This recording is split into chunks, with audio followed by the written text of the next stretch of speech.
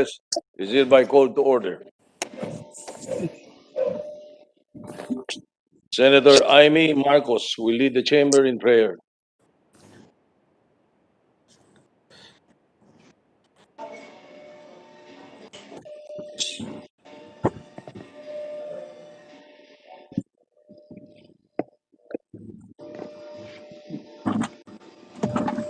Let us continue with 1 minute of silent prayer.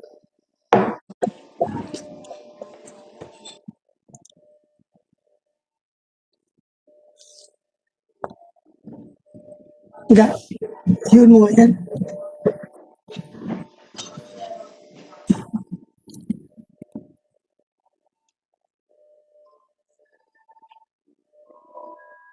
Thank you.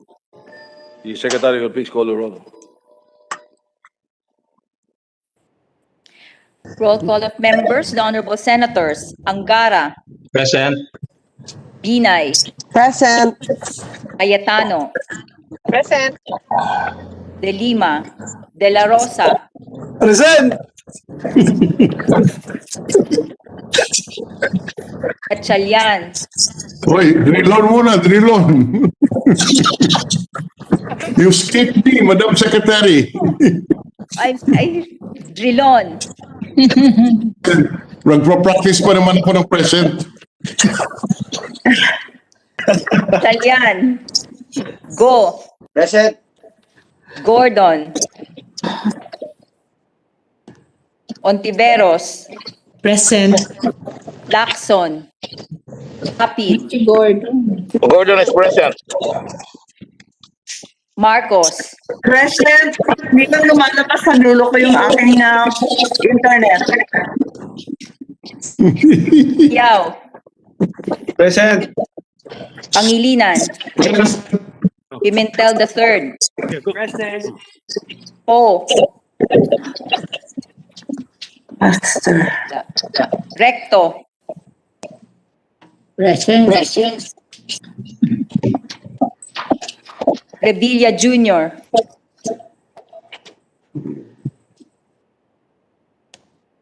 Tolentino, Villanueva, Villar, Present.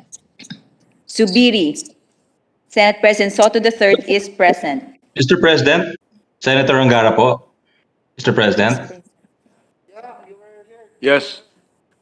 Mr. President, I think my video is not working. I'm just wondering if my attendance was recorded in the affirmative. My computer doesn't seem to be registering the video. But you manifested yes. Okay. I wasn't sure, Mr. President. Thank you.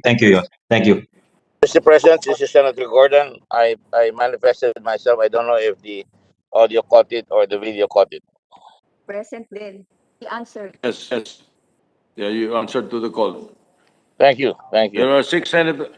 Senators physically present. Mr. President, me too, Senator Grace Poe present. There's just a Yes, problem with my I heard. connection now.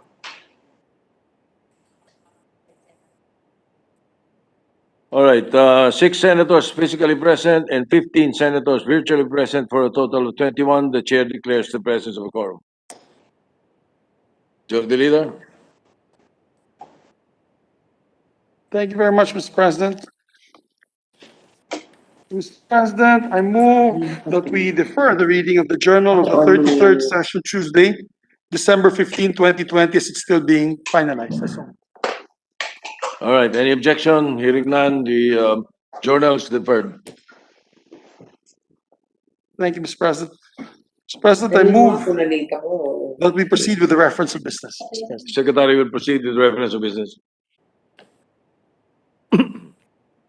Reference of business, message of the President of the Philippines. Letter of President Rodrigo Roa Duterte dated 15 December 2020, certifying to the necessity of the immediate enactment of Senate Number 1949 entitled An Act Creating Department of Overseas Filipinos, defining its powers and functions, rationalizing the organization and functions of government agencies related to overseas employment and migration, appropriating funds therefore and for other purposes, to ease the burden of overseas Filipinos through the provision of a more efficient whole-of-government approach for the protection of their rights and promotion of their welfare and interests. Referred to the Committee on Rules.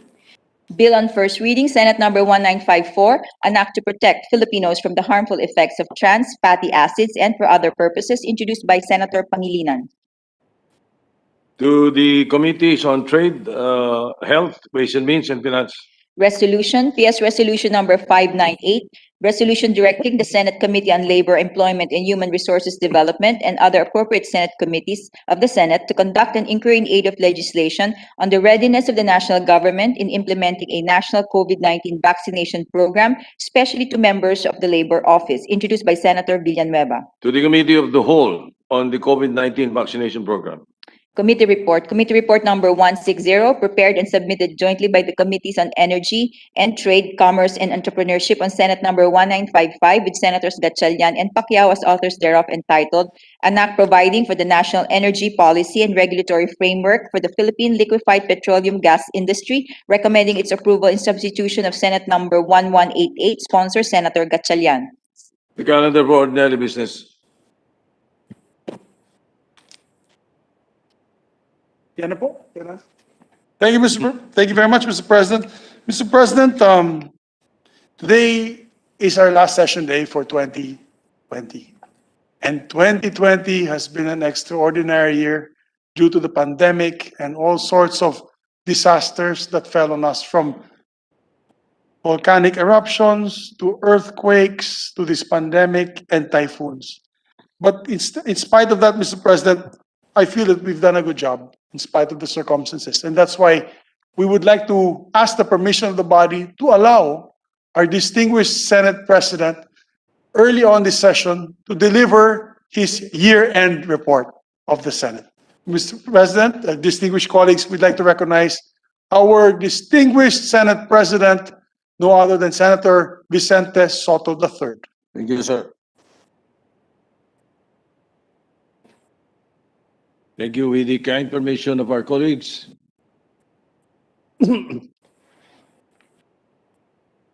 My dear colleagues in the Senate, hardworking civil servants of the Senate and other government agencies, my fellow citizens, beloved Filipinos, magandang hapon po sa ating lahat. In a few more weeks, the nation joins the world in celebrating one of the most joyful seasons in Christendom. I believe that this season, regardless of religious faith, is meaningful to all of humanity. It celebrates the love that binds all families around the birth of a child. Ironically, because of these extraordinary times, this year's joyful season may be one of the saddest in recent memory. Hindi na tayo kailangan lumayo pa para humanap ng halimbawa. The stress of living with the pandemic has been made more difficult for our countrymen, by our countrymen in the Bicol, in the Cagayan region, and other parts of the country flooded and devastated by Typhoon Ulysses. Marahil masasabi natin na kawangis nung unang Pasko ang pakiramdam ng Paskong darating. Hindi nalalayong isipin na noong unang panahon sa isang tahimik na bayan ng Bethlehem, may pamilyang sinubok din ng panahon. At sa gitna ng mga agam-agam, naitawid ng isang simpleng mag-anak ang pagsilang ng kanilang panganay nang walang karangyaan, sa isang sabsaban, kasama lamang ang ilang hayop. Dahil sa mga kagilagilalas na mga pangyayari sa mundo, parang tayo mismo, bawat pamilya sa bayan natin, bawat bayan sa mundo, ay napapaloob ngayon sa mismong kwento ng Pasko. At tulad ng turo ng unang Pasko, lalong napaigting sa ating buhay ang mga katangiang likas sa ating kultura, tulad ng pagpapahalaga ng pamilya, tapang sa gitna ng pagsubok, ang paggamit ng lohika, katwiran at batas upang mapagtagumpayan ang mga suliraning kinaharap natin. At higit sa lahat, ang pananalig sa Diyos. Sa unang tingin, matinik at masukal ang kwento ng Pasko. Ngunit anyayahan ko kayong iwaksi ang panimdim na dala na tilang walang katiyakang bukas. At ibaling ang ating tingin sa kalangitan. Tulad ng tatlong mago sa kwento ng Pasko na umasa lamang sa liwanag ng bituin para mahanap ang daan patungo kay Jesus. Sa isang simpleng berso na ipaliwanag ng isang makata ang bukang bibig ni Martin Luther King Jr. Sabi, sa rimarim ng dilim, tunghayan ang mga bituing puno ng ningning. My dear colleagues, ladies and gentlemen, Martin Luther King Jr. uttered these words centuries after the first Christmas. No greater truth has been spoken. I quote, only when it's dark enough can you see the stars. End of quote.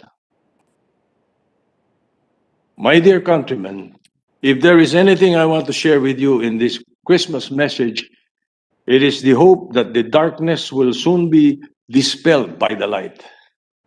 Right now, above us, I see several bright stars in our collective sky. In the world, the mad race for the vaccine, its discovery, testing, and mass distribution is nearing the finish line.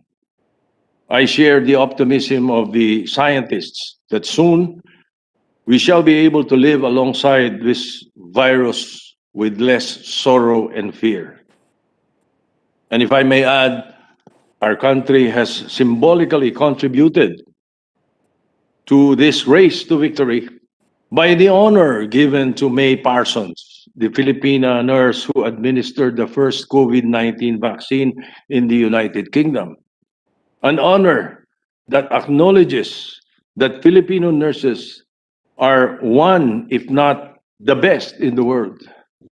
To me, that is a very bright star. In another part of that metaphorical sky, your government is constantly finding that magic balance of easing quarantine restrictions on one hand and opening economic activities on the other. Armed with our people's discipline and vigilance, we should be able to revive enough business activities in order to stimulate the income and employment. That, my friends, is still another bright star. My colleagues in the Senate, please join me in my wish and my prayer, in my fervent hope and grave commitment that the Senate and all of us in government service continue to work towards dispelling the gloom and bringing back the light back into the life of our country. I am happy to report that the 2021 budget, with the assistance of the Legislative Budget Research and Monitoring Office, has been passed and is pending the President's approval. Joined by the House of Representatives, your Senate is proposing a 4.5 trillion budget. At this juncture, I hereby submit the highlights of the 2021 budget, as well as the list of the laws passed during the second regular session of the 18th Congress. We in the Senate are used in dealing with political upheavals. This institution had done so on many occasions in the past. But I think I speak on behalf of my colleagues in the Senate when I say that the 18th Congress, despite having to face one of the most challenging circumstances in its history, had done so with utmost calm and amity. I am reminded that this year, the world begins to celebrate the 500th anniversary of the circumnavigation of the world. Again, the Philippines is part of this narrative. Who doesn't know that in March 1521, Magellan's fleet landed on our shores, in our shores. Soon thereafter, it was proven that the world was round when Magellan's fleet, coming from the east and sailing to the west from the point, reached the Cape of Good Hope. Mga kababayan, maiahambing ko ang 18th Congress ng Senado sa mga hamon ng paglalayag sa kalawakan ng dagat. Dahil bago ang karanasan at pandemyang ito para sa ating lahat, may mga panahong wala tayong maasahan kundi ang ating mga sarili at ang mga kasama natin sa paglalakbay. I'm truly fortunate that you, my colleagues in the Senate, have rallied behind our leadership in true unity in the service of our nation. Sanay tayo sa ngalan ng checks and balances, hindi maiiwasan ang pagkakaroon ng mga magkakasalungat na kuro-kuro mula sa mga senador.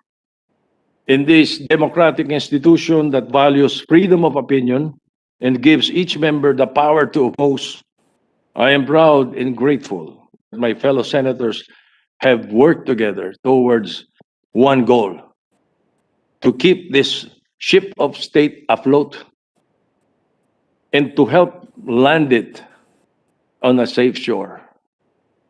We would likewise commend the leadership of the Senate Secretariat in commanding the resources in the various departments of the Senate in support of legislative work. More importantly, I have seen the spirit of service ripple across our tumultuous times in the unselfish act of many of our frontliners in various fields, including private corporations and civic organizations. In behalf of your grateful Senate, we thank, among others, the people that implement social services to care for our physical needs.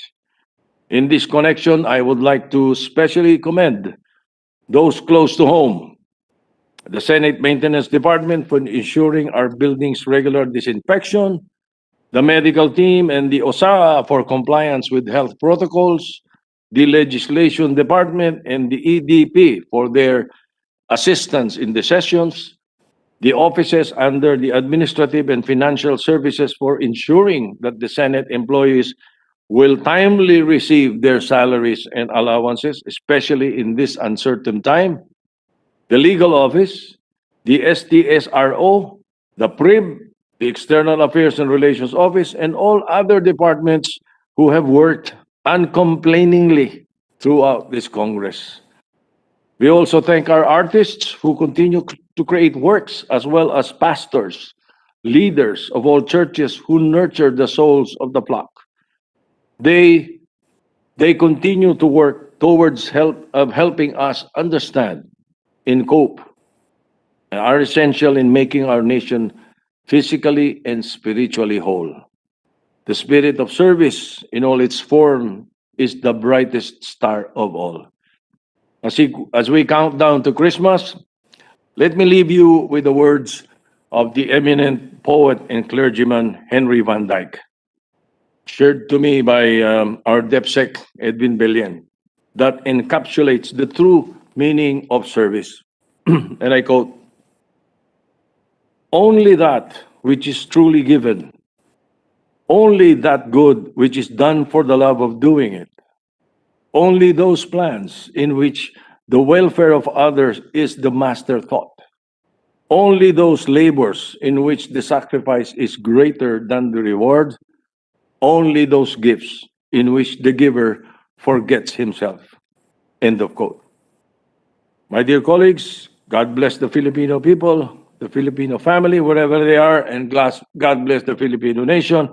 Maligayang Pasko at naway magkaroon tayo ng mabuting pagbabago sa bagong taon.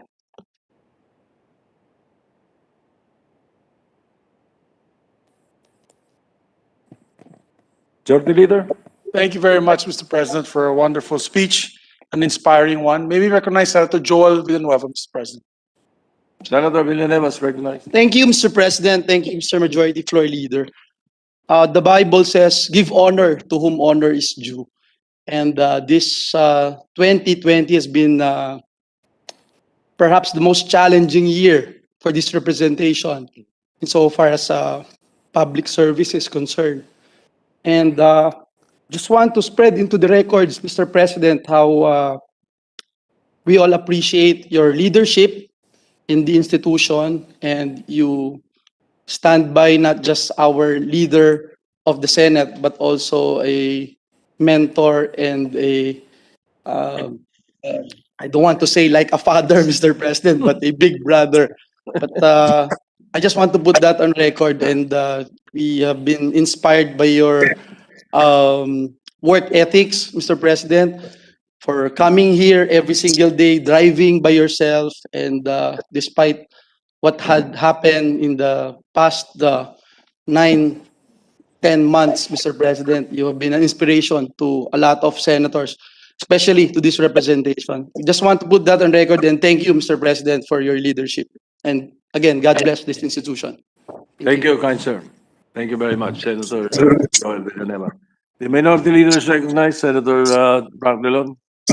Thank you very much, Mr. President. Let me take this opportunity and speak in behalf of the minority in the Senate. And we take the floor in order to spread into the record our felicitations and our to the Senate President, and our admiration and gratitude for the leadership he has displayed for a very difficult period in our history. For the first time, we had to adjust to a virtual system of doing business. But that difficulty has not deterred the leadership, particularly the Senate President, from delivering what is expected of us. Yes, as Senator Villanueva said, the Senate President has always been present in the sessions, physically present, taking the risk to his life of a COVID contamination just so he can deliver the services expected of him by the people. It is in this regard, Mr. President, that we spread into the record our appreciation for the leadership displayed by our Senate President. But more importantly, we have seen how we have been treated by the Senate President. He treated us as equals. He treated us with due respect and fairness. Of course, as expected, he has to take the position as the Senate President and taking the side of the majority. That is expected of the Senate President. But those are exceptions rather than the rule. And in most instances, he has projected himself as the President of the Senate, of the entire Senate, not only the President of the majority bloc in the Senate. So it is in that regard, Mr. President, that in behalf of the minority bloc in the Senate, we wish you a Merry Christmas and a most Happy New Year, and the same felicitations we extend to our majority colleagues, especially to our majority leader, who last night disappeared again, but we excuse that because it is Christmas season. So again, the levity aside, the majority leader has been very conscientious, has been trying to build consensus always among us.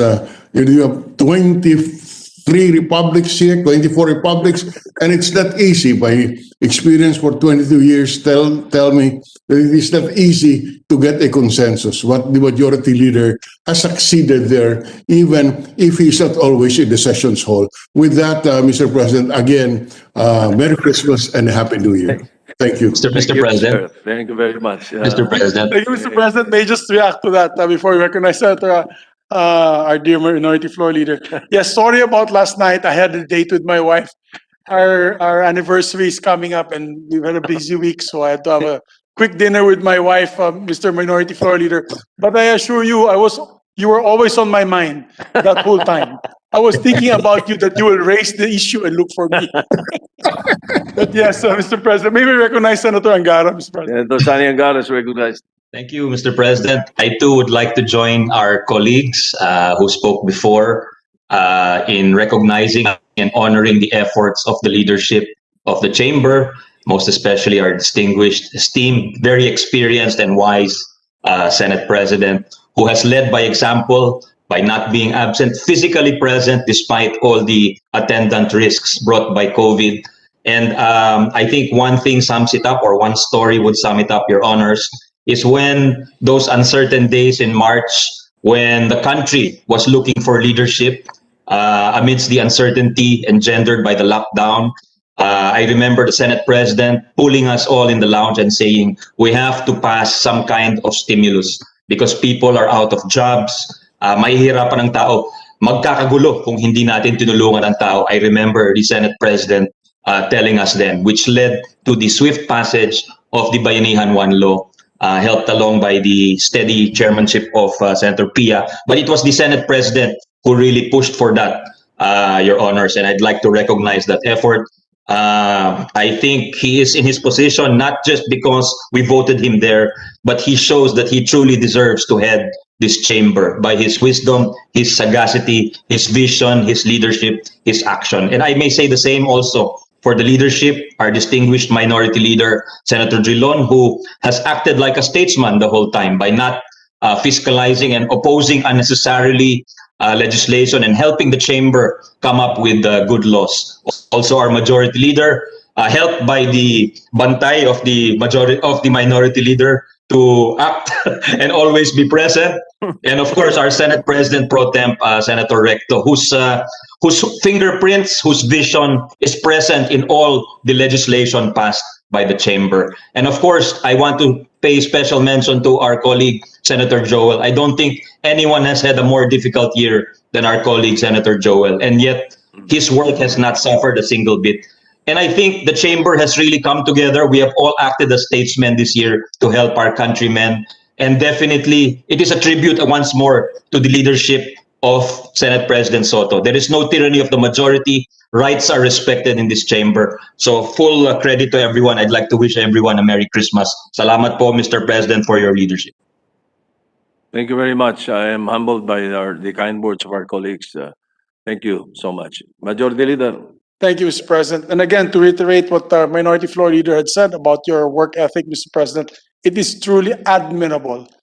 Hindi po ako nambobola. I mean, you were not absent, you have a perfect attendance, and yet you're physically attendant here in the session hall and our committees, especially the Commission on Appointments. Sabi ni Senator Joel, pagtanda daw namin, gagayahin po namin. Ikaw idol namin. So, yes, an amazing SP, Mr. President, one for the history books. Actually, Mr. President, I was talking about that with you in the lounge the other day. I was feeling a bit melancholy because, God willing, we can hopefully be re-elected with Senator Joel and those who are running for re-election. But we will be missing your company together with the Minority Floor Leader. The Minority Floor Leader will be sorely missed. He's also a foundation of this Senate, as well as the House of Recto, my idol, si Ralph. We will be missing him. He's the resident economist of the Senate. And the others will be retiring. You'll be sorely missed, Mr. President. Hopefully, you can attain other positions in the future. Hopefully, Mr. President. So moving forward, Mr. President, I would like to now recognize our Pambansang Kamao. I believe he's in line to deliver also a privileged speech. May we recognize Senator Emmanuel D. Pacquiao for his privileged speech, Mr. President. Senator Manny Pacquiao, the champ, is recognized. Thank you, Mr.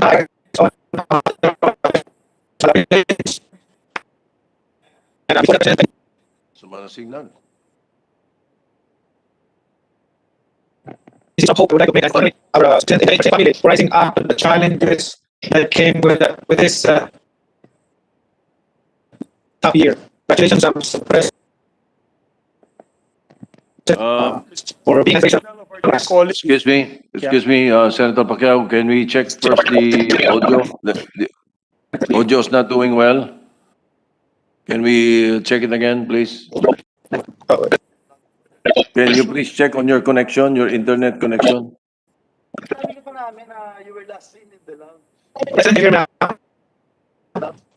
Wala eh, putol-putol eh. The signal is intermittent. We could not hear what you're saying.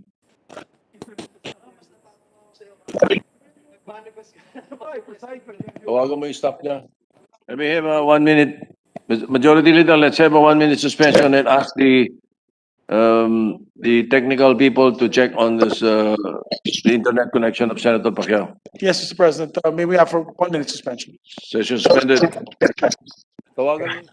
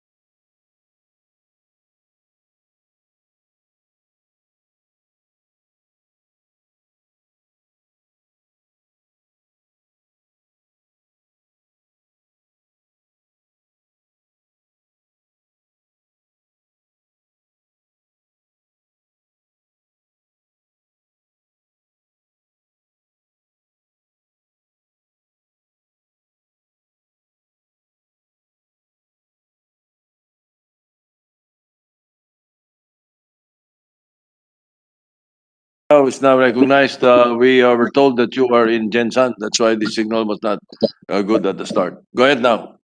Yes, thank you, Mr. President. I rise on a matter of personal privilege. But before that, Mr. President, in this season of hope, I'd like to comment and congratulate our Senate President and the entire Senate family for rising up to the challenges that came with this tough year. Congratulations, Mr. President. Mr. President, ngayong 2020, hinamon ng mga sakuna ang pandemya ang katatagan ng ating bansa. Ngayong umaga lang, Mr. President, naramdaman namin dito sa Jensan ang malakas na pagyanig. The earthquake registered a 6.2 magnitude with Sarangani Island as the epicenter, Mr. President. But no worries, Mr. President, we are safe by God's grace. Sinubukan na wasakin ng mga bagyo at iba pang pagsubok ang ating mga pangarap. Ngunit hindi tayo sumuko at hindi tayo susuko, Mr. President. Sa tulong ng Panginoon, patuloy tayong lumaban. We who are still alive are aware that we still have a God-given mission to fulfill. This year, we'll learn a lot of valuable lessons. The challenges made us realize that we do not want to waste our lives in the opportunities to serve our country and help our fellow men in practical ways.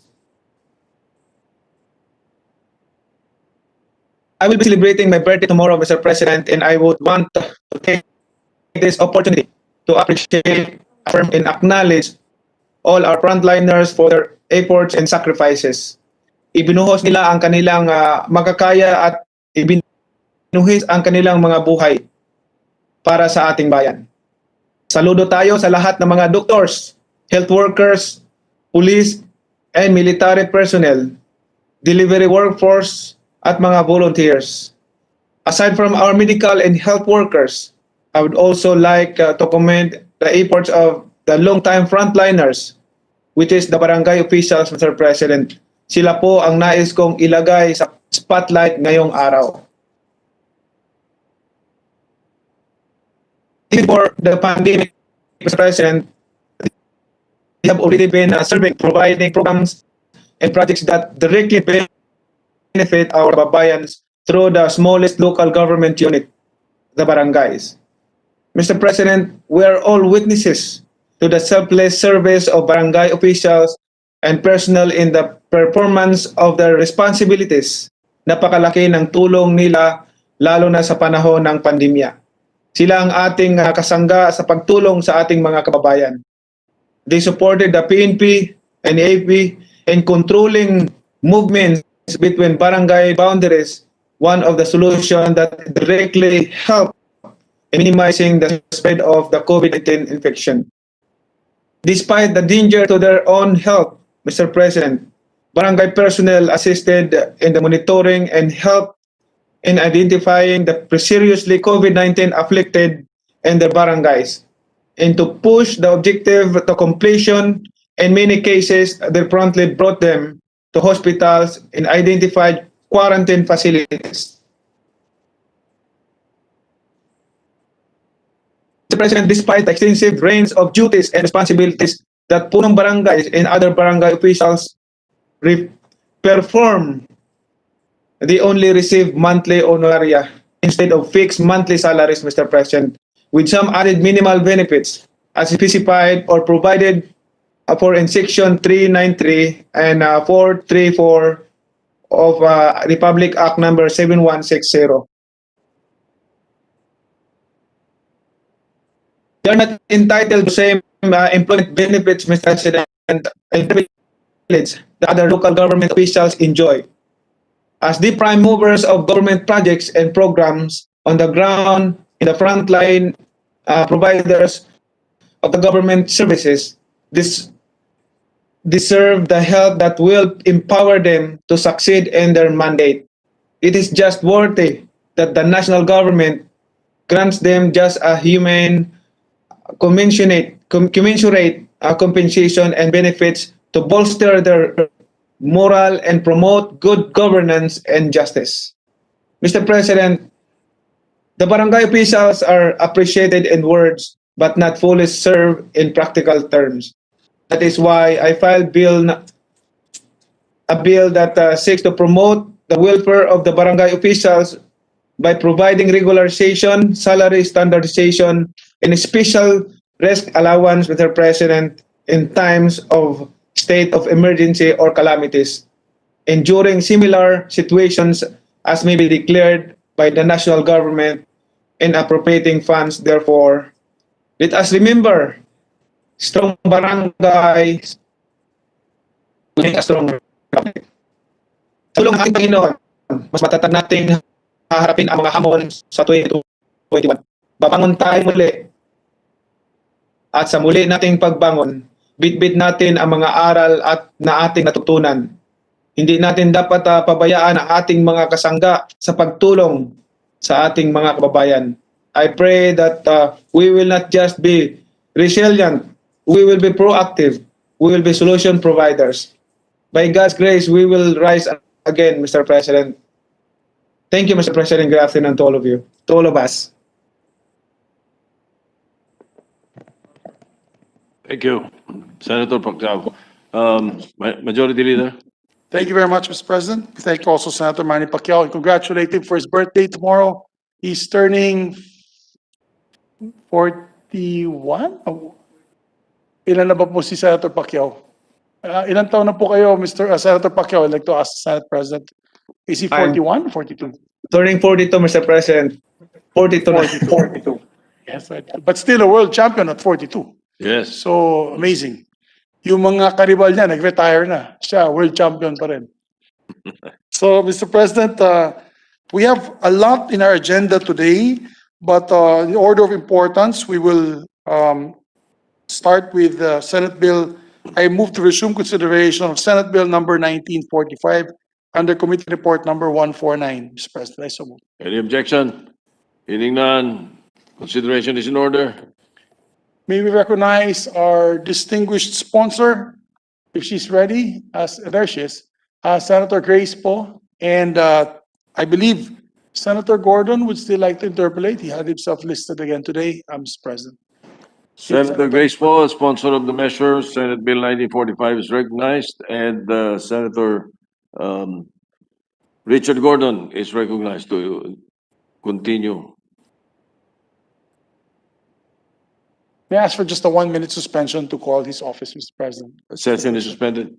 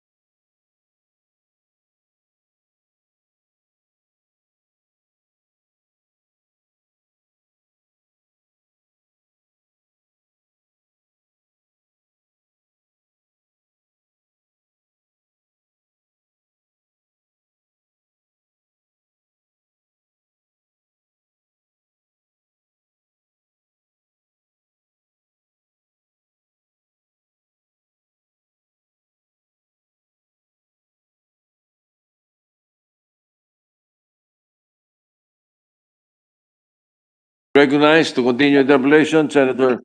Before we do that, Senator Ping Lacson is recognized. Parliamentary inquiry, Mr. President. Yes. My office is in receipt of a copy of the certification coming from Malacanang, and I suppose and I assume all the members of this chamber also were furnished a copy. My question, Mr. President, how do we resolve the certification as issued, considering that it contains some conditionalities, Mr. President? Mr. President. Actually, Mr. President, this is the first time I have seen, with your permission, Mr. President, a certification with conditions and possible amendments. Mr. President. It's the first time. I've been a legislator since 1998. So Yeah, it's well- always the first time for everything, Mr. President. Yeah. Is Senator Grace willing to answer the question of Senator Lacson? Mr. President, I'm not going to Go ahead. pretend that I know the mind of Malacanang or the president in issuing such certification with conditions. But I know from the short time, well, relatively short time I've been in the Senate, this is the first time I've seen a certification with conditions, and I'm just a little bit bothered by those conditions precisely because I feel that I know that the president also and Malacanang has expressed always the separation of powers, the executive, the legislative, and the judiciary. By putting those conditions, the Anti-Money Laundering Council, as reflected in House Bill number 7904, it basically tells us to pass that version alone if we really want this bill to be qualified for that certification. So in short, nakadikta po dito kung ano dapat ang mga provision na dapat nating ipasa. So with that alone, whether or not, the issue here is not whether we will accept it or not. The point is this the right thing to do considering it is almost bordering on telling us what provision should be included. I understand there's always a question, there's always a meeting of the minds sometimes when we confer with our members of the executive. But then, unless the body decides collegially, and unless this is something that we decide on our own, I don't think we it will be to the democratic process to just pass this bill based on what is written in this certification. So, Mr. President, Anyway, I'm trying to be yes. very diplomatic here, but I will always say this, that I will accept the amendments which I feel our colleagues have decided to be what is fair and what is right and what will be effective in this law. Lahat tayo naniniwala na importante na tayo ay makapasa ng batas na ganito para hindi mag-railist ang ating bansa at hindi tayo mahirapan. Pero ayaw din naman natin na didiktihan tayo ng banyaga o ng iba kung anong dapat natin gawin. So, yun lamang po, Mr. President. Yes. Anyway, in response also to and reaction to the question of the parliamentary inquiry of Senator Lacson, some of us have been here long enough to realize that yes, indeed, there are times when the executive department would whisper their wishes on certain pieces of legislation, but it is never written down in black and white. This is the first time that it is done, and I don't think it will qualify as a letter of certification as far as the Senate is concerned, because it violates the separation of powers. The I don't think it will solve the problem of whether there should be a 3-day rule or not. In Does other that words, answer the senator? in other words, Mr. President, without showing any sign of disrespect to Malacanang, we'll just do our job Correct. in regard to Senate Bill 1945. Correct. Thank you. We will approve what the members of the Senate want to approve as far as the second reading is concerned. Thank you. Thank you, Mr. President. All right.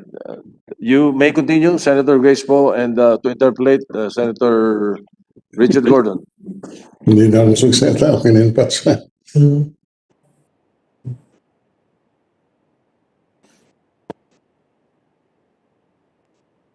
Senator Gordon,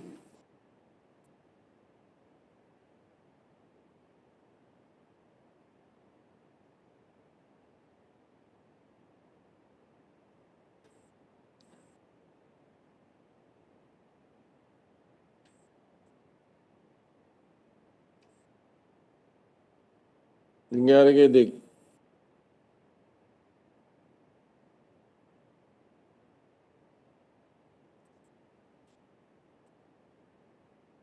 Stufffield?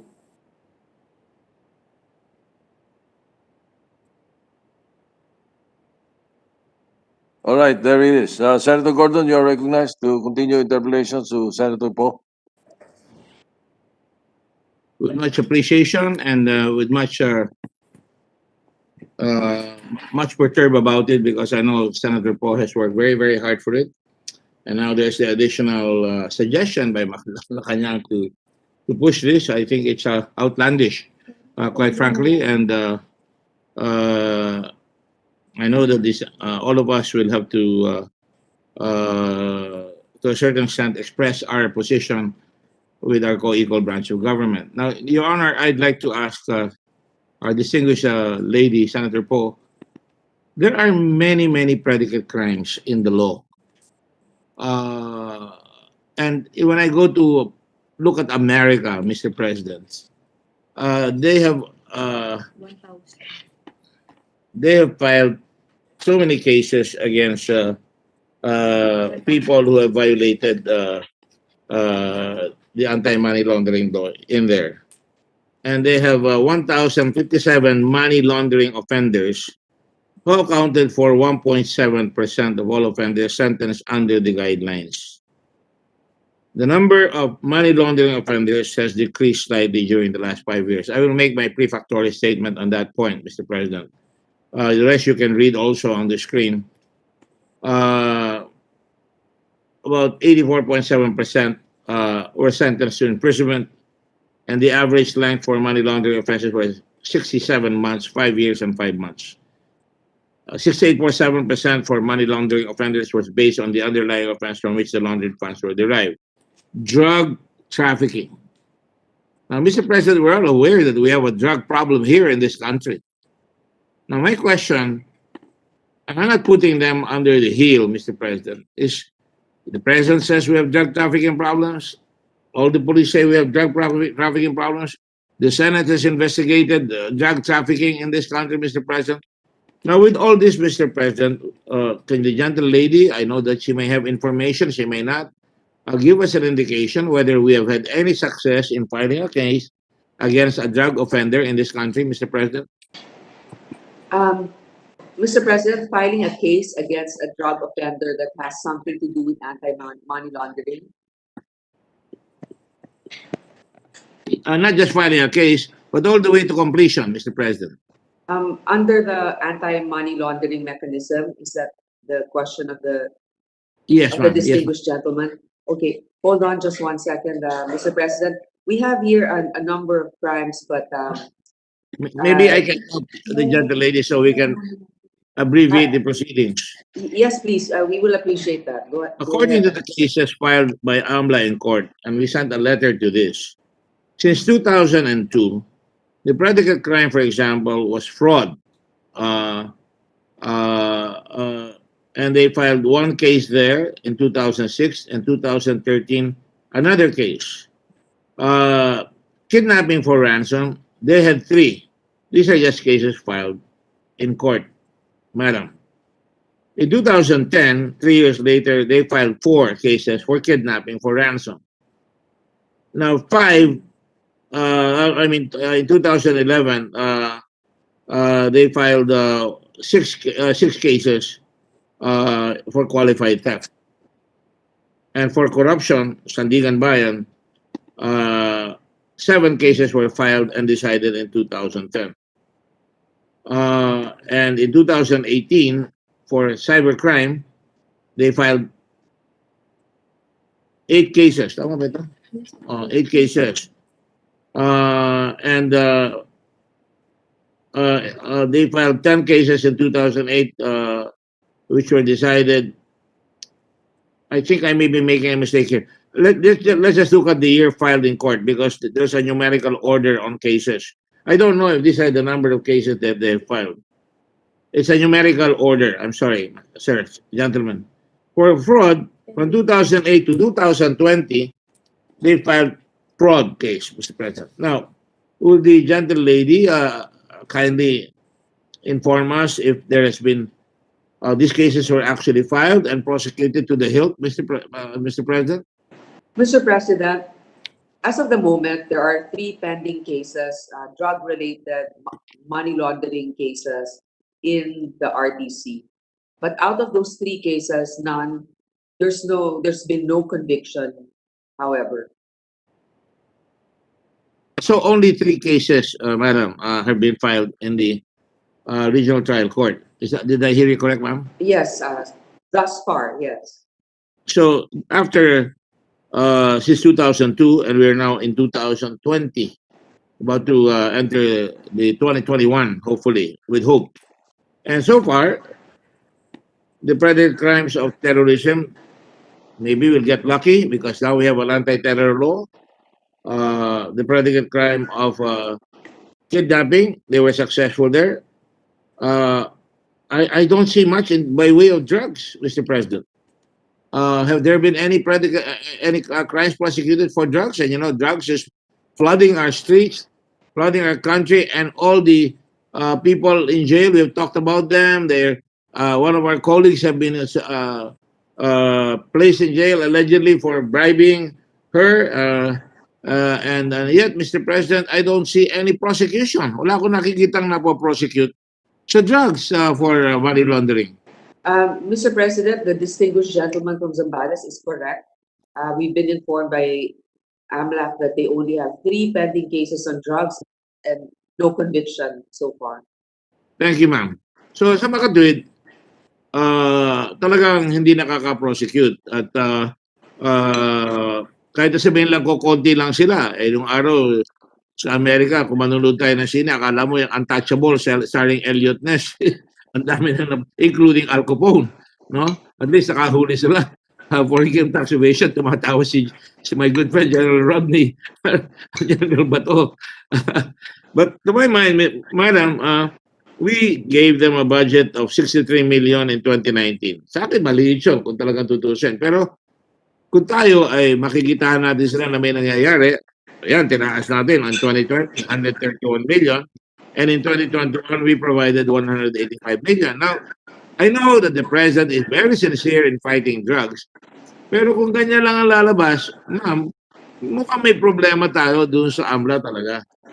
Dahil kahit na konti lang yung pera, kung talagang pagsisikapan, makakaya naman nilang talongin ng NBI, ang mga pulis, matutulungan sila, siguro naman may mahuhuli, ma'am, ano? What do you think, ma'am?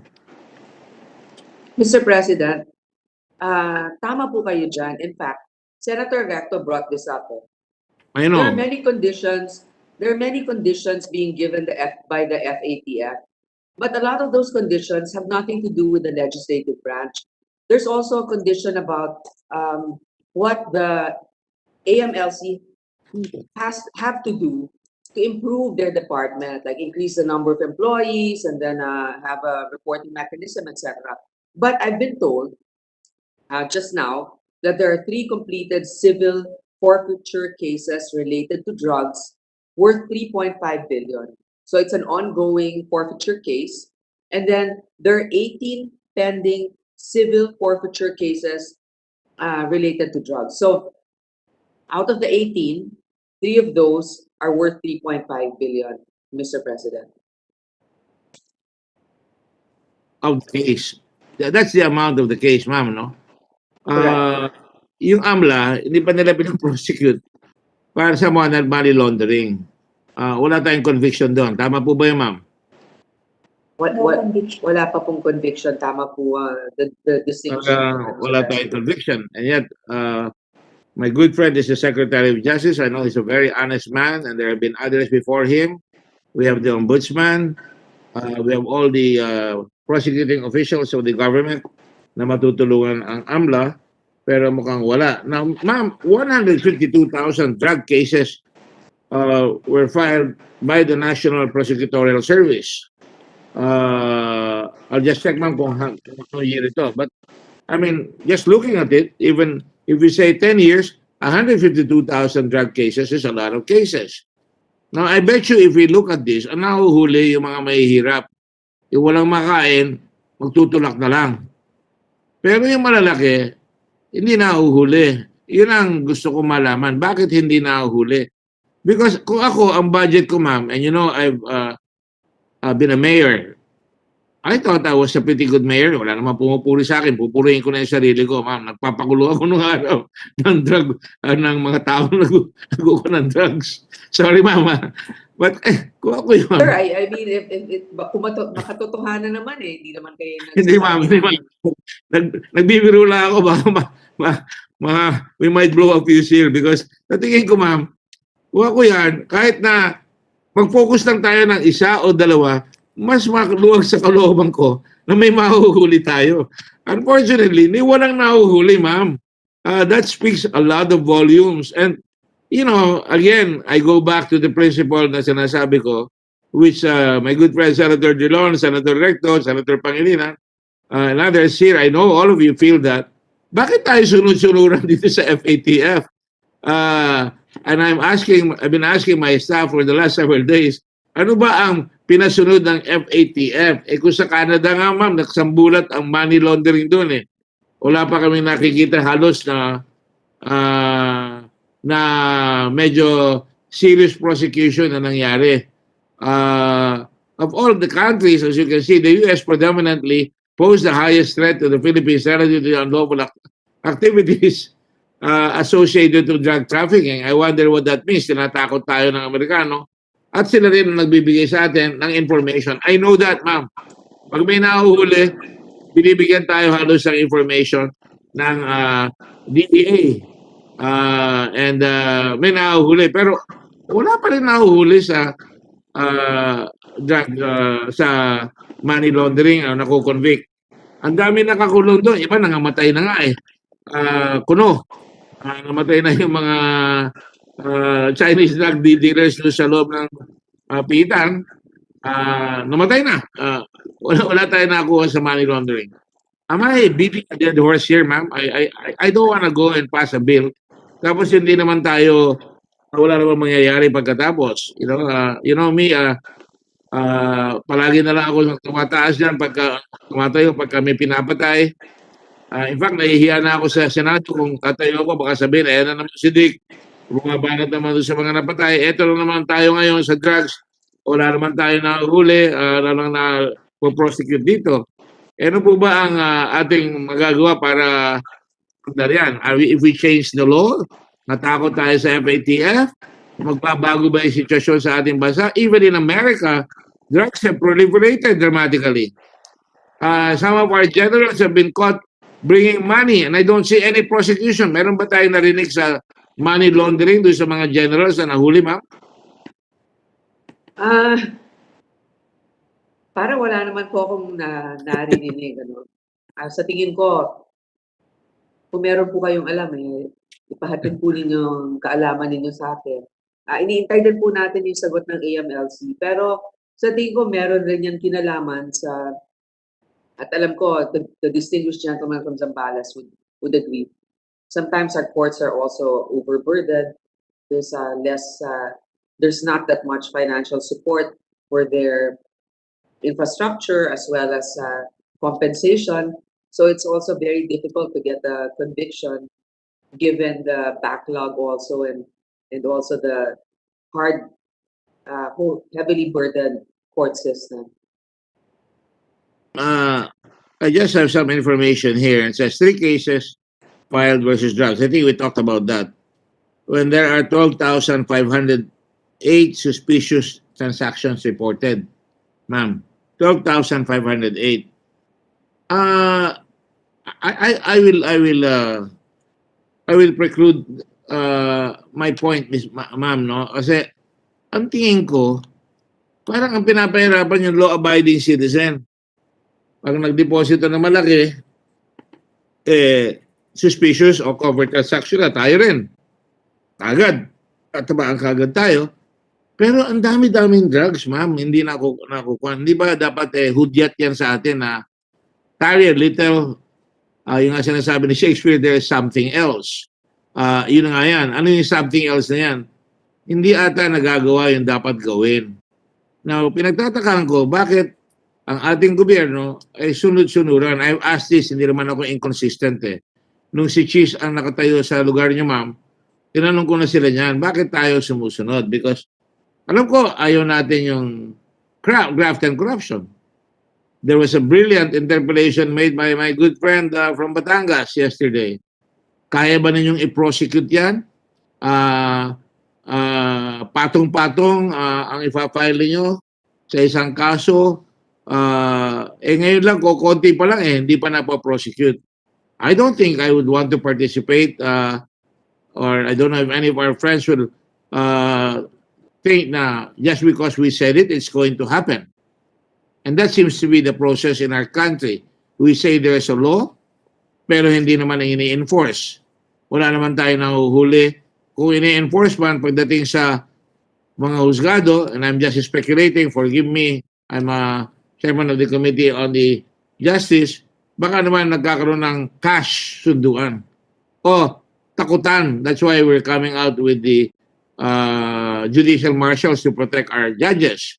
Para nga hindi tayo mapapasubo. Dahil kulang na kulang tayo, or for that matter sa Muntinlupa, babarilin nila yung nagsasalita, wala rin nahuhuli at wala rin file na AMLA cases doon sa loob ng Muntinlupa. Kaya lalong natatakot yung mga tao doon dahil masyadong napakalakas ng mga taong yan. Would you agree with that, ma'am? Yes, Mr. President. I think that the distinguished gentleman has really pointed out a lot of those important issues with hounding us. And going back to what you were saying earlier, I also received word from the AMLC. The reason why they haven't prosecuted a lot is because the majority of the cases that they received are all possession. AMLC prioritizes drug trafficking that has high proceeds. Most of the pending drug cases with the NPS, National Prosecutor Service, are in relation to possession, which does not have proceeds. So yun po yung kanilang sinabi.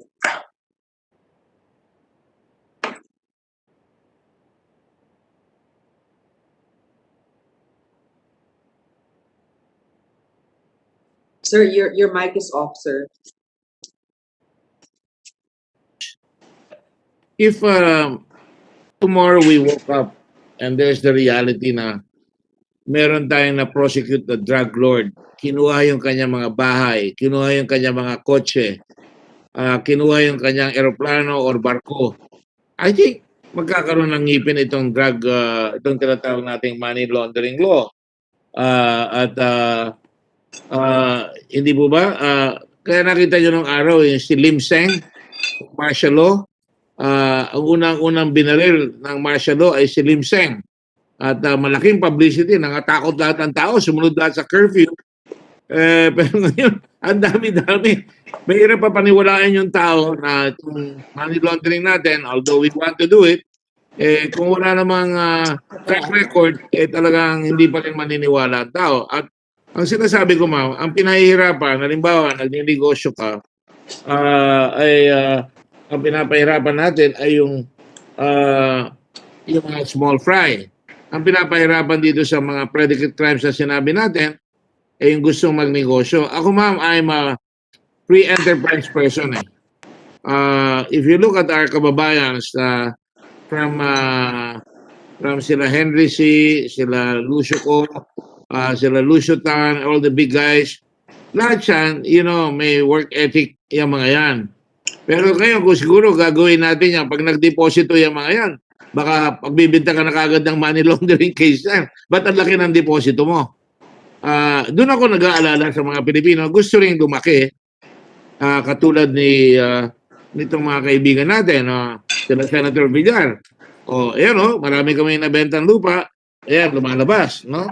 Pero hindi mag-aalangan yung maliliit na tao na, okay, magdideposit ako ng pera, nag-aalangan ako, meron palang money laundering law, pwede pala akong ilagay sa covered or suspicious transactions. Paano tayo yayaman? Paano yayaman yung maliliit, ma'am? Pati nga tayo, nadamay, politically exposed persons. Forgive me for citing this. I remember one of my idols when I was a kid. I was a training committee chairman of the Party for Philippine Progress. It spreads throughout the entire country's record. Si Raul Banglapos was wala nga pera yung tao, siya parang na-convict for overspending. Yun ang nangyayari na naman dito, ma'am. Bakit naman ako boboto kung wala naman ako nakikita na yung malalaking tao, tumatawa all the way to the back, humaharap sa mga hearings nila sa lower house, nagtututuro kung sino-sino ang nabigyan, pero wala namang sinoprosecute na money laundering, ma'am. Hindi ko maintindihan yun. Can you help me out, ma'am, on that score? Or Well, I cannot see and understand why the inability to enforce the law that we have so assiduously written in the past and continue to amend, mukhang wala namang mangyayari. Tapos ngayon, it leads me to the suspicion na parang pinagtutulak-tulakan lang tayo ng FATF. Pero as I showed you yesterday, even America na pinakamarami sigurong money laundering cases, hindi pa rin ganun kalaki, 1,000 plus lang, hindi rin na makayanan. Sa tingin ko, pag tinignan nyo lahat yung bansa, I remember yung Herdis Group, ang balita ko, maybe Senator Dilong can help me because he was Secretary of Justice once upon a time. Yung Herdis Group, yung gumagawa ng mga filter sa sigarilyo natin ng araw, yung gumawa ng tinatawag na Westinghouse nuclear plant, maybe Senator Dilong can tell me, di ba, yung pera niya nasa Liechtenstein, meron siyang castle doon sa Liechtenstein. Hindi na natin nahuli. Sometimes, ano pa talaga ang problema, ma'am? Para tayong tao-tauhan dito, gagawa tayo ng law, hindi naman ipo-prosecute. Paano naman po yan? Mr. President, I share the concern of our distinguished interpellator. I think law enforcement in general, as well as the judicial system, needs an overhaul. And I'm not just saying this as a general motherhood statement. We know that all of these agencies are interrelated in terms of whether or not they will be effective in their work. Even if the AMLAC pinpoints or catches somebody and files a case, if the cases will go on forever in court, then there's no justice that will immediately be granted. So I don't think the conditions of the FATF is something that can immediately show us the results that we desire. But I think for the most part, it will help somehow, as long as we make those provisions reasonable. You know, ma'am, there are two worlds in our country and in the world. The world of the haves and the world of the have-nots. In the middle are developing countries like us na pwede tayong pagtulak-tulakan. Tingnan nyo, yung mga general ng Amerikano, hindi papayag ang Amerikano na mapunta sila sa prosecution ng International Committee of Justice or human rights. I remember even Colin Powell was charged. But let me just, from our research, and this is taken from the article Money Laundering Laws, Ineffective and Expensive. I repeat, Ineffective and Expensive by Daniel J. Mitchell. Another report from the Wall Street Journal explains that the rules money laundering actually make it harder, pinapahirapan ang law enforcement to monitor the people who might actually be doing bad things. Ma'am, yan ho. So, yung mga laws, lalong nahihirapan ang mga money laundering, taking the side naman of the AMLC here, no? US banks, for example, have closed thousands of accounts held by people and organizations considered suspicious. Ma'am, thousands, high risk or difficult to monitor, including money transfer firms, foreign banks, and nonprofits working abroad. Closing accounts for fear their customers may be up to no good, evicts from the financial system, tinatanggal from the financial system, yung mga pag-close ng account nila, napapahirapan yung mga inosente, as well as those the U.S. government would most like to watch. A consequence not anticipated by Washington. Comptroller of the currency, Thomas Curry, this month acknowledged the potential danger. ang mga transactions, sabi niya, na dapat ginawa legally and transparently, harap-harapan, makikita, hayagan, may be driven underground. Mapupwersa na magtago underground. Yan ang sinabi niya. He told an international conference of bankers and regulators in Washington. I will stop there for a while and say, palagay nyo, yan ang nangyayari sa atin na babalik ulit doon sa ilalim ng kama ilalagay o doon sa alkansya ng araw, tinatago yung pera sa buko, yung bao, o kaya ibinabaon yung pera sa ammunition box, sinalagay doon sa mga kwan, at o nasa kaha, yung mga pera, nung araw, malakas ang negosyo ng kaha. Ngayon, imbis na mapunta at mapaikot yung pera, mapautang yung mga mahihirap, ay natatakot silang, nag-aalangan sila na baka pahirapan. And now, in the hands of a tyrant, pwede rin gamitin yan sa mga katulad natin na mga politicians na pwede tayong pahirapan, di ba? Magpalit ka ng boto mo. I'm just putting out so many profiles na pwedeng mangyari. Dahil kung hindi tayo mag-iingat dito, it is weaponized against the innocent civilian who's just trying to eke out an existence as hard as he can. At alam nyo, ang tatalo sa kanya, hindi yung may ginawa siyang kasalanan. He puts fear in between his ambition to become better so that his family will become better because baka mamaya maglayo ko ng pera sa bangko, malagay pa ako dyan, di na lang ako, mananahimik na lang ako, bakit ako maglalagay, papahamak pa ako dyan. Alam niyo naman tayo, ang daling takutin. Ng buong mundo, madaling takutin. Lalo na sa ating bansa, yung walang kaya, pag nabalitaan yan, baka mamaya sabihin, ayoko na maglagay ng pera sa bangko. And that's why I told you the other day that there are only about so many bank accounts in our country, ma'am. Yung mga may hirap, hindi lang, wala silang inalagay. And according to the Financial Inclusion Survey, 51.2 million, 51 million na kababayan natin are still unbanked. Kaya nagpo-proliferate trend yung mga hari ng padala, reyna ng padala. At doon na pupunta. Nakalagay dyan 15.8 million Filipinos with bank accounts. The rest have no bank accounts. Pagkatapos mayroon pa ngayon mahirap pang intindihin yung tinatawag nilang Bitcoin. Ginagawa sa Russia yan para magtago ng pera. So ma'am, with all this, humihina ang loob ko na suportahan ito binoto ko na ito dati pero wala naman nangyari. Ang problema pa rin ay enforcing. Even the existing law has not been enforced. Ngayon, humihingi na naman sila dito. Lalakas ba yan pag sinabi ko, ako cheerleader ng Ateneo ng araw, mag-cheerin ako sa UP. Pag sabihin ko, mag-cheer ako sa inyo, kailangan lumakas kayo, hindi pa rin lalakas kung hindi magte-training at hindi talaga bibigyan ng suporta ng mga alumni. So, ganito rin dito.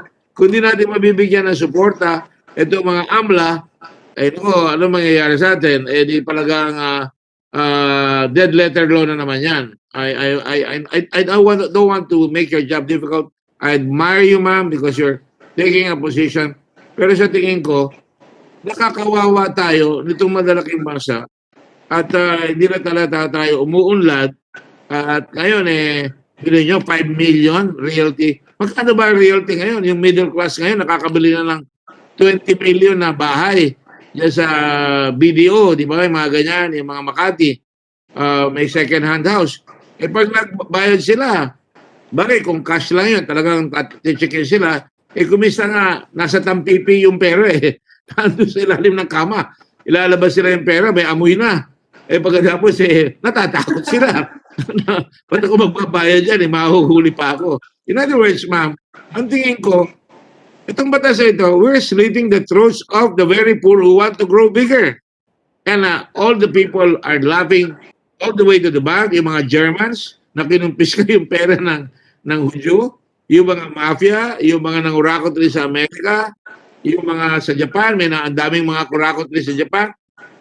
Gano'n rin, dead letter law sa Canada. So, yan ang aking mga kalina, lalim ng speech ni Senator Soto. Bilib na bilib ako. At ang lalim ng mga Tagalog na binato sa atin. Wala akong makitang mas malalim pa Dito sasabihin ko na kahindik-hindik naman yan na hindi natin papayawanin at kahindik-hindik naman na pipilitin tayo nito madalaki na sumunod sa kanila dahil malaki sila. Ayoko naman yon. Hindi Fernando po yon. Ang Fernando po lalaban sa bandang huli yan at ipaglalaban tayo. Thank you, ma'am. Yeah, it's one of my questions.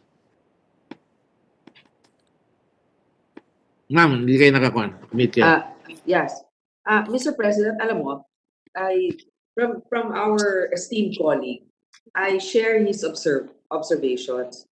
In fact, there are a lot that are probably discouraged from joining the formal economy because of certain unreasonable regulations or restrictions. In fact, it has also come to our attention that if you are an offshore gaming operator or service provider or anything to do with gambling, I suppose, most banks, or if not all, would rather not open your account.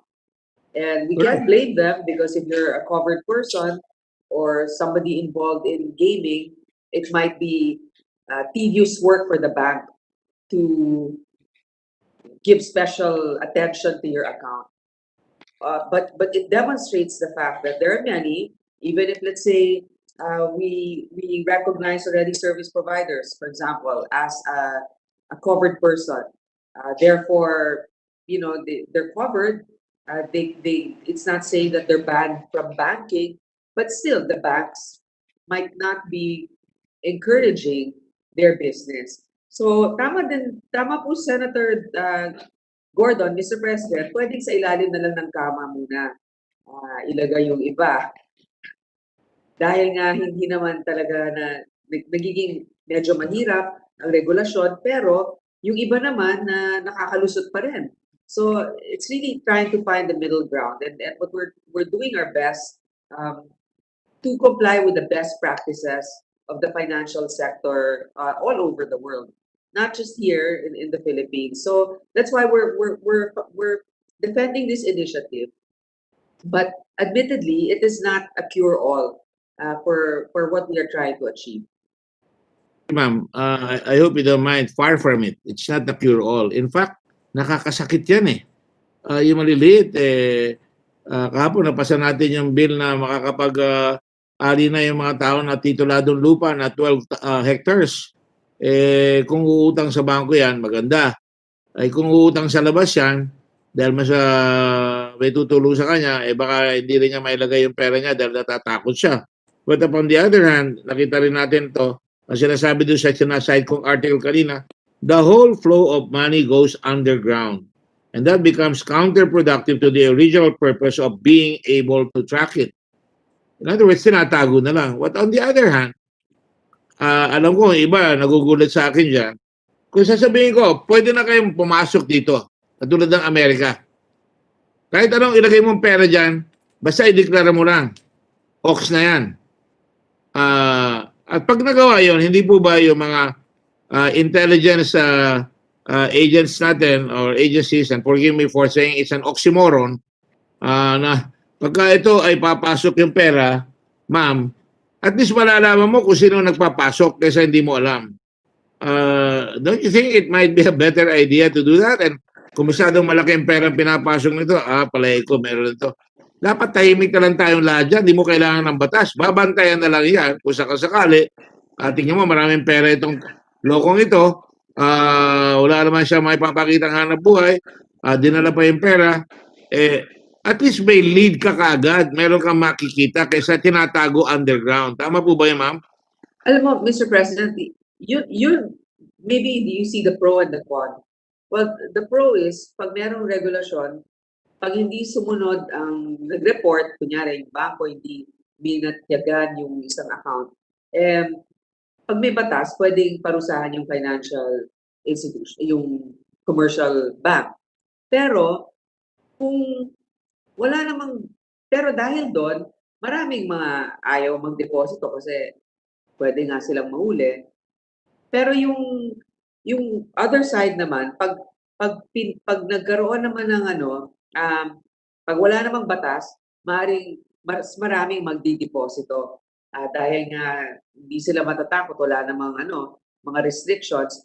baka may mas mahuli tayo kung talagang babantayan. Pero again, walang legal basis to hold the financial sector accountable if they don't do it. Kasi nga, there's no law. So, I guess that those are the two considerations. Which one are we leaning towards? I think what we're trying to put forward here is the global standard of financial practices. Whether or not it's the most effective, we've seen, and the good gentleman has pointed out that it has a lot of deficiencies. But for now, this is what they're asking of us to pass. But ma'am, everybody I'm sure will agree that money taken out of circulation is unproductive money. And you'll agree with me na kung yung money yan ay nilagay sa bangko, may makakautang at may mapapalo tayong money trail kahit na paano, kahit na ilagay mo, walang parusa muna yan, mapapalo mo lahat yung mga malilikot sa aparato, yung mga kumikickback, malalaman mo lahat yan dahil magkakaroon ka ng basihan. Because yun namang kumikickback, hindi naman nila i-declare yan eh. Di ba? Yung mga napapasok ng pera, katulad ng yung daan-daan milyon na pinasok, hindi naman lahat dineclare yun eh. So, ibig sabihin, we are rewarding yung mga loko at yung matitino, hindi natin ma-reward. So, ano po ang mangyayari sa atin? Ang tingin ko, dapat talaga maging productive yung ating bayan. At least, pag may, ang gusto ko nga ang Panama, ang Hong Kong, Singapore, nasa listahan pa sila hanggang ngayon. Pumapasok pa yung pera nila. Geneva, kunyari, nagka-control ng konti, pero maraming namatay naman Hudyo. Hindi na makuha yung pera, kawawa naman. To my mind, siyempre, ibang bangko, gusto sila mag-deposito dahil pagka nahuli, papatunayan pa nila kung talaga sa kanila yung pera. Sa kanila na naman yan. So, ibig sabihin, let's not weaponize it and let us encourage our people. Wherever I go sa probinsya, ma'am, kilala ako na sasabihin ko, ito hindi ko kayo inaabutan, hindi po ako nag-aabot ng pera. Meron po lamesa doon, pipirmahan nila, representative ng Red Cross, saka representative ng bangko na kaya yung money transfer agent natin, na pinipirmahan yan. At hindi namin inaabot. Dahil ang prinsipyo nga, yung tumatanggap mas mababa ang kamay. Kaya sinasabi nga, work, save, invest, prosper. Pag nagtrabaho ka, ang turo sa atin ng mga magulang natin noon, i-save mo yung pera mo, invest mo yung pera mo. Pero kung merong Damocles sword na ganitong batas, na wala naman na po-prosecute, dapat ka, sabihin ko, huwag tayong matakot, wala naman na po-prosecute eh. Pero still, that's still a damper on our people to be able to make their money grow as other friends of ours who are now multi-billionaires. Nung araw yan, natatakot sa BIR. Sabihin, Chinese yan, pwede natin pahirapan yan. Alam nyo, I'm sure marami naglagay dyan sa mga kaibigan natin na ngayon. Ngayon, malaki na sila. Abay, sila na sinusuyo ngayon. Hindi ko naman nila lahat. Ano po? Lest I be accused of something else. The point is, on the way to multi-billionaire status ng ilang mga kababayan natin, wala namang money laundering nung araw eh. Marami mga contractor na yumaman, ngayon natututong tumulong sa atin, and I'd rather na tumulong kaysa itago. And in reality, when you have all our people who have left the country and put their money abroad, when are we going to have something done about that? It's never going to happen. Nag-amnesty tayo, hindi na na-enforce properly. Pag may ginawa tayo, dapat lahat ng I's dotted, lahat ng T's crossed, para hindi makakalusot yan. Mas gusto ko nang ilabas sila yung pera, papatawarin ko na sila, basta lumabas ang yung pera, meron kang makukuha dyan, kaysa naman hindi natin pinapakinabangan yung pera yan. And then, basta may sasabihin na, I don't know how to craft that law. I'm been trying to find that way out there. Pero I would like to see na makuha yung mga perang lumabas sa ating bansa at lumabas dito sa ating bayan para magamit yan. I'll give you an example of that, of what I'm saying also, ma'am.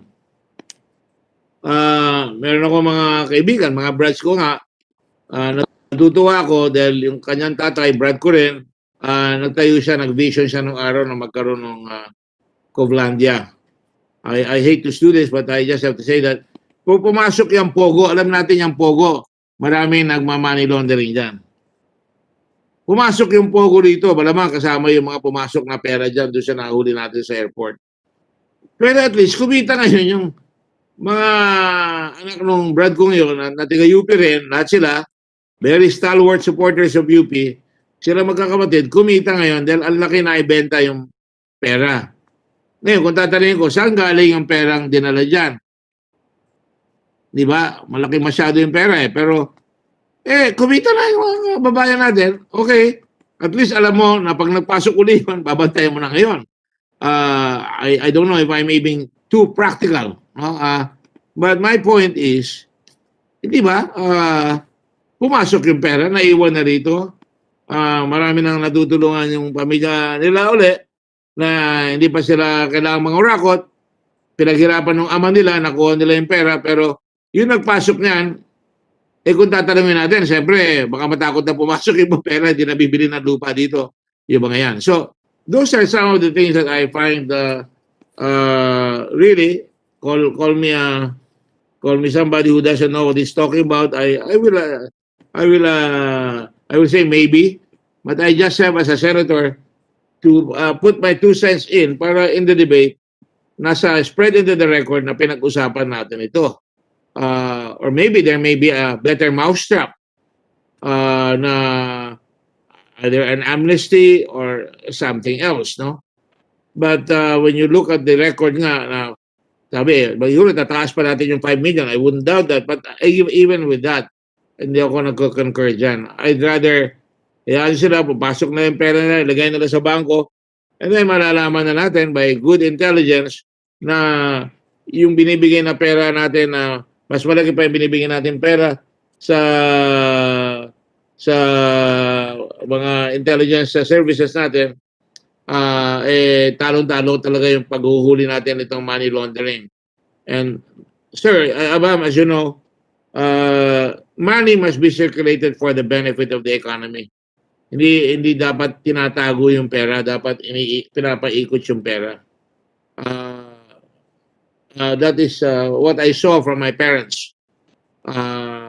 They were hardworking people. Pag kumita yung sine, lalagay lang sa ilalim ng kama. Yung restaurant sa amin, pagkagabi, pagkabakasyon, nagtatrabaho ako sa tatay ko at nanay ko. Ako nagkakaha, ako nagsasara ng kaha, kami magkakapatid. Pagdating ng gabi, lalagay lang sa ilalim ng pera, yung pera sa kama. The next day, pupuntahan pa ng bangko, kukunin yung pera. Bilang nyo, pinupuntahan ng bangko yung bahay namin para makuha. Dahil nung araw Vietnam War, talagang nagsambulat ang dollar, dyan, nagsambulat ang pera. So, nakukuha ng bangko yung pera dyan, ma'am. So, let me ask our colleague, the gentle lady, I think there are many, una, from the standpoint of enforcement, from the standpoint of money circulation, from the standpoint of putting savings, even if it comes from a dirty source. I can remember, marami pang accusations yan. Patawarin niyo ako ha. Kanina may binabasa ko sa Inquirer, yung tungkol sa Katoliko. At least yung Katoliko, tinuruan tayong magmahalan in last paragraph. Pero narinig ko rin ng araw, binibigyan rin ng pera ng mga malalaking politiko, yung mga pare. Huwag naman kayo magagalit sa akin, alam ko yun. Ilang probinsya, sinusustentuhan ng mga politiko, yung mga pare. Because yung mga pare naman talaga, wala naman lang sa source of income, kundi yung contribution rin.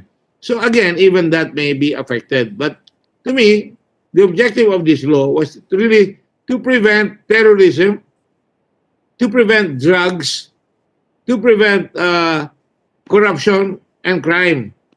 Siguro simplihan na lang natin yon. Tapos say na, okay, pumasok tayo dyan, pasok nyo yung pera sa bangko, siguro pwede pa tayo magpa-amnesty, pero I'm not thinking about that right now. I don't want to scare anybody about that. As far as I'm concerned, that is another situation na dapat natin maintindihan dito sa batas na ito. I had one more thing that I had in mind. I hope I did not lose it, and that is the point, I think, of money coming into the country na dapat ma-circulate nga. And from all the things that I've tried to put up, and we're still looking for more research before I vote on this matter. Nakikita ko talagang mukhang hindi effective. Ang nakikinabang lang dito, yung talagang may threats sa terrorism. Kung yung Amerika nga, laki-laki na ng threat ng drugs, ito rin tayo, malaki rin ng threat sa drugs, mukhang wala pa tayo nakukuha dyan sa mga yan. Di ba napakaganda, if one day makita nyo yung perang nakuha, diniposit sa bangko. I have asked that many times during some of our investigations, walang maipakita sa atin. So, ma'am, again, I don't want our economy to slow down or even risk that slowdown. Just para magpakitang tao sa FATF. How do we compare with other countries sa FATF, ma'am? Are we in the bottom? Are we in the middle? I showed you a list yesterday. Does AMLA show us how we compare with other countries? Pwede mo pakita na yung kanilang mga ginagawa ay effective sa kanilang bansa, nakikinabang sila. Because nakikita ko, ang daming strategic deficiencies mga bansa. Ito yung talagang strategic Albania, Bahamas, Barbados, Botswana, Cambodia, Ghana, Iceland, na napaka-liberal pa ng attitude niyan, Jamaica, Mauritius, Mongolia, Myanmar, Nicaragua, Pakistan, Panama, which has a free port in Colon, and Syria, Uganda, Yemen, Zimbabwe. Are there any other countries that you know of na nakikita natin? Because the other thing that I showed yesterday is in 2014, ang dami ring mga countries na talagang Afghanistan, Antigua, Barbados, Barbuda, tawag nila, Argentina, Australia. Ulitin ko ulit because I want to emphasize the point. Austria, Bahamas, Belize, Bolivia, Brazil, BVI, British Virgin Islands, Burma, Cambodia, Canada, Cayman Islands, China People's Republic, Colombia, Costa Rica, Curacao, Cyprus, Dominican Republic, talagang parang kung ito, France, Germany, Greece, Guatemala, Guernsey, Guinea-Bissau, Haiti, Hong Kong, India, Indonesia, Iran, Iraq, Isle of Man, Israel, Italy, Japan, Jersey, Kenya. And if I go on, I'm going to lead to my question.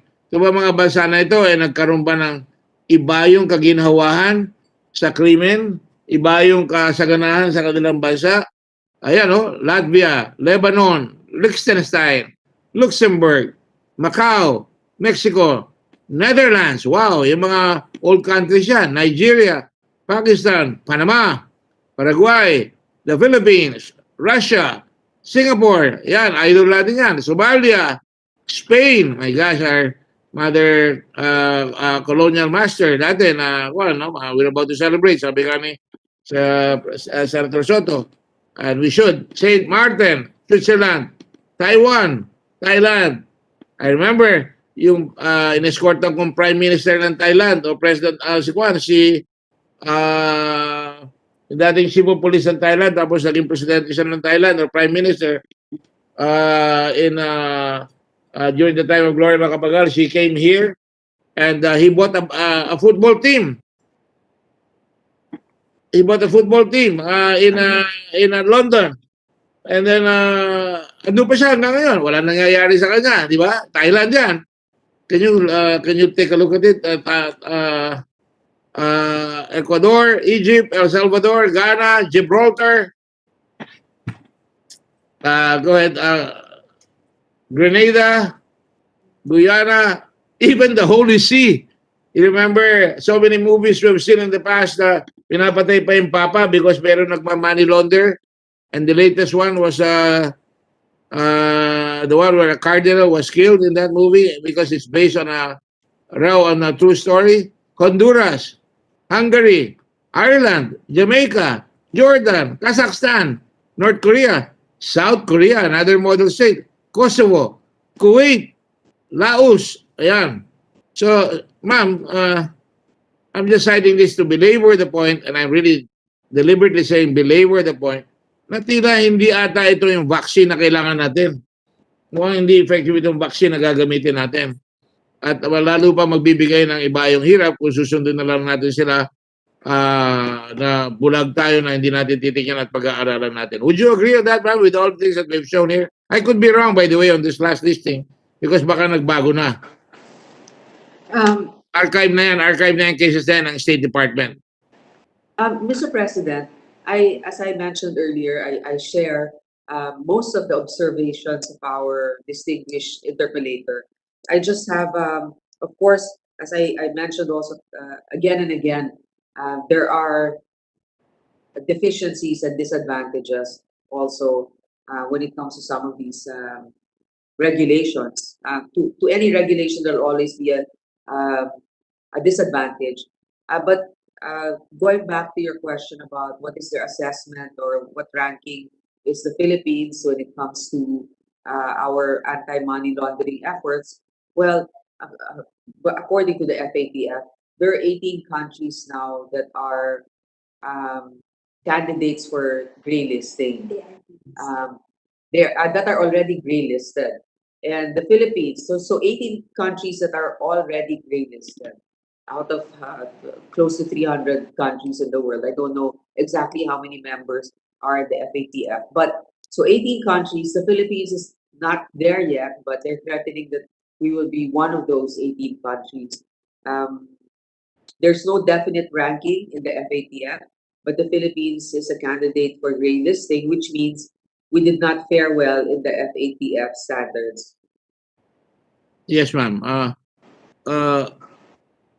My question really applies to whether all these countries that follow the FATF guidelines are really, rolling in integrity and funding. Are they, ma'am? Well, as you mentioned, Mr. President, even the highly industrialized countries, like the US, for example, I haven't heard of a glaring record also of being able to foil that many, let's say, drug-related anti-money laundering cases. Although I might be mistaken, maybe the FATF or the AMLC can provide us with that data. Ma'am, I have one question, if I may.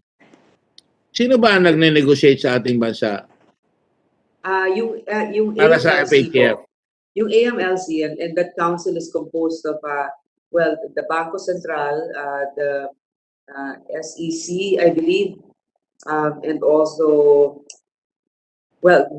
and the secretariat for our AMLC. Yes, hold ma'am. on. The Insurance Commission is also a member of that. So, but basically, it's the Bangko Sentral. In fact, even the amendments they're the ones that are trying to push for it. So, if I may, Mr. President, let me just read you the exact composition. So, the composition is I have it marked here.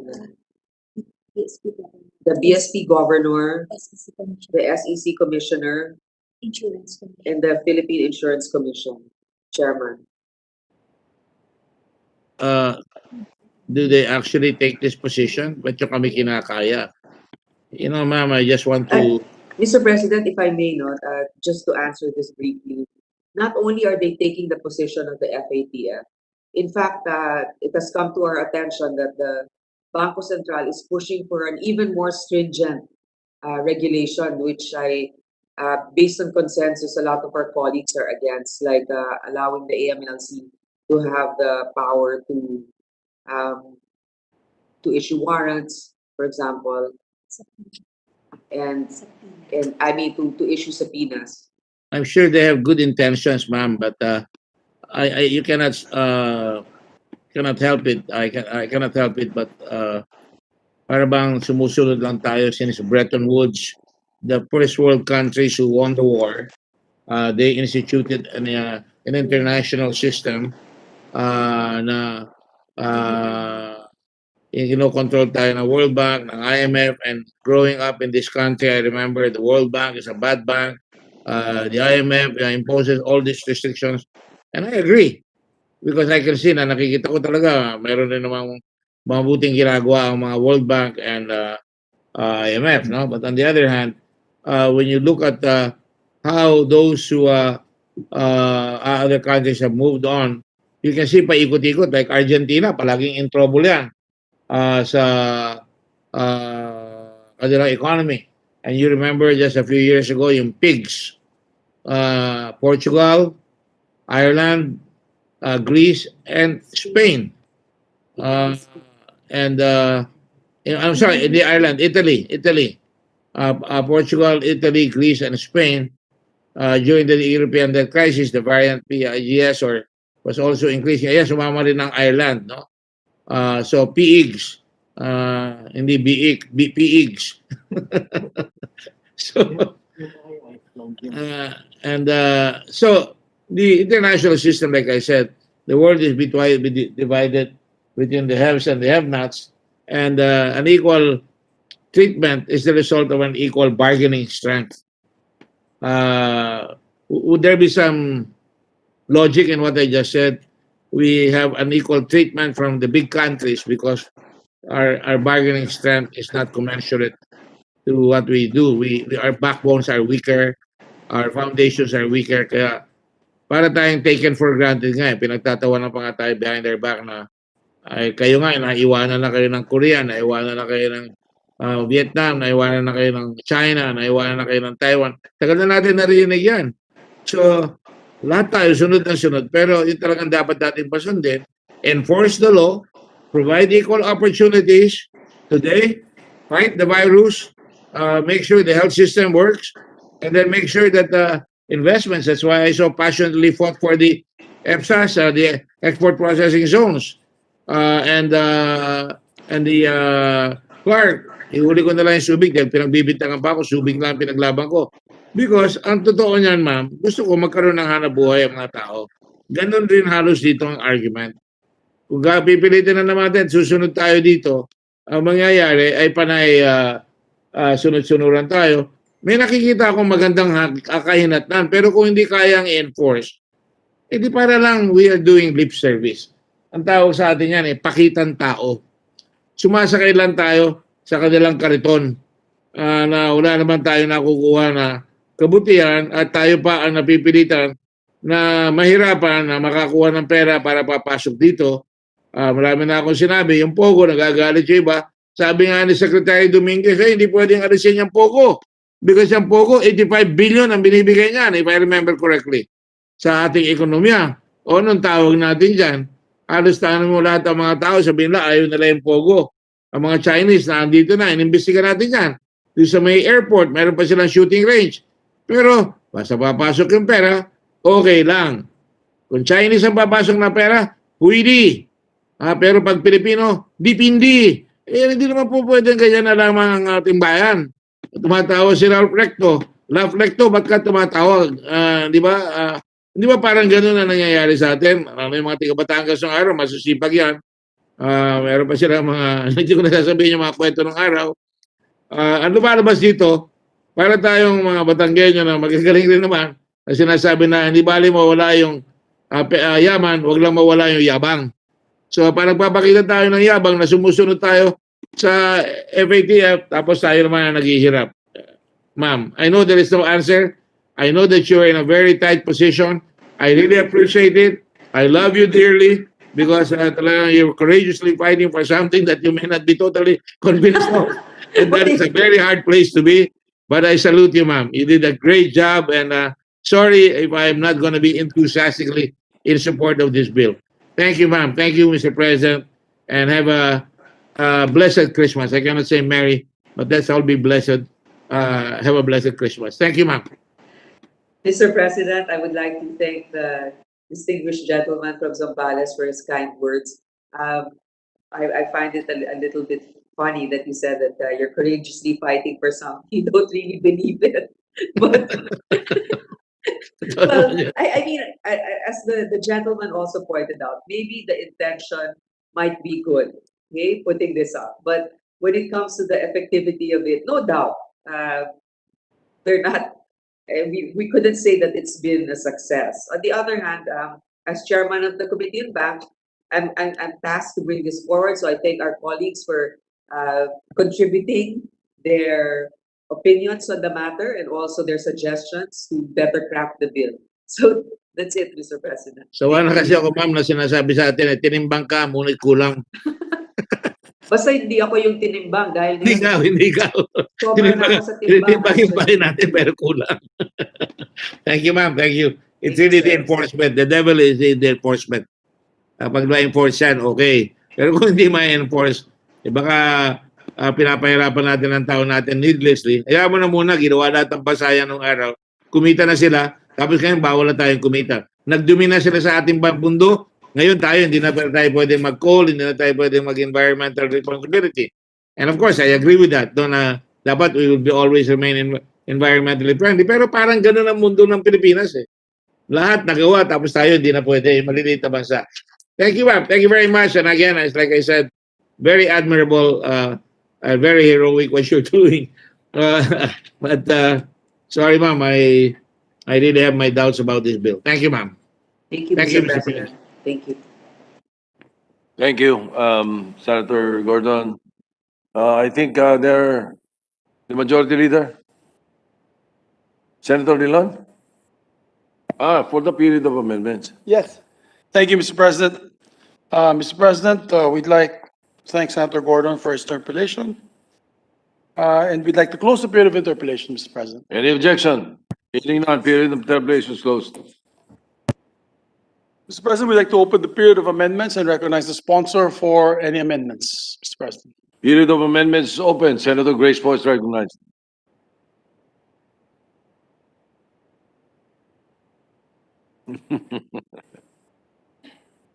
Senator Poe, you might be on mute.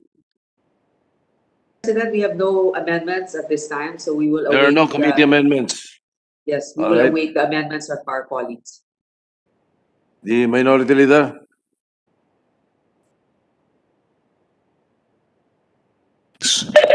I'm sorry? Do you have amendments? Okay, sorry, sir. Yes, I have a few amendments, Mr. President. The first amendment, I if accept I'm, all of them. Thank you very much. sorry. I accept all of the amendments of our good minority leaders. No, it's better that we go on the record, Mr. President. Thank you, Madam Sponsor. Yes, we have priorly discussed these proposals with your staff in order to facilitate the action on this amendment. The first amendment, Mr. President, with permission of the good sponsor, is on page 1. Page 1, this amendment on page 1 is the amendment initiated by Senator Joel Villanueva, and I have discussed it with Senator Joel, and he gave me permission to propose it so that we can just have one common amendment. The amendment on page 1 is the following. On line 7, instead of the comma after operations, put it change it with a semicolon and delete the word end. On line 8, before offshore, on open parenthesis, 9 close parenthesis. And on line 10, it will now be, instead of 9, it will now be 10. So it will now read after, starting with line 8, number 9, offshore gaming operations, as well as their services providers, and line 10, the figure 10 open close quote. As we would repeat for the record, this is the amendment of Senator Villanueva, which we have consolidated as our own amendment. We submit, Mr. President. What does the sponsor say? I accept, Mr. President. Accepted. Any objection? Hearing none, adopted. Thank you. Thank you very much, Minority Floor Leader. Thank you, Madam Chair Sponsor. Thank you. With the Yes. permission of the minority leader and the sponsor, Senator Ito is recognized. yeah, maybe an amendment to the amendment. I agree that we separate offshore gaming operators from number 8 casinos to make it number 9. But after the words, as well as their service providers, supervised or regulated by the Philippine Amusement and Gaming Corporation, to include that, Mr. President. We accept, Mr. President. No, okay, but I All have right, then we will entertain a motion to reconsider because we already adopted the amendment. Mr. President, I just have a concern. If regulated, supervised and regulated by the The Philippine Philippine- Gaming Corporation. Yes, that's My right. concern is service providers are registered under the PAGCOR, but they're not regulated by the PAGCOR. Am I correct? I wouldn't know, but from what I know is that for consistency purposes, when we talk about covered persons, halimbawa, banks and other financial intermediaries supervised and regulated by the Bangko Sentral. Item number 1. And then item number 2, all those supervised by the Insurance Commission. So in this case, when we talk about offshore gaming operators and service providers, my understanding is that they're supervised or regulated by the Philippine Amusement and Gaming Corporation. Mr. President, instead of regulated alone, can we also add accredited, regulated, or That's fine with me. That's fine with me, Mr. President. Okay. Mr. President, Yeah. Mr. President, Yes, Mr. Senator Drilon. Yes, can I raise a question to the proponent? Yes. The service providers have taken the position that they are akin to business process outsourcing. And from that, I would not put it beyond them to say we're not under the supervision of the PAGCOR. We should not be licensed by PAGCOR because we are business process outsourcing. How do we deal with that? Would they be excluded from the coverage of the law? And that's why I accepted, Mr. President, the term accredited, because my understanding is that they are accredited. Yeah, but they might get accreditation somewhere else, not by PAGCOR, accredited by some other agency, not PAGCOR. Well, basically, the purpose of my amendment is that offshore gaming operators and service providers that are either supervised, regulated, accredited, because you cannot do offshore gaming in the Philippines if you're not regulated, Okay. accredited, or supervised by PAGCOR. That is my understanding, Mr. President. Mr. President, if I may weigh in on this, Yes. I understand I understand the concern of the good gentleman from Batangas, but I guess for this law, it can also be a reminder to those that are posing as a offshore gaming operator, even if they're not registered in the PAGCOR. Obviously, that's one violation already. They are still covered by this law. If they are not registered, I don't expect them. That means they're underground. I don't expect them to report to AMLA. If they cannot even report to PAGCOR, they will not report to AMLA. Correct, but AMLA can still investigate them through their coordinated Yes, agencies. yes. But remember, we're here talking about covered persons, Okay. right? Yes. Who are the covered persons? Who are the people that we want to report to AMLA? That's what this is all about.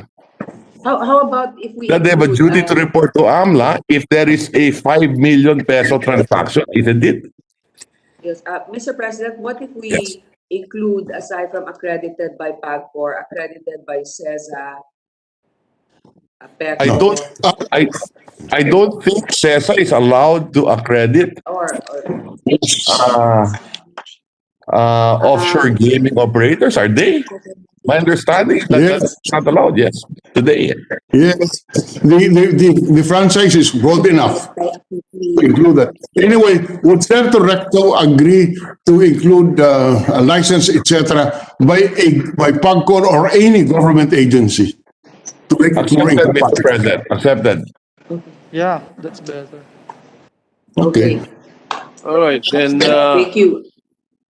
well, the technical procedure is that we would like to entertain a motion to reconsider the Yes.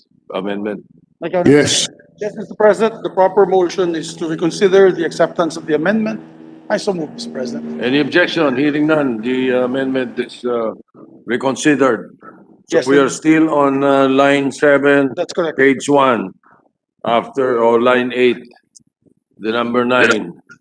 And the proposal of Senator Recto is, will you please state for the record now your proposal? Yes.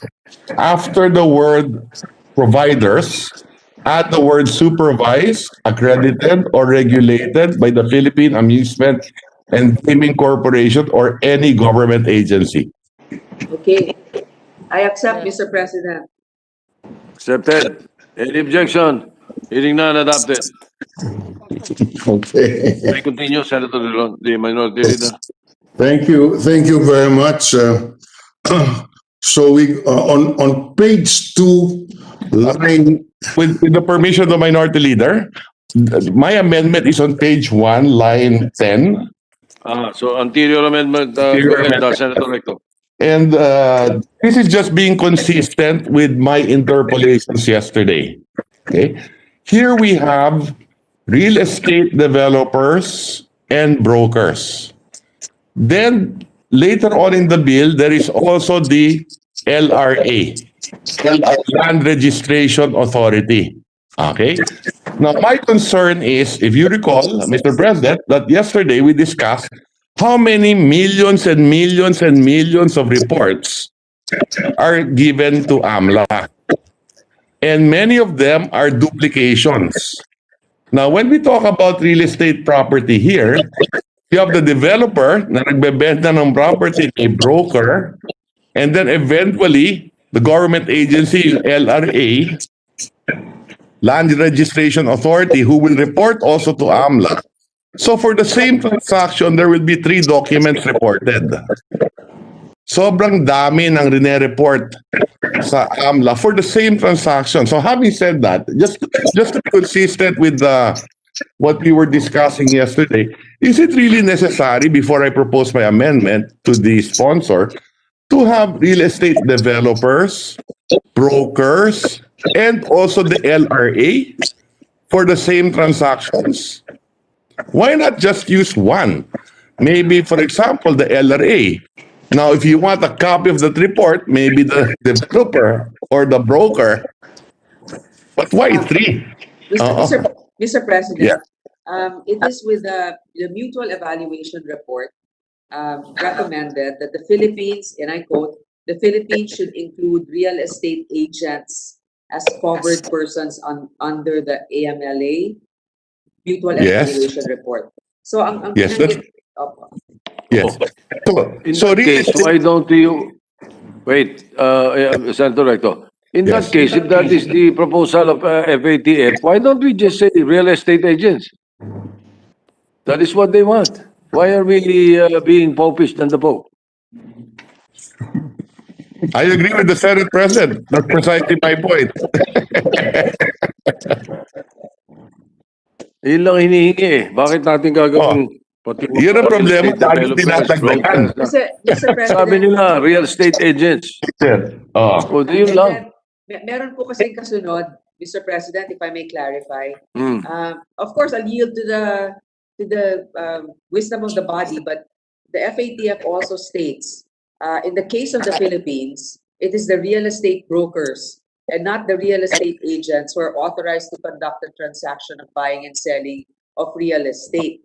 As to real estate developers, the FATF guidance on RBA for real estate agents defines real estate agents as real estate professionals or companies who, by representing the seller and or buyer, act in the purchase and sale of the real property and real estate transaction capacity.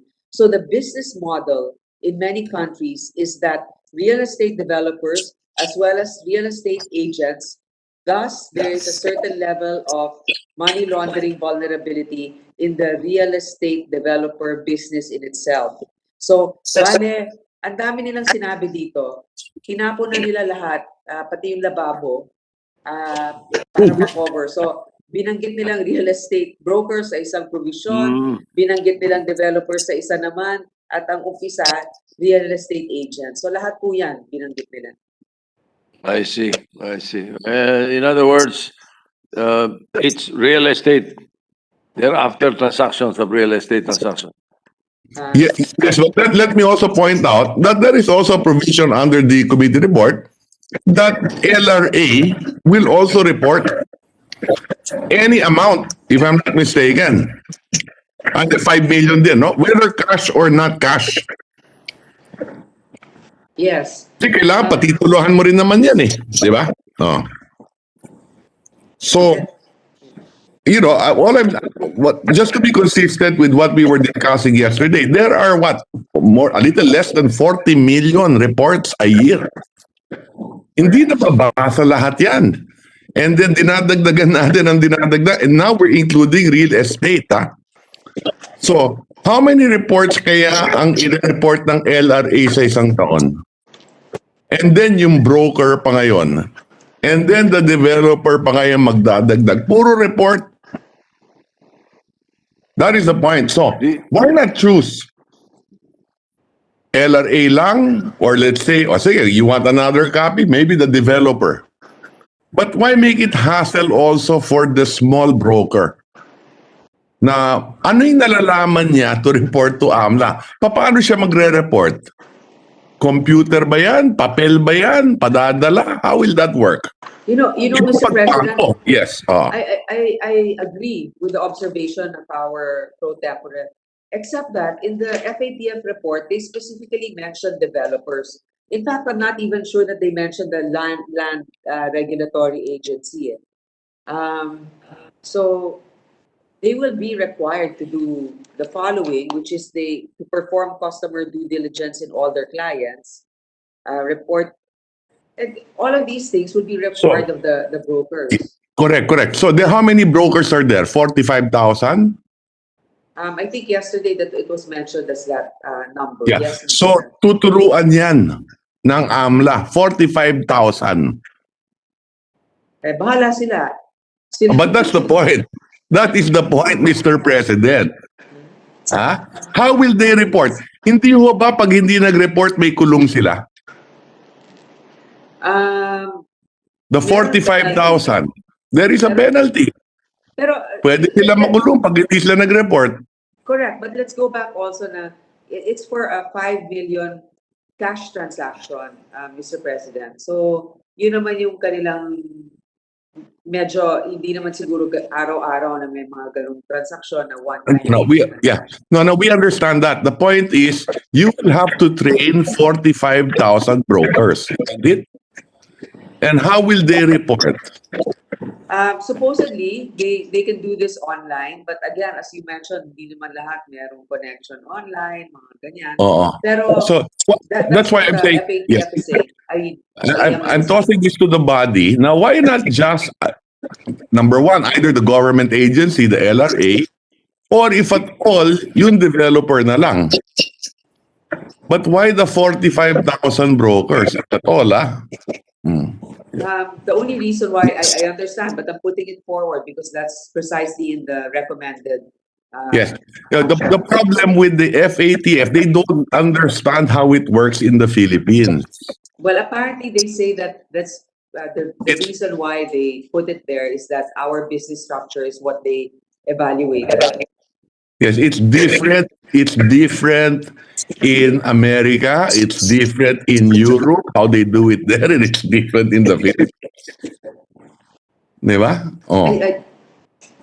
Yes. Yes. Yes. I agree with the President Pro Tem.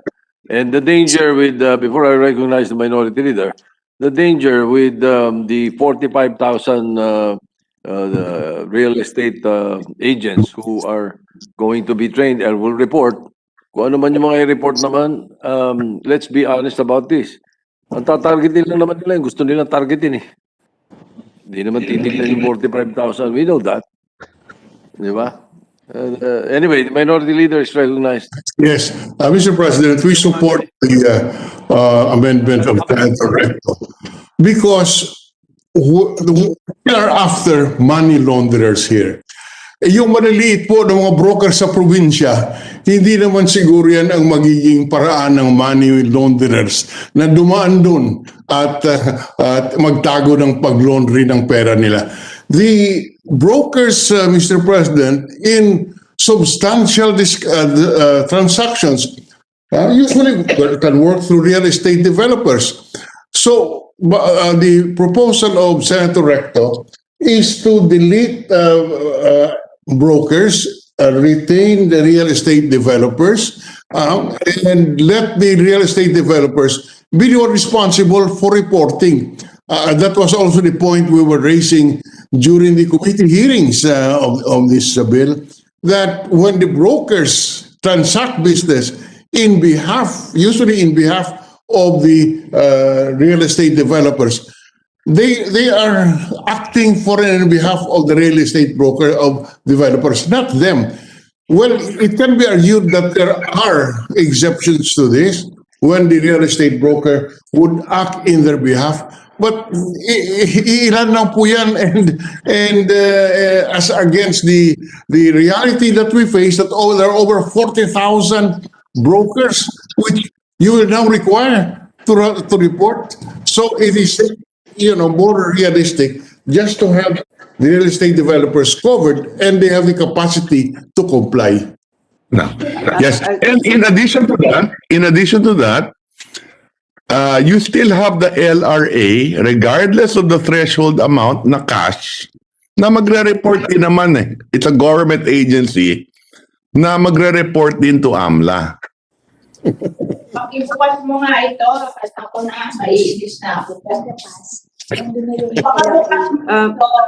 On the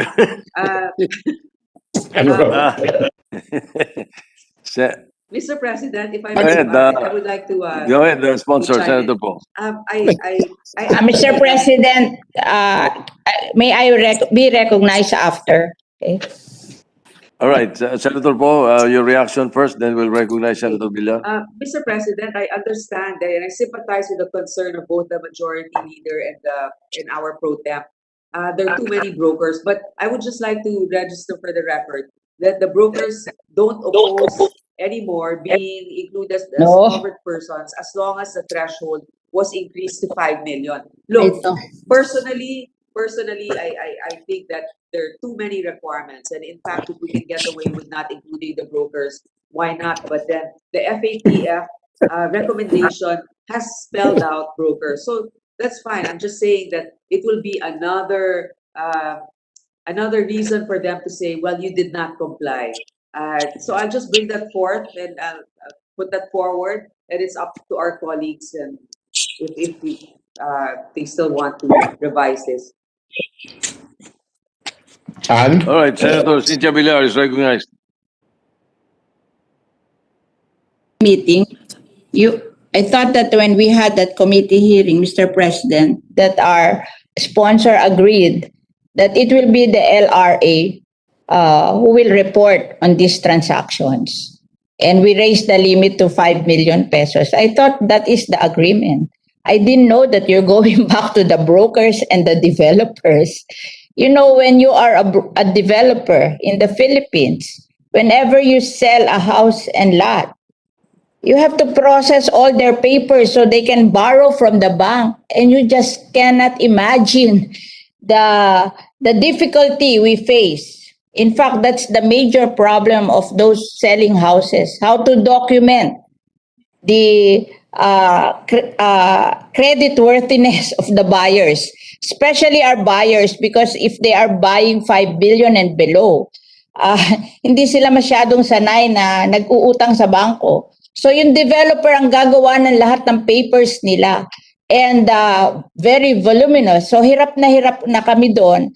And we just do it so we can sell because nobody will buy this property for cash. You have to arrange loans for them. And dadagdagan nyo pa yung trabaho, backlog na nga yung trabaho. And ang laki-laki na nga ng ginagasta para i-document lahat to na in terms of administrative work that you have to pass on to the buyers. Kasi syempre lahat ng gastos ng paggawa ng transaction, ultimately magmamahal yung product because ipapass on yung mga cost sa product. Oh, and how is the case of ease of doing business? We're making business harder for everybody. We're not promoting the ease of doing business in the Philippines. Abe, require ng katakot-takot. Bakit tayo makikinig sa kanila? In fact, I called the Department of Finance. Why is it that yun ang stand ng AMLA? Sabi niya pagpasensyahan daw kasi mga bureaucratic employees daw yun doon sa hindi naman masyado nakakaintindi ng business. I thought they understood already that this is not the way to make easy the effort to do business in the Philippines. Parang tayo lalo natin pinahihirapan ang businesses. And then pag humihirap ang businesses, lahat ng gastos niyan mapapasa on sa buyer kasi kung malaki ang magastos ang paggagawa ng business, then magmamahal ang produkto. Siyempre pag mura ang pag-implement ng business transaction, mura rin ang produkto.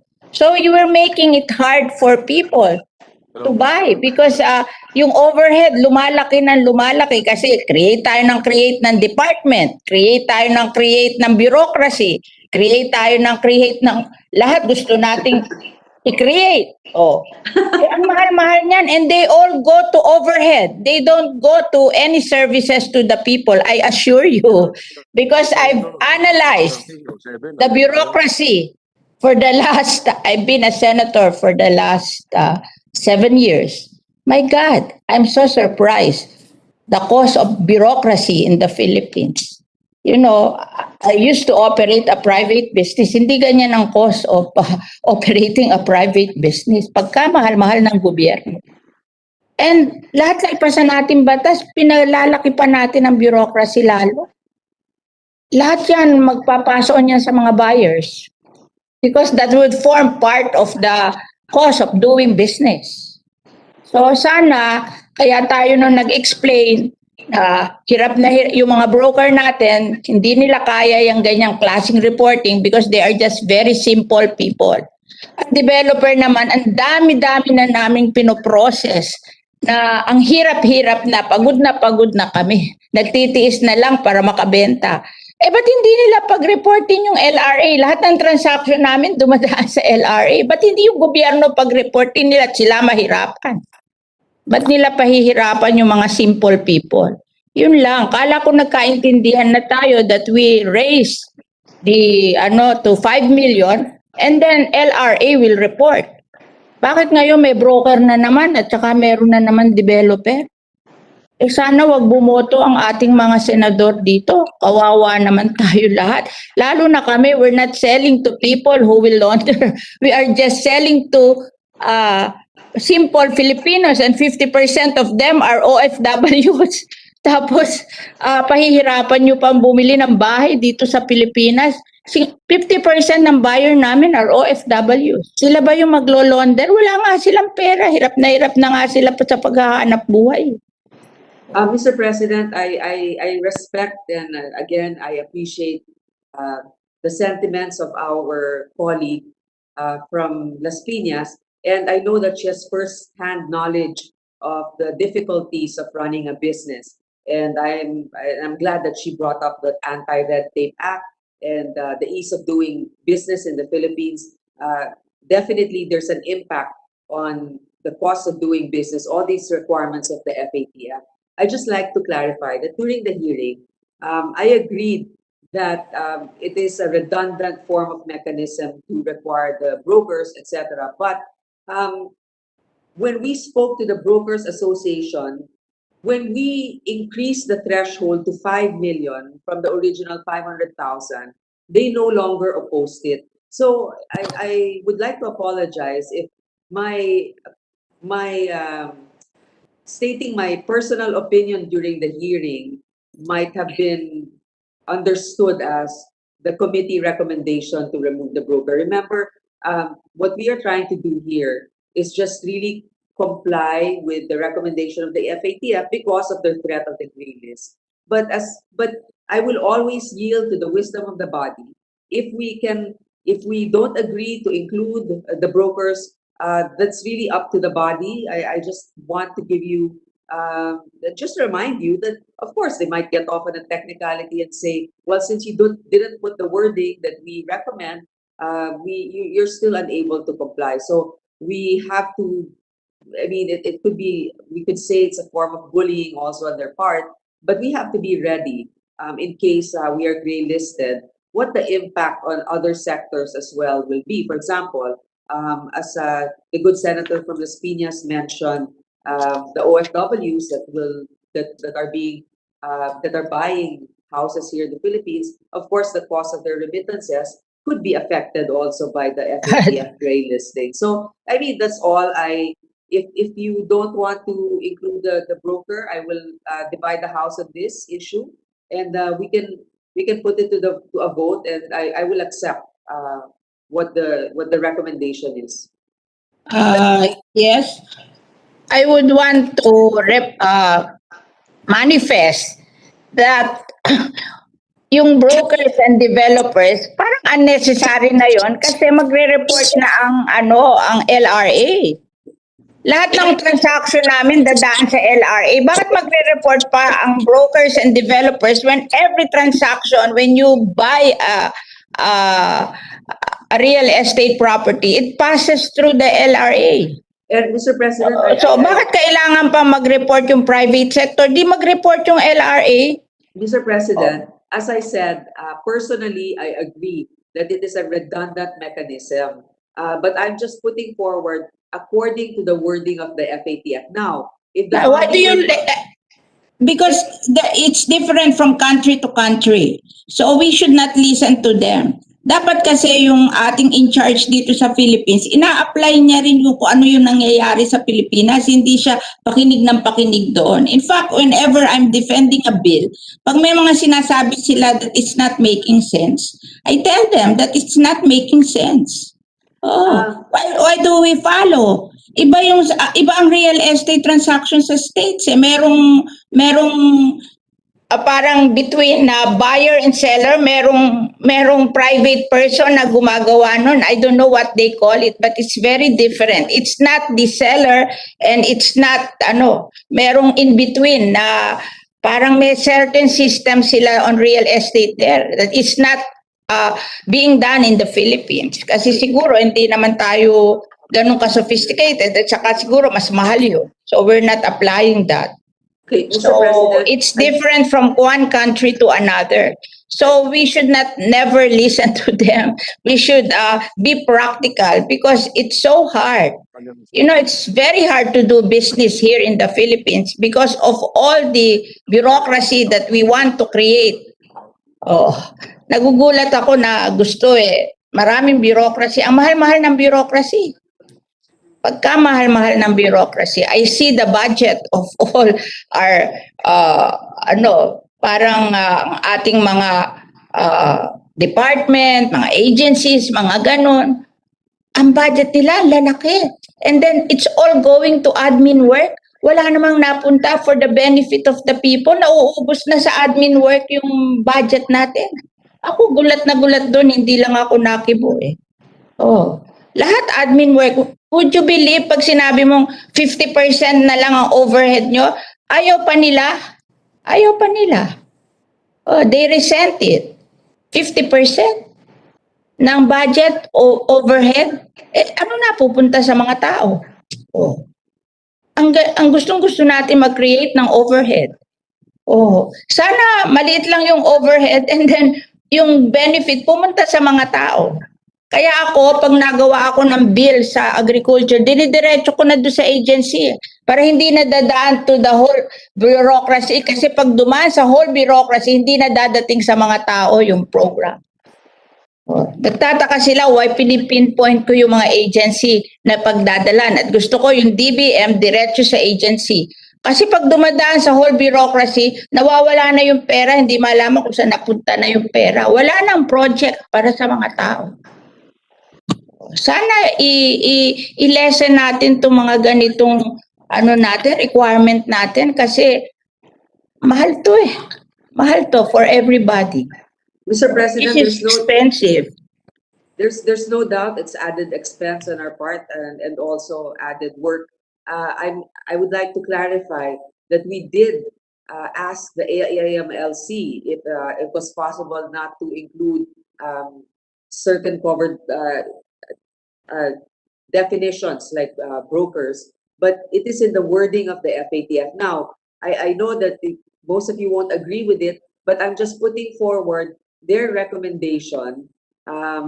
In fact, if we don't agree with their wording, we can always object to it. But let's just be prepared that one of the things that they threaten us with is gray listing. So it's really up to the body because I feel that we put this forward already. In fact, our AMLC is proposing an even more stringent measure than what is being recommended by the FATF. So, Mr. President,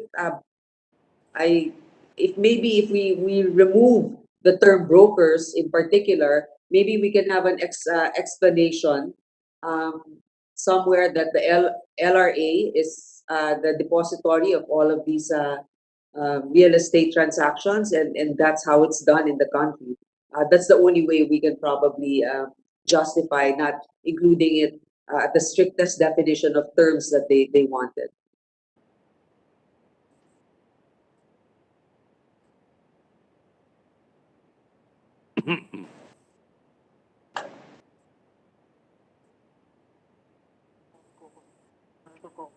Senator Coco Pimentel is seeking the floor. You're recognized. Yeah, I am not taking any side, Mr. President, but just to understand what the ongoing debate is all about.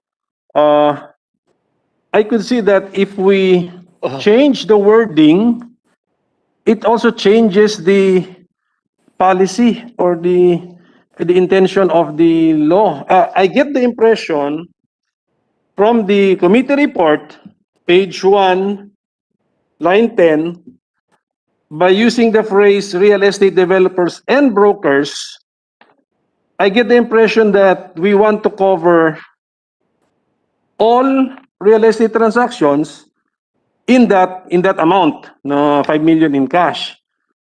And if we, because of the word of brokers, the presence of brokers who can also facilitate the second sale of real estate property.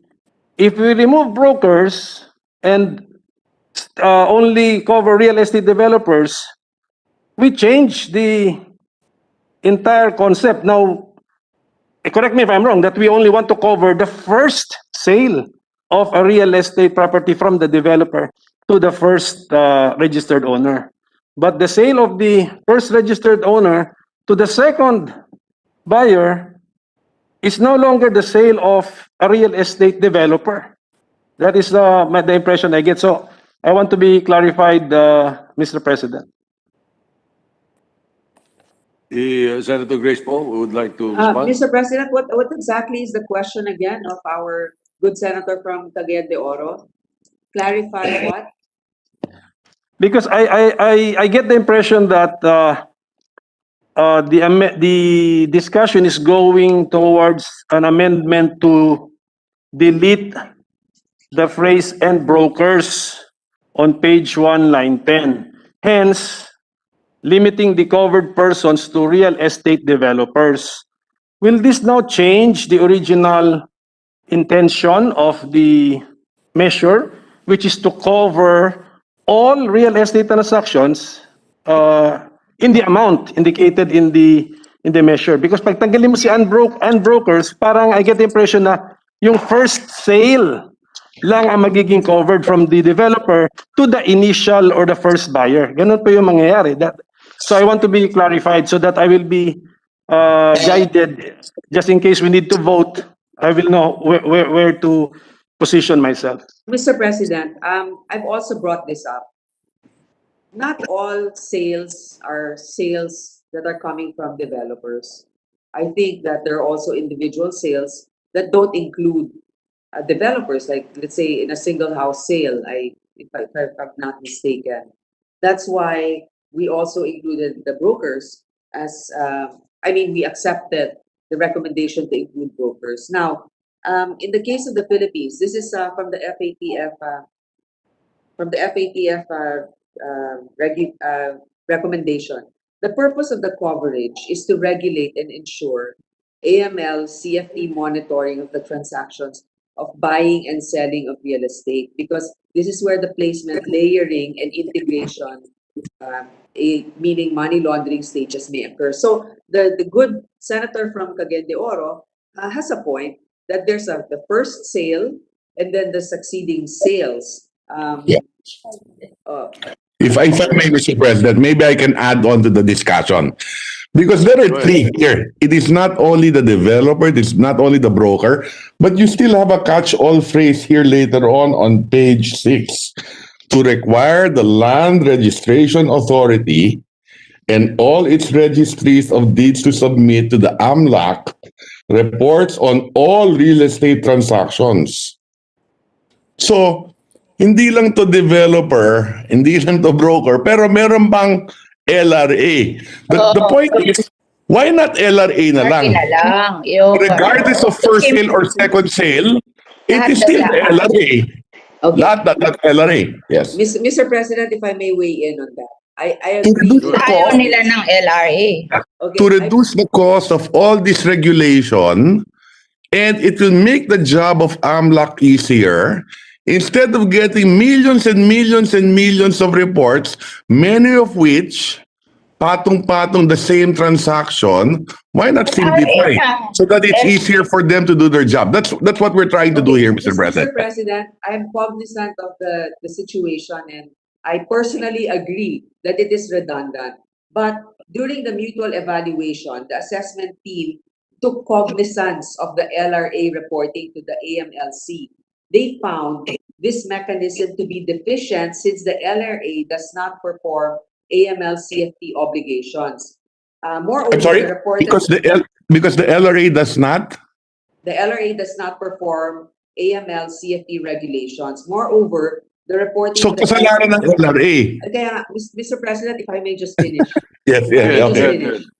Okay. Moreover, the reporting of the LRA occurs after registration, wherein substantial time has already passed from the transaction. So, Mr. President, if we are really firm on not including brokers and developers and just leaving it to the LRA, we need to be able to have a provision explaining that since the LRA in the Philippines is a depository, something of that explanation, because otherwise they might be looking for okay, so the LRA is the agency that's authorized to accept all of these records. But we need to fine tune again the wording so that we can justify that the LRA is the primary. I understand. Yeah, with the permission of the Senate President, no? Okay. Because the LRA did not do their job, pahihirapan natin ngayon yung real estate developer at broker. That is the report of the FATF. Di ba? Eh di dapat gawin, turuan ng mabuti ng AMLAC yung LRA na gawin nila ng tama yung trabaho nila. Under the law, it says within 15 days, they have to report. Okay? Now, based on what the sponsor read, deficient yung trabaho ng LRA. And ergo, the solution is, let's ask the developer and the broker to do the reporting. But again, as I mentioned earlier, there are 45,000 brokers. Tuturuan ba natin lahat yan? Tuturuan ba ng may budget ba yung AMLAC para turuan lahat yan? You know, among others, I think those are the issues. So, I'm Mr. just tossing this to President, the body. Yes. No. Can I just make a motion to divide Go the ahead. House with regards to this?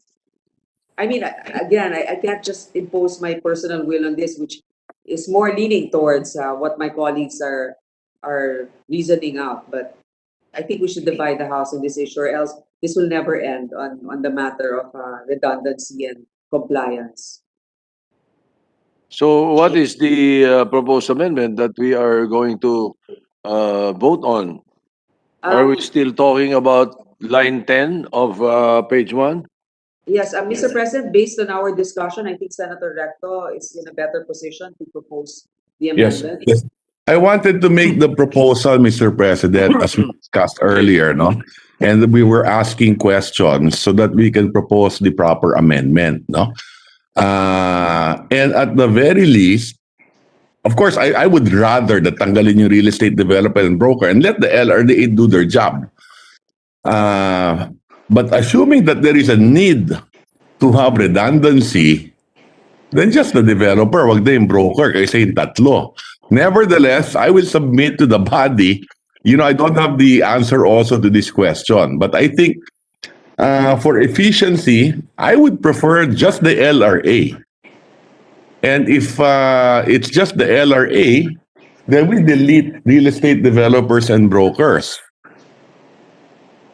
You delete number 10 and line 10. Yes. Totally delete. If it- Wow. Either the brokers or, you know, I'm willing to sleep on it, Mr. President. We can think about it first. Because I've not seen that letter also of FATF. Ang nabasa ko dati kasi real estate agent lang. Then I don't know of their review of the LRA. It's the first time I'm hearing that they reviewed the LRA. Right. But I think the senator from the Piñas wanted to make a point before we decide on the matter, Mr. President. But I can move on to the next amendment, if then we can go back to this. Yes, please. You know, Kasi kung, okay. I just want to make a manifestation. Kung hindi Okay, nagagawa ng Senator LRA, Villar. kung hindi nagagawa ng LRA ang kanilang ang kanilang assignment, maybe we should compute yung AMLAC. Dapat i-computerize nila yung relationship nila sa LRA para automatic na nire-report sa kanila. Hindi yung pahihirapan mo yung developer, pahihirapan mo yung broker, but hindi i-solve yung relationship ng AMLAC sa LRA. And spend for that so that maging efficient sila na every transaction sa LRA papasok na sa AMLA para walang sinasabi na hindi nagre-report ang LRA. Kung hindi nagre-report ang LRA, lalo na yung mga developer and broker. Kung yung government agency hindi nila mapuwersa mag-report, di lalo naman yung private sector. Tatakutin na naman nila yung private sector at Right, sasabihin nila, ipakukulong nila. Tama ba yun? The way I heard the FATF provision that was read by Senator Poe, ang gusto mangyari ay yung sinasabi nila Senator Lacson sa Cavite, sinasalakab. Lahat gustong isama. Ganun eh. So why don't we do a Pia Cayetano on this? You know, we jump to the next and take it up later. That's our strategy, hindi create eh. Let's take it up later. There is no very firm motion or objection to the issue. We can sleep on it. Let park it. Yes, that's the word they use. I have no objection, Mr. President. Yes. Let's park the page 1 and proceed to the second page, because as the other members of the Senate have mentioned, there are a number of amendments going to be proposed. Madami pa ito. And then there is no way we can pass this on third reading today. Baka second reading medyo hingalin pa. Pero yung third reading imposible because there is no certification. The certification that we received is not the type of certification that is allowed in the Senate. So I agree. let's Mr. move on to page 2, if you don't Yes. mind. I Let us agree, also- Mr. Yeah, Mr. President, I agree. Thank you for the motion to move on to other amendments. In fact, the certification is, thank you for clarifying that it is not something that we that that is up to the standards of the Senate. Mhm. Yeah, so let's move on to page 2. Any amendments on page 2? Yes, Mr. President. Yes, the minority leader is recognized. Yes, subject to our final disposition of real estate developers and brokers. Subject to that, on line 8, which is the number 9 should be changed to number 10.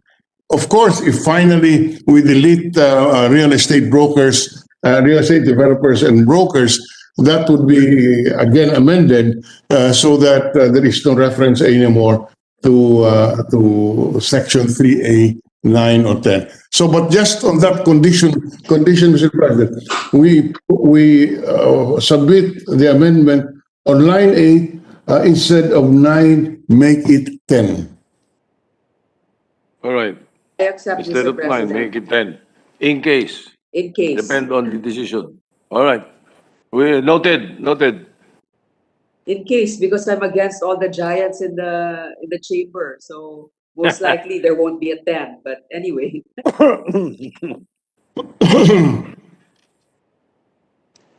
All right. So we proceed to we can this. have the amendment subject to that condition, Mr. President, just Yes. so it is Yeah. record.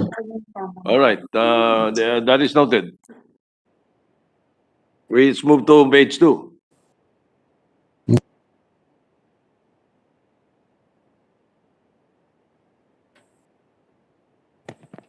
As Dana may not.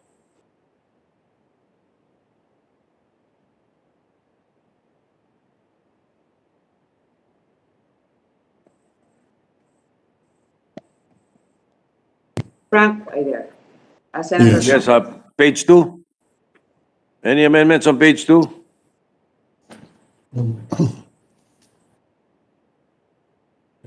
None from our end, except for that manifestation, Mr. President. Oh, yes. All right. Any amendments, Senator Recto? Page 3. Any amendments on page 3?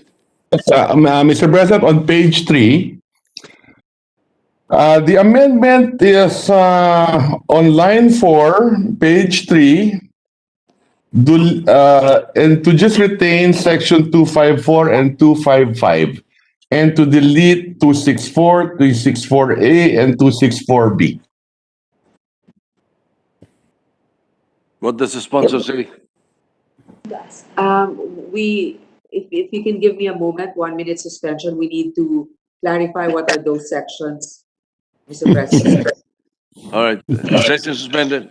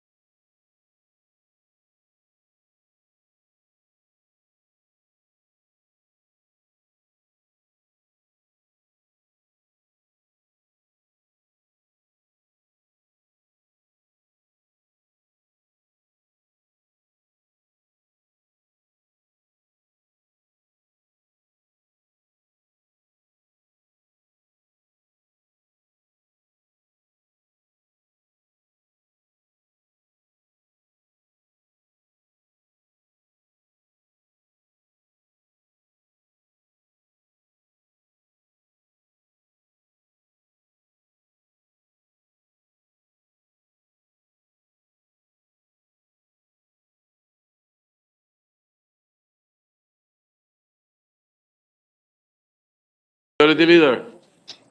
Mr. President, we'll resume. I believe we have a consensus, speaking over the online session during the break. I think we have come up with a consensus with the sponsor that will speed up the process, Mr. President. May you recognize the sponsor once again, and if you can start again on page 1 on the parked provisions that were park amendments, Mr. President. So. All right. Senator Grace Poe is recognized. And for the amendments on page 1, again, Senator Ralph Recto, the President Pro Tem.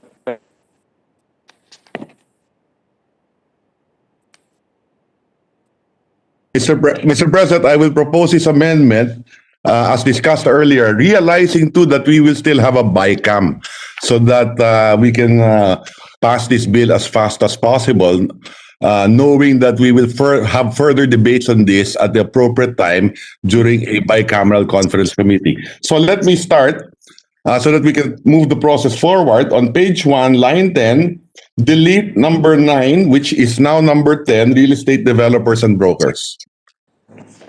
All right. What does the sponsor say? Approved, Mr. President. Accept. Adopted. Accepted. Any objection? Hearing none. Adopted. Next, Page Mr. two. President, on page 2, line 7, for covered persons under Section 3A10, a single cash transaction involving an amount in excess of 5 million pesos or its equivalent in any other currency to be deleted, Mr. President. I accept, Mr. What does President. the sponsor say? I accept. Accepted. Any objection? Hearing none. Adopted. Thank you, Mr. President. On page 3, on line 4, deletes 255, 264, 264A, and 264B. And the reason for this... Yes. Earlier, you did not delete 255, huh? Yes, I'm deleting it now and just leaving 254. Okay. And the reason for this, Mr. President, just for the record, my understanding is that the FATF is interested only in tax evasion. So 254 is tax evasion. The other sections are not tax evasion, Mr. President, and that's why I'm just moving for its deletion. All right. What does the sponsor say? I thank the gentleman from Batangas for calling our attention to this. Yes, I accept. All right. Any objection? Hearing none. Adopted. Thank you, Mr. President.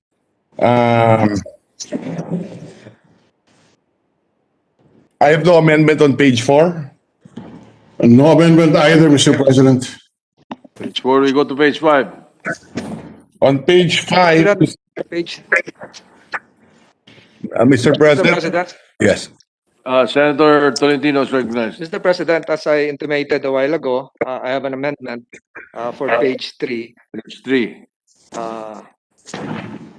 Line 7 and 8, instead of 50,000, make it 50 million, make it 20 million pesos, Mr. President. And I have a rationale for this, Mr. President.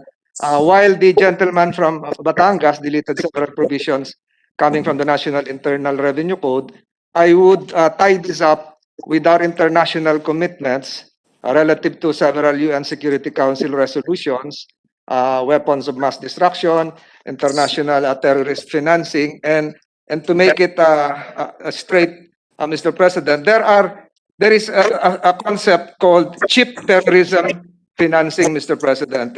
And for the record, the World Trade Center bombing in 1993 just cost $3,500, which is 168,000 pesos in peso today, Mr. President. So I propose that amendment 50 million to 20 million, not in compliance with the certification issued by Malacanang, but my proposed amendment since last night, Mr. President. $500,000. Mr. President. Mr. President. Senator De Leon is recognized. Yes, would the gentleman from Cavite accept a compromise instead of 20 million, 25 million? Mr. President, Mr. President. Senator Recto is recognized. Yes, Mr. President, this section on 50 million has nothing to do with terrorist financing. This section is with regard to tax evasion.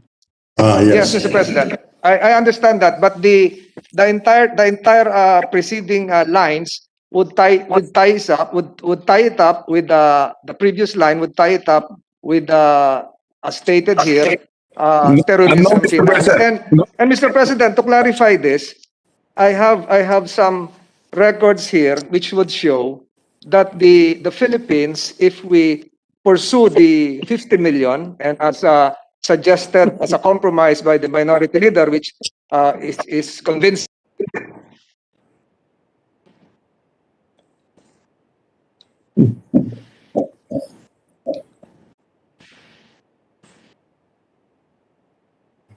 peso.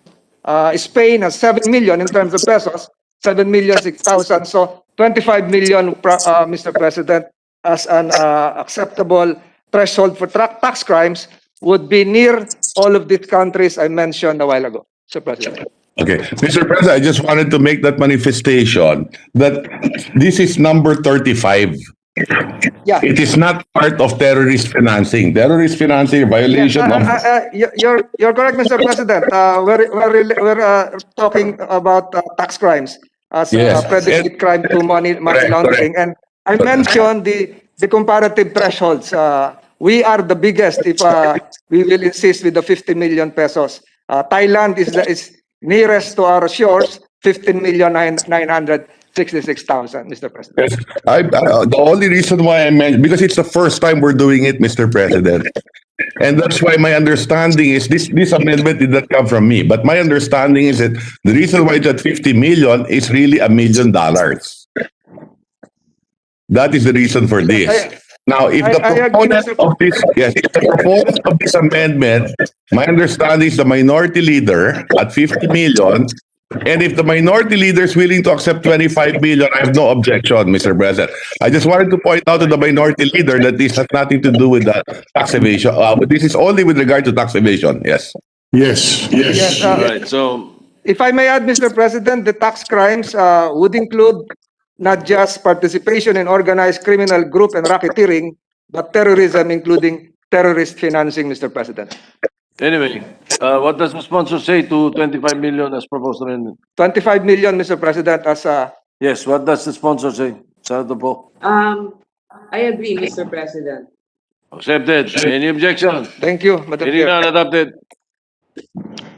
So the threshold amount is 25 million, huh? 25. Page 4. No amendments on page 4. Page 5. Senator Recto. Yes, on page 5, since we agreed earlier that we would delete real estate developers and brokers at this juncture, then we will have to delete paragraph N on line 3 and paragraph O on line 7, Mr. President. And re-letter accordingly. You're deleting the entire number 3 to number 15.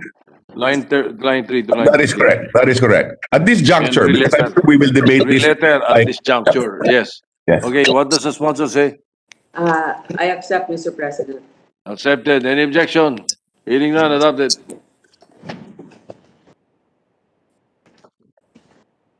Page 6. Any amendments to page 6? Page 7. Any amendments to page 7? Amendment, page 7. Senator, the minority leader, Senator Drilon. Page 7. On page 7, line 12, replace the phrase subject of, replace it with the phrase pursuant to. So it,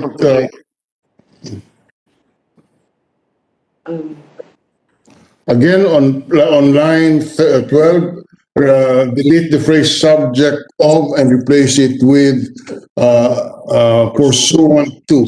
I accept, Mr. President. Accepted. Any objection? Hearing none, adopted.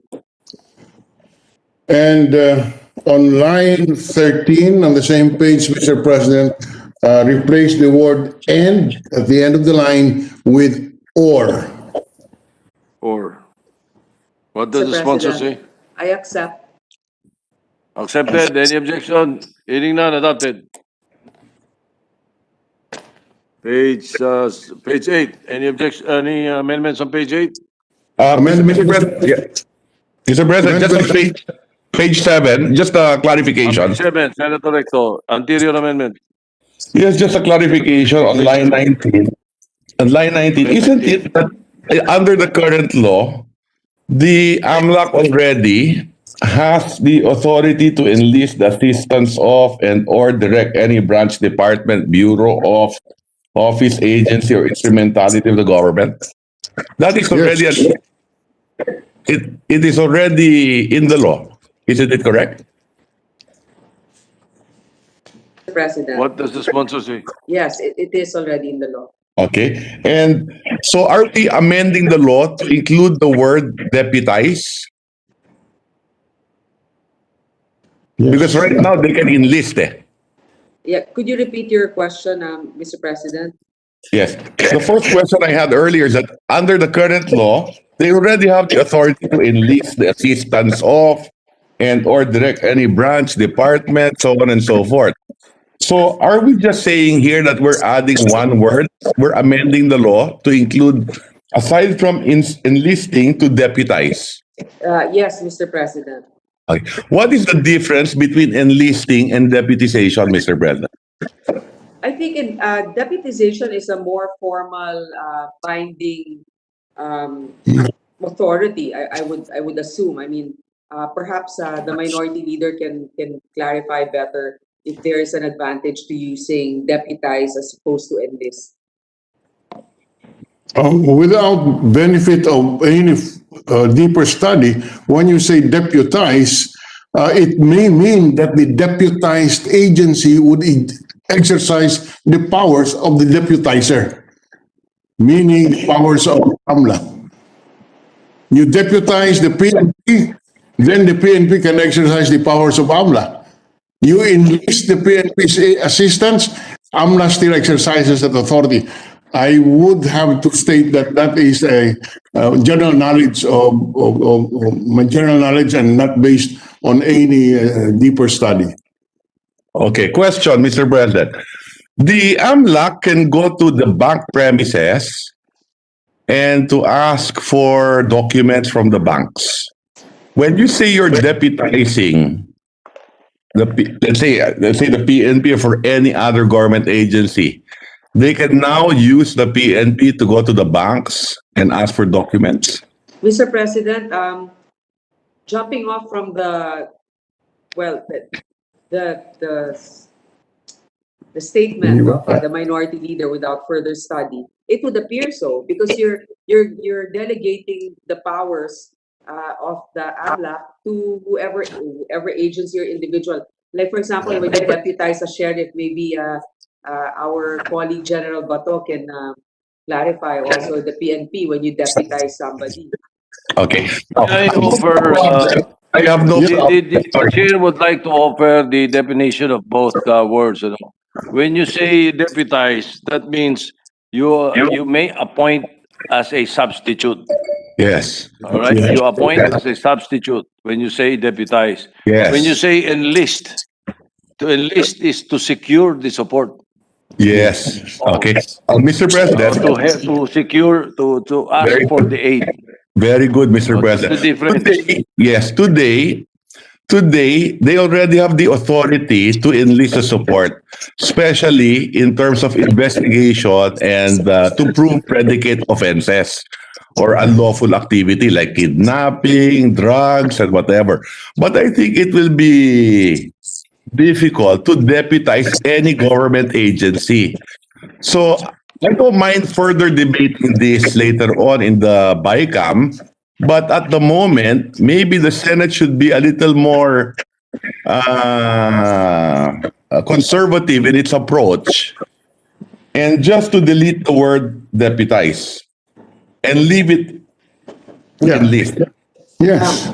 Yes, I accept, Mr. President. Thank you, Mr. Any President. objection? Hearing none. Adopted. Page 8. Page 8, Mr. President. Senator Drilon. Senator Drilon, the minority leader, page 8. Yes, on page 8, we delete lines 5 and 6 and renumber number 7. Nasaan na ba tayo, you guys?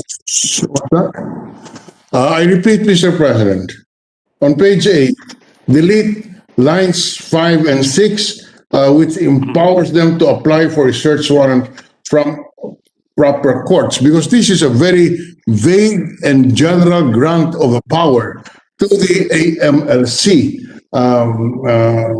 Firstly, the power to look into bank accounts is very limited, and the broad grant here could be interpreted as lifting that limitation. And number two, searching examination of bank deposits is in the nature of a search warrant, and under existing provision, it is only the Court of Appeals which can do that. The way this is phrased here, from proper courts, could include the RTC, which is a court of general jurisdiction. That is why, and the danger here is that this is a later law, and it can be argued that it amends the previous provisions. So, on that basis, we move to delete lines 5 and 6 on page 8. Accept, Mr. What President. does the sponsor say?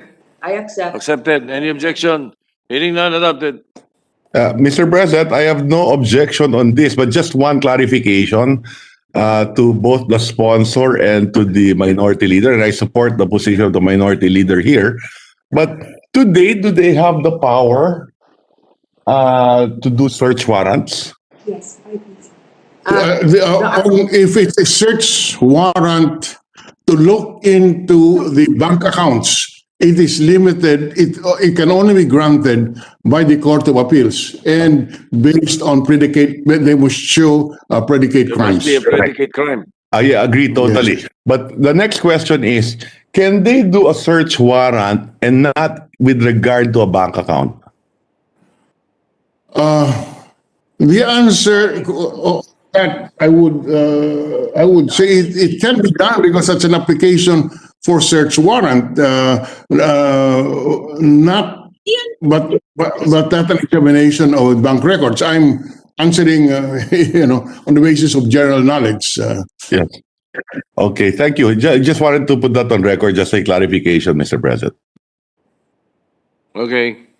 Any other amendment on page 8? Yes, a minority leader. Yes, we propose to delete lines 7 to 11, because really it doesn't. I don't see how this can be implemented,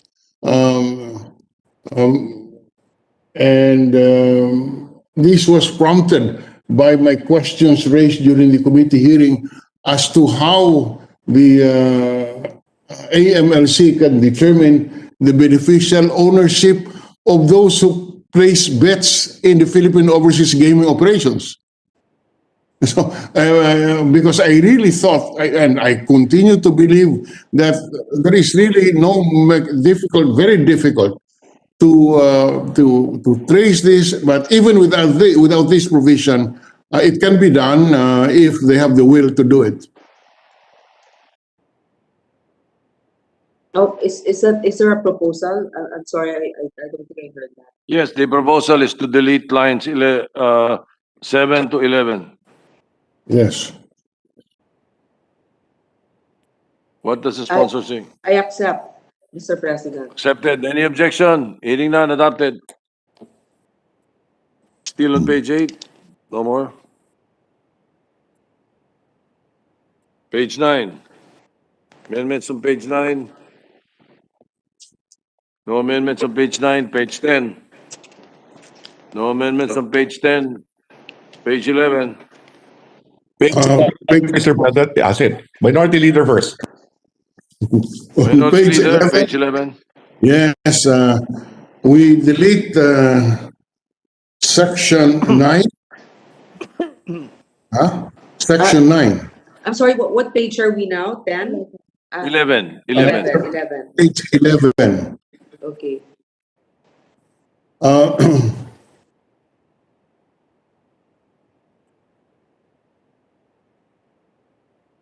Okay, can I defer first to the President pro tempore, I'm trying to examine closely the proposed amendments. Yes, On page- thank you, President Pro Tem, go ahead. Yes. Ano pa siya mo? Okay. Teka. 1 minute suspension, Mr. President. Session suspended.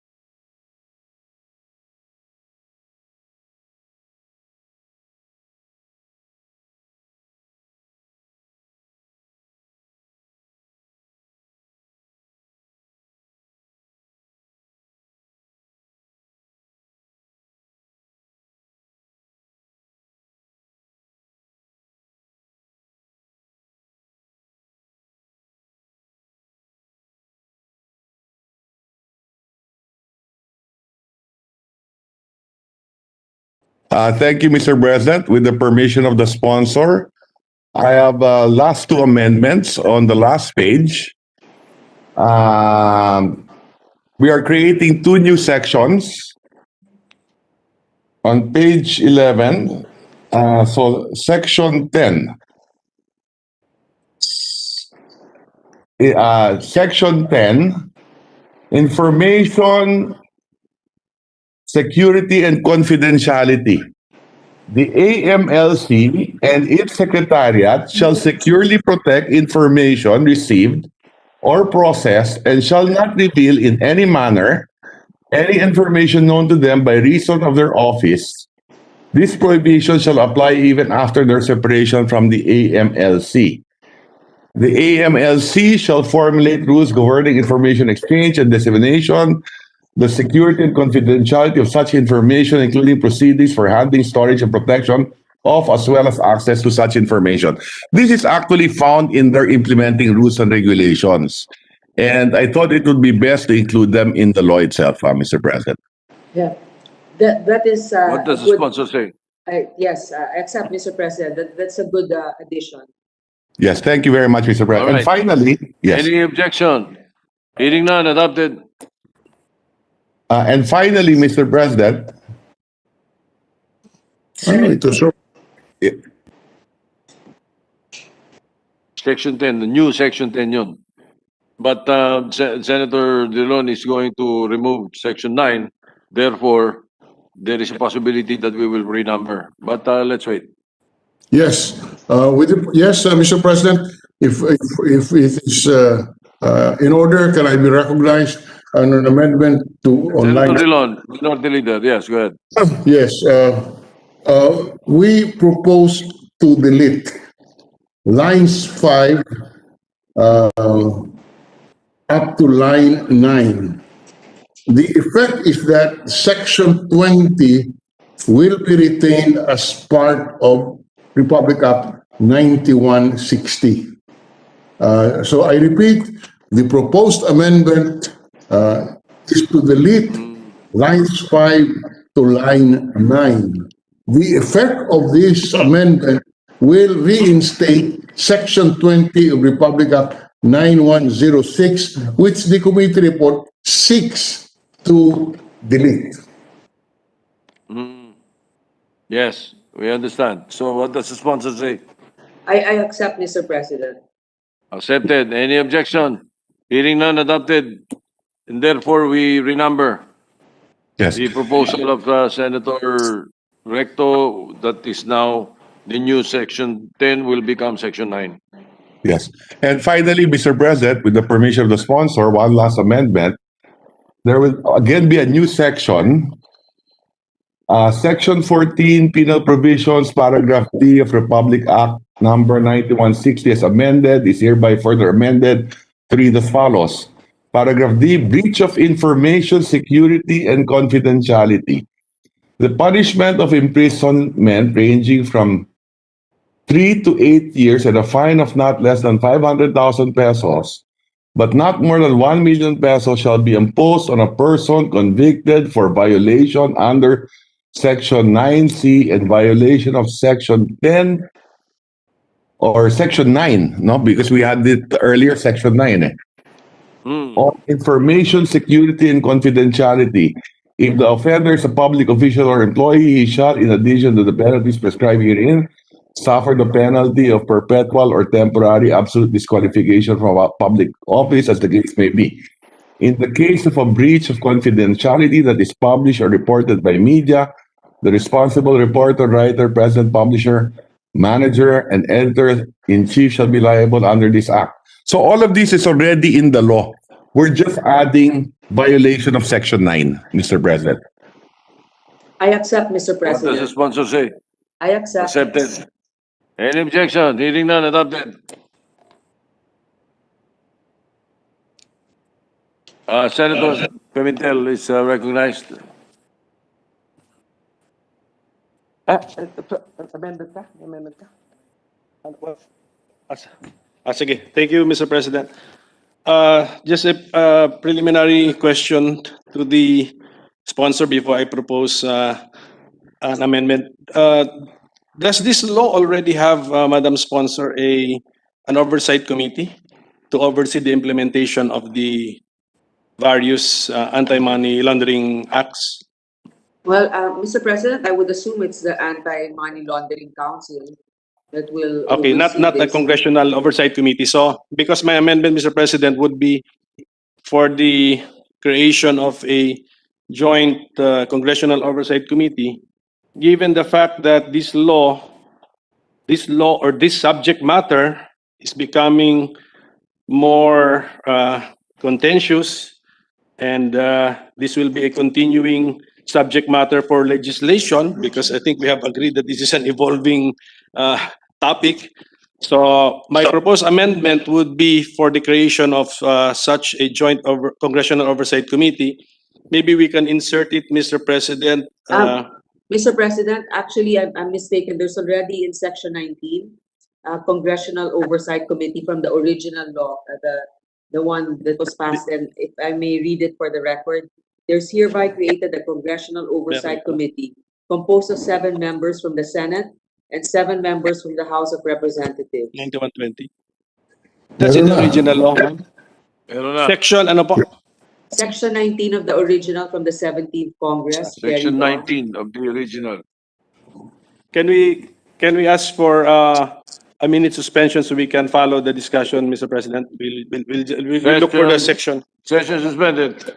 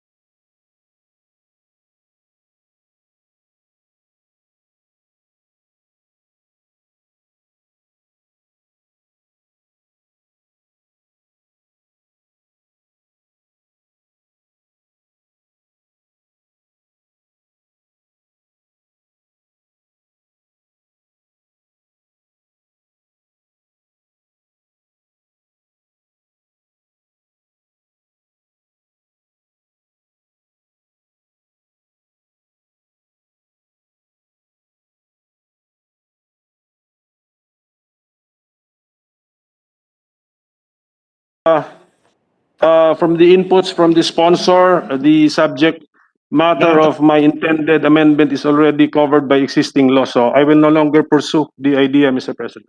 All right. Any other amendment? Senator Ping Lacson is recognized.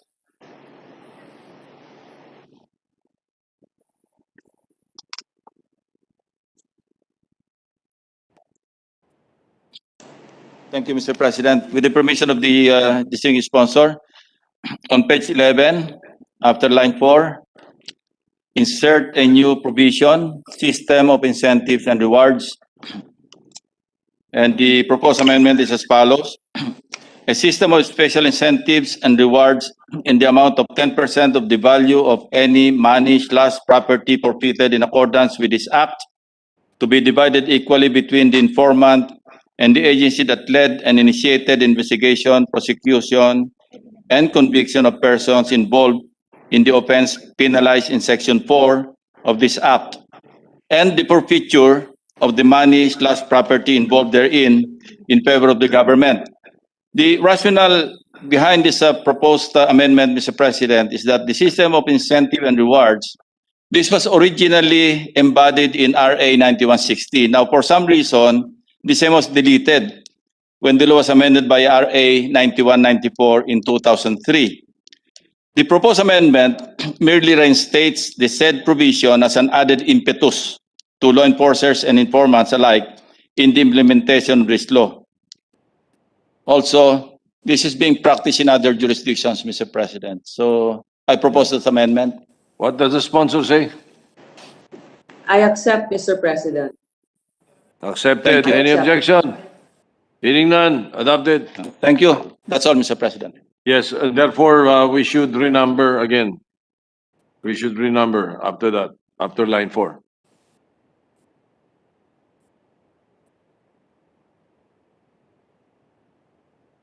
Right, none. Majority Leader. So that's it, Mr. President. No other amendments by our colleagues. Therefore, I'm happy to announce the motion to close the period of amendments. Any objection? Chair hears none. Period of amendments closed. Thank you, Mr. President. That came out very painless today. We thank the sponsor for that. Very gracious, being the spirit of Christmas. That's her name. Senator Grace po. Gracia ng bayan. Mr. President. Mr. President, I just want to, clarify what our senator from Zambales said.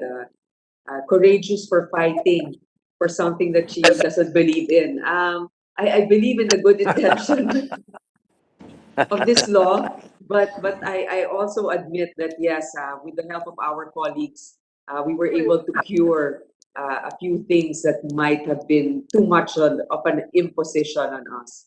That's all, Mr. President. Thank you, my colleagues. Thank you. Thank you. Thank you very much, Mr. President. Once again, thank you to our dear sponsor. With that, Mr. President, we move to approve on second reading Senate Bill number 1945 under Committee Report number 149. I so move. I just I'm just reminded of the liberation of Manila, 1945. 1945. Any objection? Chair hears none. Senate Bill 1945 is hereby approved on second reading. Thank you, Senator Frank and Senator Ralph. Thank you. It's the Drilon Recto Thank you. AMRAP bill. Paano naman kami? Senator Grace, nandito po kami para sa inyo. Thank you, Grace. Thank you. Okay. Salamat sa pinya. Moving forward, Mr. President. Majority Leader, kami na lang Ralph, okay na yan. Mr. President, I move to suspend consideration of the measure. Consideration of the measure is suspended. Just a few housekeeping items, Mr. President. With the permission of the body, I move that we proceed with the Senate President's designation of the Senate Conferees on the Bicameral Conference Committee on the disagreeing provisions of Senate Bill number 1396 and House Bill number 8136. This is the Coco Levy Assets Trust Fund. Let me look at my roster. For the Coco Levy Assets as a Trust Fund, Senate Bill 1396 and House Bill 8136 hereby designate the Senate Conferees Senator Cynthia Villar as chairperson and members Marcos, Subiri, Pangilinan.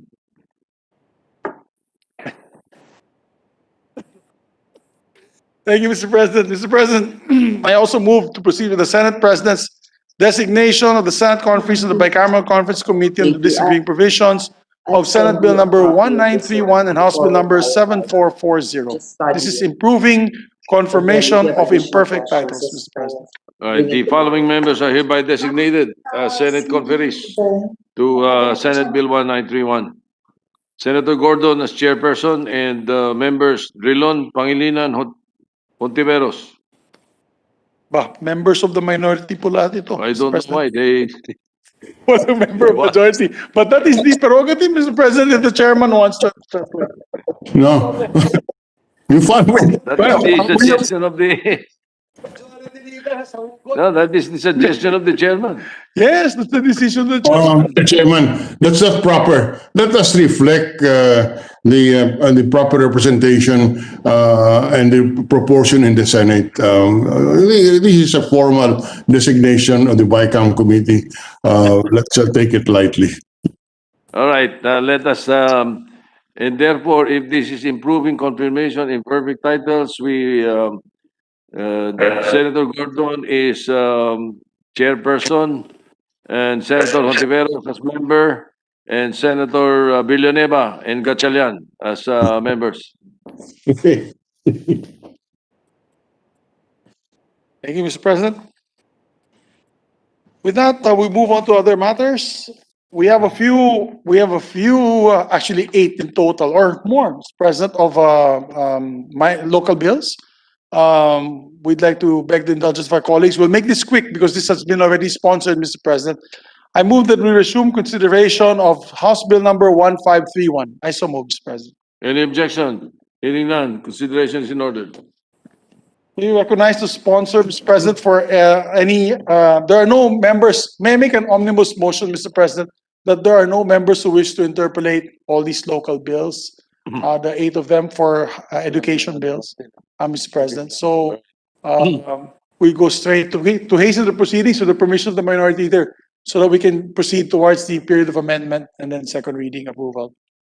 Senator Gordon would like to be recognized, Mr. President. Senator Richard Gordon is recognized.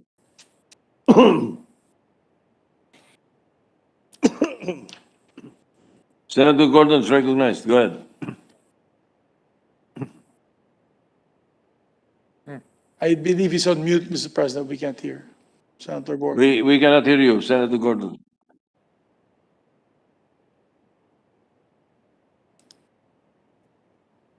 We cannot hear you, sir, Mr. President, Senator Gordon.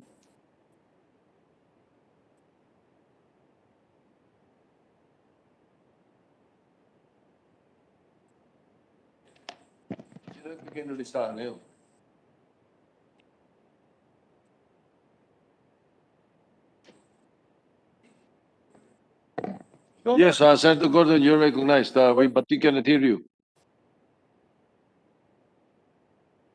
Yeah, but gumagano, baka may clarification. Kung may nag-topic sa na iba, then alam ko.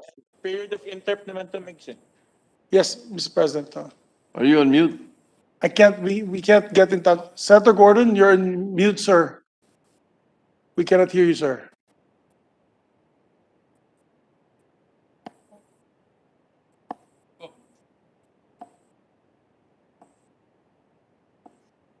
Wala. Senator Gordon, you're recognized, sir, but we cannot hear a word. You're on mute. Yeah. He may need to turn on and off his computer. Reboot.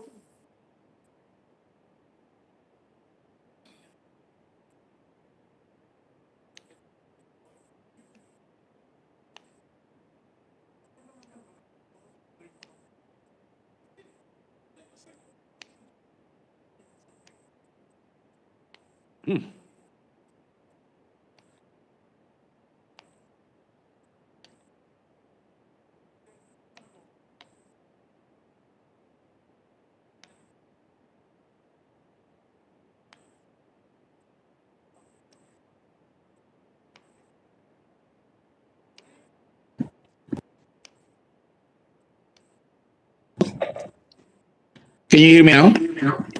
Yeah, okay. Go ahead, Senator Gordon.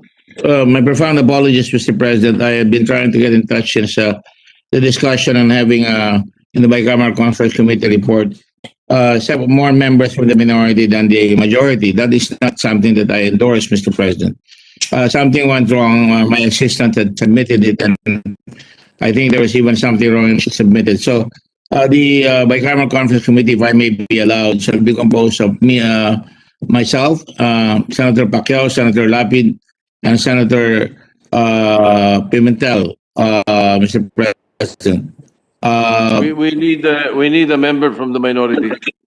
At least one member from the minority. Yes, the minority can be Senator Dillon or Senator Pangilinan, depending on the desire of the minority floor leader.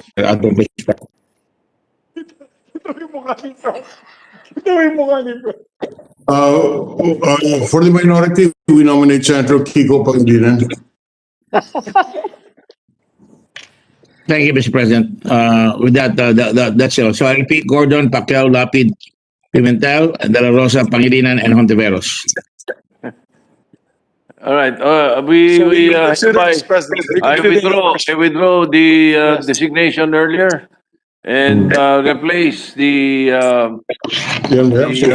conferees with Senator Gordon as chairperson and Senator, sino suggestion mo? Lapid, Pacquiao, Pimentel, De La Rosa, Pangilinan. No, Yes, sir.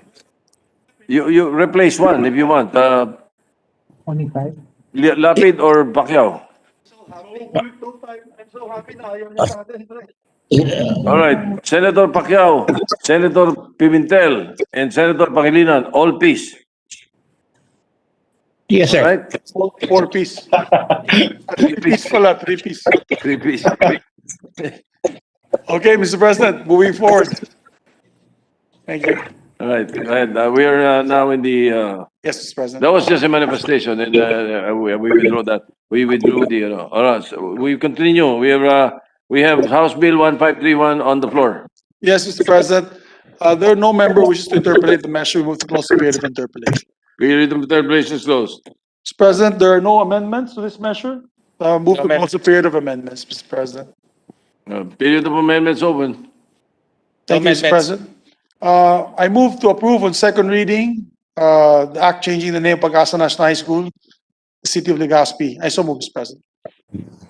To approve on second reading? Yes, There are Mr. no President. amendments. All right. No amendments. Any objection? Hearing none, House Bill 1531 is approved on second reading. Thank you, Mr. President. Mr. President, I move to suspend consideration of the measure. Consideration of the measure suspended. Mr. President, I move that we consider House Bill, to resume consideration of House Bill number 1533. Any objection? Hearing none, consideration is in order. Thank you, Mr. President. Mr. President, there are no members who wish to interpolate. I move to close the period of interpolation. Period of interpolation is closed. There are no amendments as well. I move to close the period of amendment. Period of interpolation, period of amendments is closed. I move to approve on second reading House Bill number 1533. Any objection? Hearing none, House Bill 1533 is approved on second reading. Mr. President, I move that we suspend consideration of the same. Consideration of the measure suspended. Mr. President, I move that we resume consideration of House Bill number 5741. Any objection? Hearing none, consideration is in order. Mr. President, no member wishes to interpolate. I move to close the period of interpolation. Period of interpolation is closed. Mr. President, no member wishes to amend as well, both committee and individual. I move to close the period of amendments. No objection, period of amendments is closed. I move to approve on second reading House Bill number 5741. Any objection? Hearing none, House Bill 5741 is approved on second reading. Mr. President, I move that we suspend consideration of the same. Consideration of the measure is suspended. Anong number mo yung may amendment? 7? Which number? 5744. Mr. President, I move to resume consideration of House Bill number 5742. Any objection? Hearing none, consideration is in order. Mr. President, no member wishes to interpolate the measure. Move to close the period of interpolation. Period of interpolation is closed. Mr. President, amendment, meron? No amendments as well, Mr. President. Close the period of amendment. Hearing no objection, period of amendments is closed. I move to approve on second reading House Bill number 5742. Any objection? Hearing none, House Bill 5742 is approved on second reading. Mr. President, I move to resume consideration of House Bill number 5743. Any objection? Hearing none, consideration of 5743 is in order. Mr. President, no member wishes to interpolate the measure. Move to close the period of interpolation. Hearing no objection, period of interpolation is closed. Mr. President, no amendments as well for this measure. I move to close the period of amendment. Hearing no objection, period of amendments closed. I move to approve on second reading House Bill number 5743. Any objection? Hearing none, House Bill 5743 is approved on second reading. Mr. President, I move to suspend consideration of the measure. Consideration of the measure suspended. Mr. President, I move to resume consideration of House Bill number 5744. Any objection? Hearing none, consideration of the measure is in order. Mr. President, there are no amendments, and though There are committee interpellators, I amend- move to close the period of interpellation. Period of interpellation is closed. Hearing no objection. I believe this particular one has amendments, Mr. President. May we recognize the sponsor? Senator Sherwin Gatchalian is recognized in the period of amendments. Thank you, Mr. President. There are committee amendments, Mr. President. On page 2, line 20, before the word supervisors, insert the word superintendent. I so move. Any objection?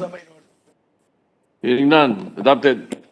On the same page, line 21, after the word teachers, insert the phrase non-teaching personnel. I so move. Any objection? Hearing none, adopted.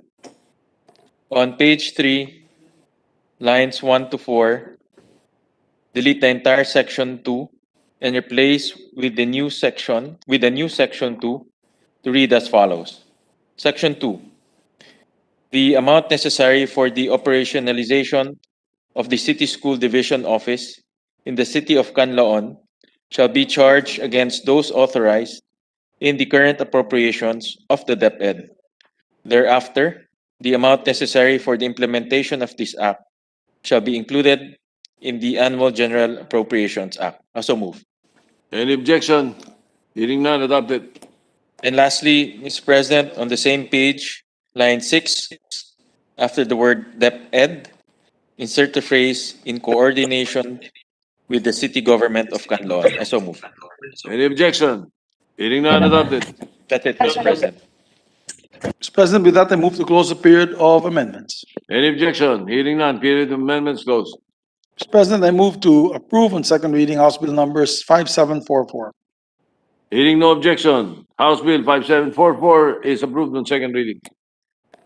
Mr. President, I move to suspend consideration of the same. Consideration of the measure suspended. Mr. President, I move that we resume consideration of House Bill number 5872. Any objection? Hearing none, consideration is in order.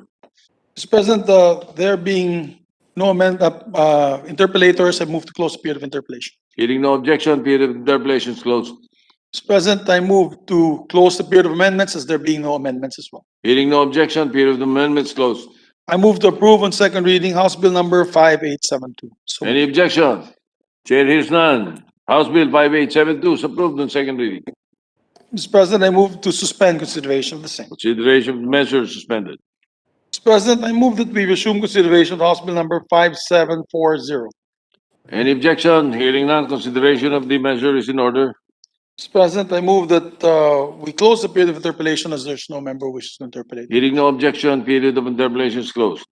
There being also no amendments, we move to close the period of amendment. Hearing no objection, period of amendments closed. I move therefore to approve on second reading House Bill number 5740. So moved. Any objection? Hearing none. 5740 is approved on second reading. And we move, Mr. President, as well to suspend consideration of the same. Consideration of the measure suspended. Thank you, Mr. President. Thank you, Mr. President. Thank you, Majority Floor. Thank you. I believe on the other Senate bills that are for discussion on the floor, particularly on administrative adoption, there are some questions from our colleagues, so we can take it up with the permission, of course, of Yep. Ma'am Visa for next year. Not actually next year. 3 weeks from now. 3 weeks from now. Next year sounds very long time. Yes, Um, Mr. President. Yes, good majority 3 leader. weeks from now. Thank you. Mr. President, may I ask for 1 minute suspension, Mr. President? Just 1 minute. Session suspended.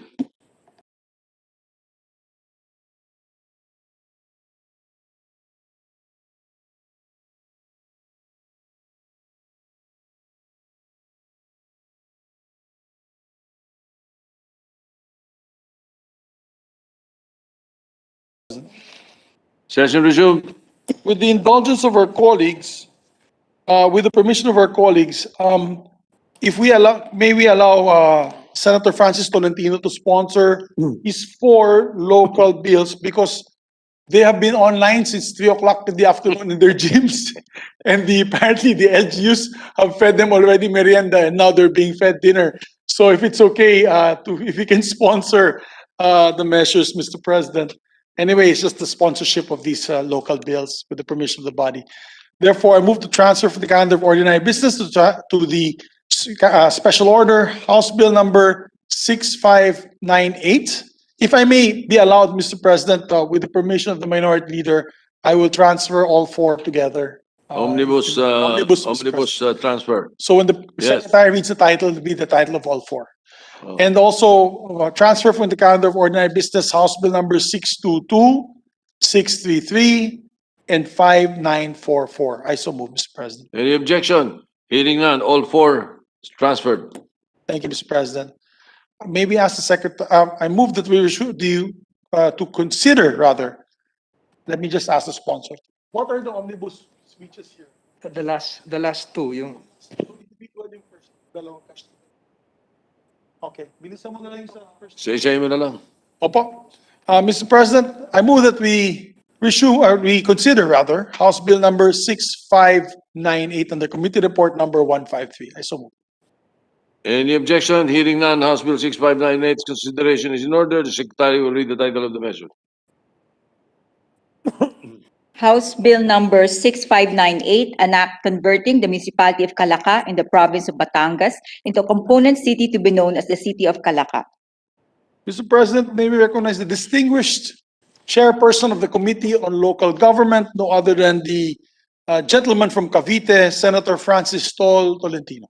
Senator Francis Tolentino, Chairman of the Committee on Local Government, is recognized. The Thank sponsor you, of the Mr. President. Thank you, Mr. President. Mr. President, I am instructed by the Committee on Local Government, to whom was referred House Bill 6598, together with Senate Bill 1825, filed by this representation, and Senate Bill 1737, filed by the Honorable Senator Sherwin Gatchalian, who joined me during that committee hearing.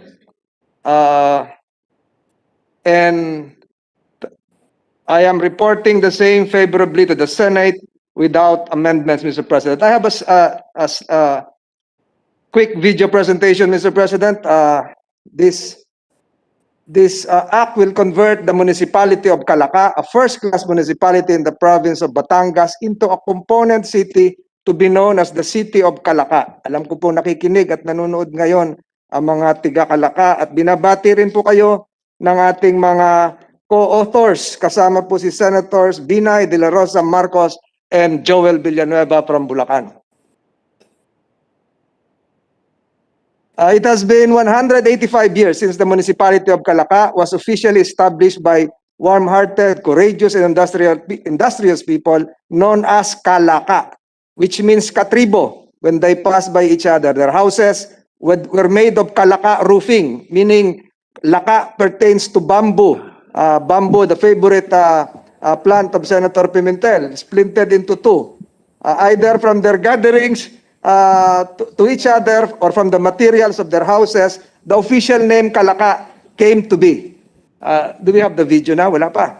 As of 2019, the municipality of Calaca is a first-class municipality, as I stated a while ago, with a population of 64,966. Just a short and power plant of Calaca.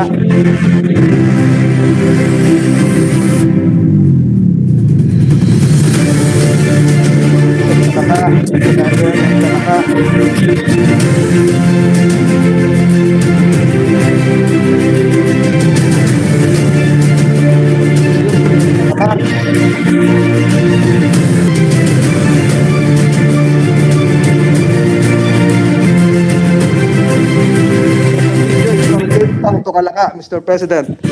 A city can only be created by an act of Congress and subject to the approval of the majority votes cast in a plebiscite to comply with the requisites of Republic Act under Republic Act 9009, which amended the Local Government Code of 1991, or RA 7160.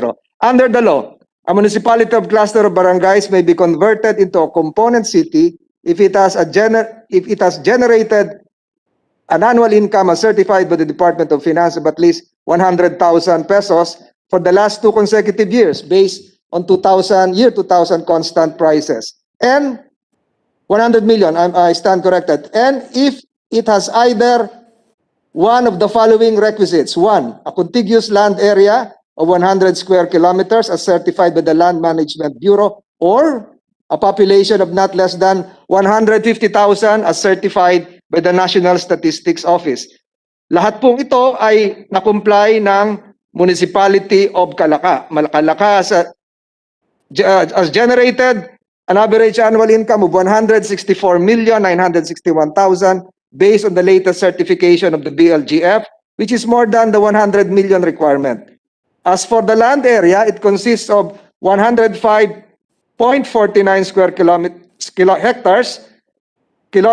kilometers, which is also higher than the 100 square kilometers. The presence of these two requirements, Mr. President, are enough to convert this bustling municipality into a city. For the last 185 years, nagkagaya po ng sinabi ko, ang Calaca po ay nakataya na sa kasaysayan ng lalawigan ng Batangas.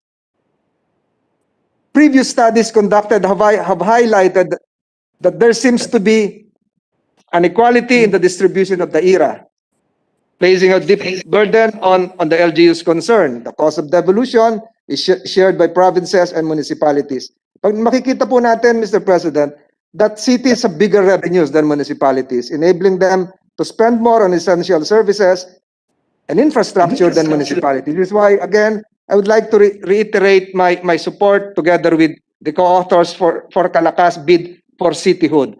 This will be the first city in the western part of Batangas. Bukod po dun sa mga nasa eastern side, kagaya po ng Lipa, Tanawan, Santo Tomas, and Batangas City. To quote the passionate speech of Mayor Ona during the committee hearing attended by Senator Gatchalian and Senator Villanueva, and I quote him, "We dream of putting up our humble municipality into the map, hoping that one day the dawn of development will come upon us." This modest town's journey to progress has been long and fraught with challenges, but theirs is a story of triumph. When the political will of leaders are aligned with the needs of the people, genuine development may be pursued. In order to make Calaca's dream into a reality, I appeal for your support for the prompt passage of this bill into law. Thank you, Mr. President. Mr. President, may I be recognized? All right, the President Pro Tem is recognized.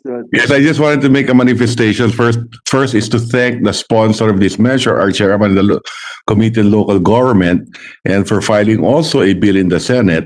I support the passage of this measure. Calaca rightfully should become a city, and I know as a personal friend, a family friend, and as a political leader, Mayor Nas Ona has brought a lot of development to the municipality of Calaca, making it one of the biggest income contributors to the provincial government, and it is high time that Calaca become the fourth city in the province of Batangas. So I'd like to congratulate the mayor for a job well done, and we support this measure, and I look forward to continue supporting the people of Calaca. So thank you very much, Mr. Sponsor. Thank you for this honor. Yeah, thank you. That is the Achara capital of Luzon. May you recognize, Mr. President, Senator, those in line to also give their manifestations, Senator Gatchalian, Senator Joey Villanueva, and also Senator Risa Ontiveros. Senator Sherwin And Gatchalian. Senator Gordon as well, I can see. Yes, magandang gabi po sa lahat. I was made to understand that our kababayans in Calaca are watching us now on Facebook Live or some live platform. So magandang gabi po sa inyong lahat. Binabati ko po si Mayor Nas Ona and of course si Congressman Eileen Ermita who worked very hard to make sure that this bill gets approved. Mr. President, distinguished colleagues, Today, I'm honored to co-sponsor a measure that will grant a cityhood charter to the first-class municipality of Calaca in the 1st District of Batangas. Mr. President, distinguished colleagues, Calaca has grown from a sleepy 4th-class municipality in the 1980s to become not only an emerging center of trade and commerce, but also one of the fastest-growing economies in Region 4A. It is home to 3 major power plant facilities, 600 megawatt SEM Calaca Power Corporation, the South Luzon Thermal Energy Corporation, and the Southwest Luzon Power Generation Corporation. The Calaca Industrial Seaport Corporation is also home to companies such as Steel Asia Manufacturing Corporation, Phoenix Petroleum Philippines, and Ganof Gypsum Philippines. Other companies that operate in Calaca to provide employment opportunities include the Calaca Harvest Terminal Incorporated, Balayan Distillery Incorporated, Holcim Philippines, South Bay Bulk Terminal Incorporated, Pozolanic Philippines, and DMCI Steel Fabrication Plant, among others. A growing investment destination, Calaca bagged the most business-friendly local government unit award in 2017 and 2018. The 2018 annual financial report for local government submitted by the Commission on Audit also identified Calaca as one of the country's richest municipalities, a feat made possible by a record high in real property taxes and other locally sourced revenue. By granting a cityhood charter to Calaca, we'll be providing access to greater resources that will help address urbanization needs and increase both agricultural and industrial capacity of all of which will contribute to sustained local development. As a result, Calaca can create accessible public transportation, boost local tourism, enhance the quality of education, and open up more job and career opportunities. By enacting this proposal, Mr. President, this measure will help the people of Calaca in realizing their dream of transforming the beloved power town into a power city. Sa ilalim ng batas, wala nang hadlang sa bayan ng Calaca upang maging isang ganap na lungsod. Ipinakita rin ng bayan ng Calaca ang kakayahan nitong makamit ang kaunlaran para sa kanyang mga mamayan. Kaya naman, Ginoong Pangulo, nararapat lamang na ibigay na natin sa bayan ng Calaca ang karangalan, pagkilala at suporta na ayon sa isang ganap na lungsod. As co-author of this proposed measure, I join Senator Francis Tolentino in urging the members of this honorable body to enact the swift passage of this measure. Thank you, Mr. President. Senator Joel Villanueva, recognized. Thank you, Mr. President. Mr. President, distinguished colleague, it is my distinct honor to co-sponsor the measure, and let me also spread into the records our commendation to our hardworking chairperson of the Committee on Local Government, Senator Francis Tolentino. And of course, we also recognize and acknowledge the people of Calaca, headed by their hardworking mayor, Mayor Leonardo Ona, and our good friend from that district in Pampanga, Congresswoman Eileen Ermita Buhain. We started together in the 12th Congress, Mr. President, and we have been friends for quite a long time together with Senator Win Gatchalian and Senator Mig Subiri. We just would like to place on record, Mr. President, that we fully support this measure. The Bible says in Isaiah 54 verse 2, enlarge the place of your tent. The people of Calaca has been doing everything. They have been tried and tested. And at this point in time, we feel that they are ready to become a component city. During the hearing, this representation actively participated, and we feel that they deserve to become a component city.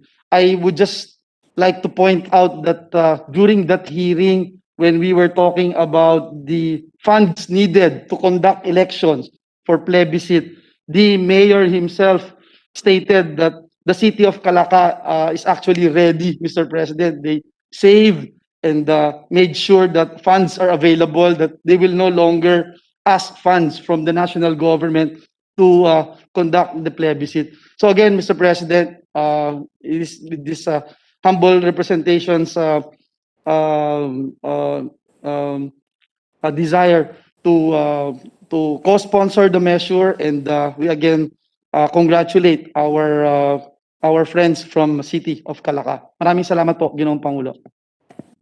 Majority Leader, who else? Next is Senator Rizzo Ontiveros, and I believe Senator Gordon, Senator Richard Gordon. Senator Ontiveros, recognized. Salamat po, Mr. President. Magandang gabi po sa inyong lahat, lalong-lalo na po kay Mayor Nas Ona at gayon din kay Representative Eileen Ermita Buhain. At mabuhay po kayo sa makasaysayan na pagiging lungsod, Mayor Nas at inyong mga kababayan ng inyong iniibig na bayan ng Calaca. Nakikiisa po kaming lahat dito sa Senado sa pamumuno ng aming chairman, si Senator Francis, sa inyong tuwa at sa totoo nga, gaya ng sinabi ninyo, sa inyong mga luha ng tuwa sa makasaysayang evolusyong ito ng inyong hometown. Marami pong salamat sa pagkakataong masaksihan ito at makiisa rin po sa inyong tuwa at sa inyong mga luha ng tuwa. Mabuhay po kayo. Maraming salamat po, Mr. President. Isusumite ko na lamang po yung aking full explanation for the record. Salamat po. All right, Majority Leader. Senator Richard Gordon, recognized. Thank you, Mr. President. I join all my colleagues in congratulating. Binabati ko po si Mayor Ona ng Calaca at lahat ng mamamayan ng Calaca at pati ang kabuuan ng Batangas. Dapat po ipagdiwang natin ang conversion ng isang municipality sa syudad. Ito ay pinaghirapan. Ito ay nagkaroon sila ng marami mga pabrika. Meron naging oil depot sila. Meron silang pabrika ng mga semento dyan at marami pang iba na masasabi natin na talagang nagpalakas. Na talagang naging swak na swak yung mga Phoenix Petroleum, Mabuhay Phil Cement, Arvil International Marketing, Asian Chemical Corporation, Philippine Prosperity Chemicals, and Nauf Group. But certainly, ang buhay ng isang bayan ay nagdadala ay nagsasama yung leader at mga tao.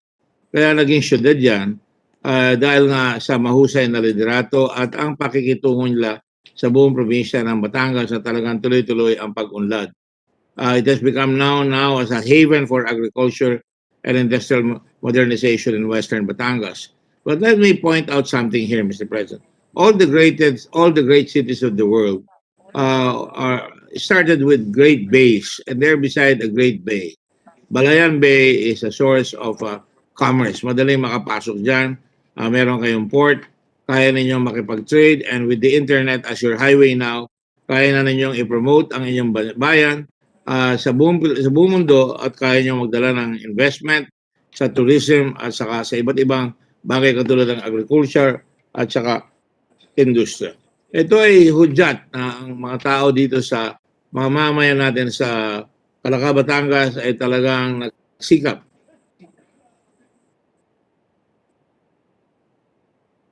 Nakita ko ang pagsisikap ng aking ama na na-assassinate ng araw para maging syudad, yung lungsod ng Olongapo, na hinaharang ng araw ng governor at congressman at talagang pinahihirapan para maging syudad. Ng araw, ganyan ang patakaran, panay politika at mapalad ang Calaca dahil ang inyong governor, ang inyong congressman, ang inyong mga senador, lahat ng sasama-sama para paraanin ang development ng Calaca.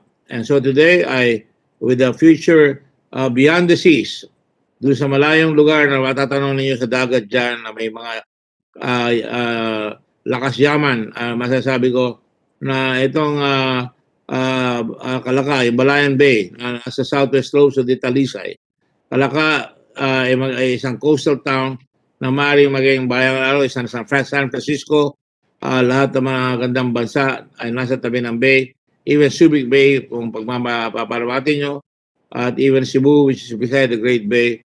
Lahat yan makikita nyo sa ating bayan, ng mga syudad natin, nang gagaling sa tabi ng bay, and it only means to say na yung mga tao ay nakita yung paggamit ng bay para umunlad sila. So congratulations sa mga Batanggenyo sa Calaca.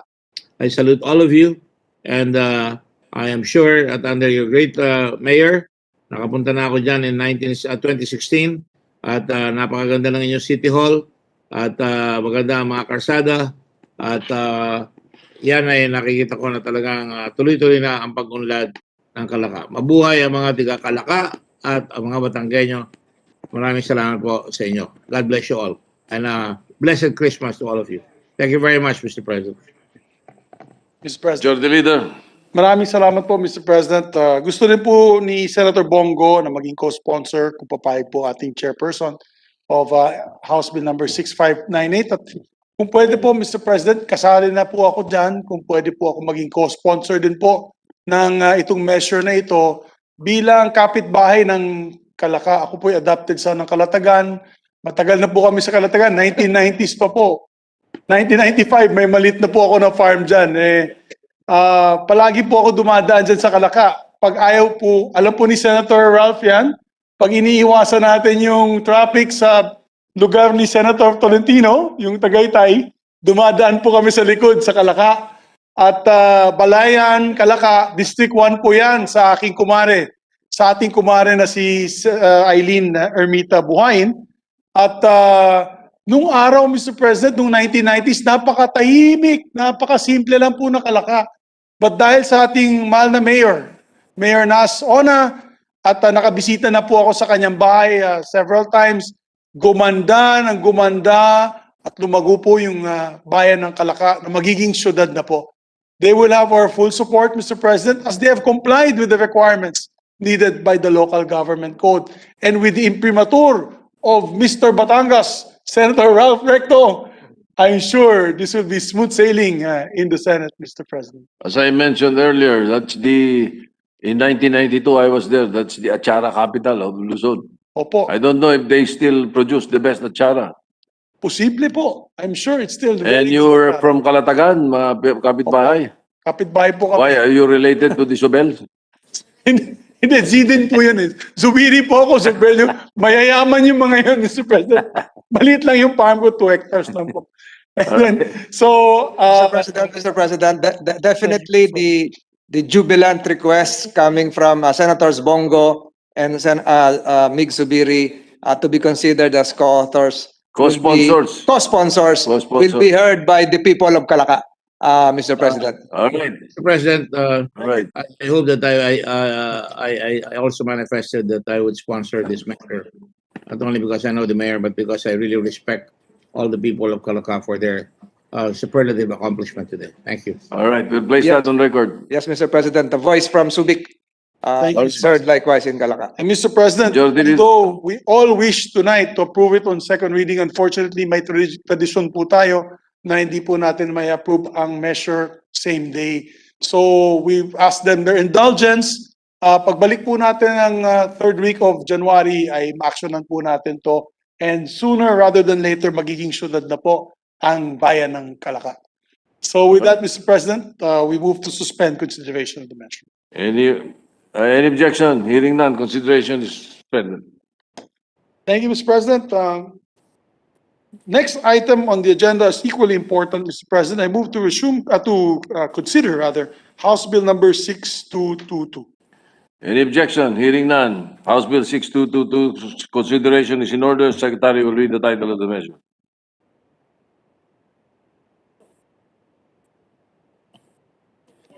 House Bill number 6222, an act reapportioning the second legislative district of the province of Rizal into 3 legislative districts. Majority Leader. Thank you, Mr. President. May I recognize once again our distinguished colleague, Senator Francis Tolentino, to sponsor the measure.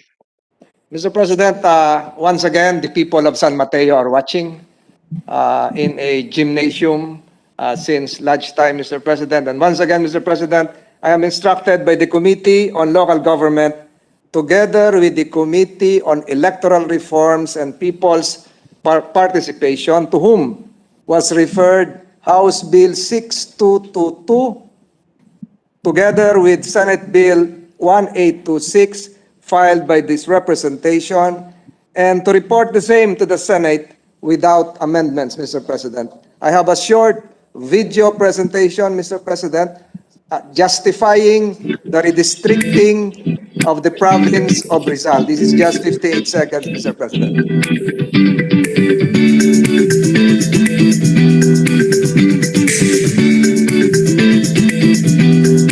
This is San Mateo, Mr. President.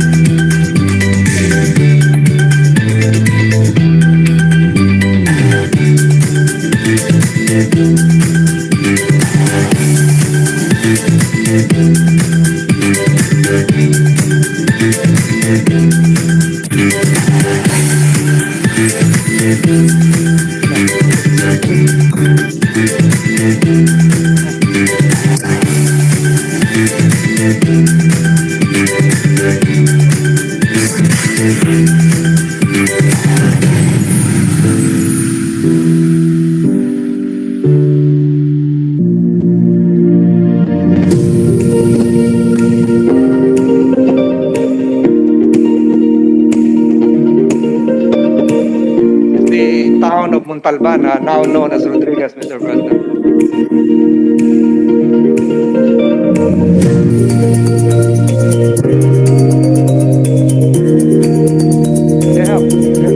They have a Zoom.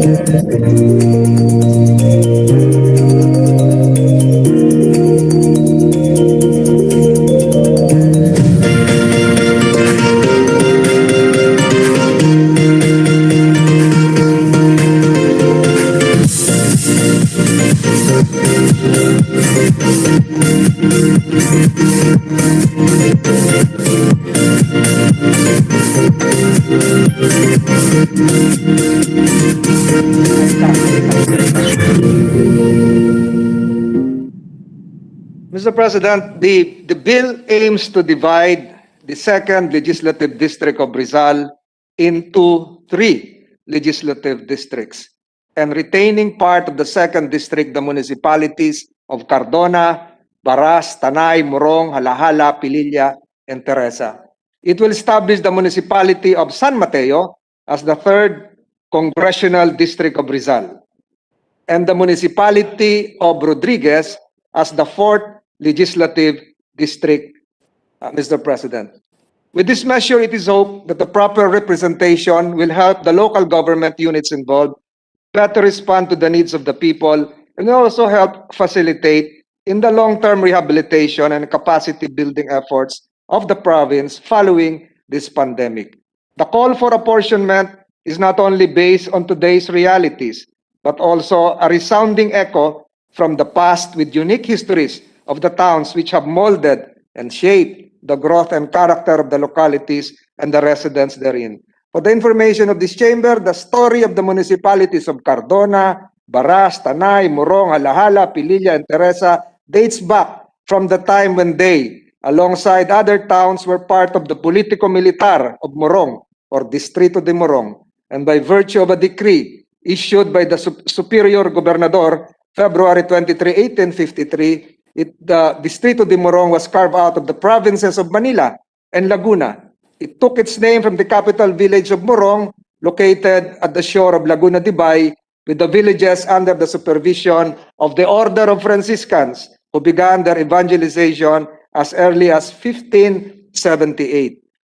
The unwavering spirit of the people of those localities throughout the upheavals brought about, I'm jumping historical pages, Mr. President, brought about by the American occupation, paved the way for the creation of the province of Rizal, which was named after Jose Rizal by virtue of Act 137 of the First Philippine Commission. Ito pong San Mateo, Mr. President, at itong Rodriguez, ito po ay bedroom towns ng Metro Manila.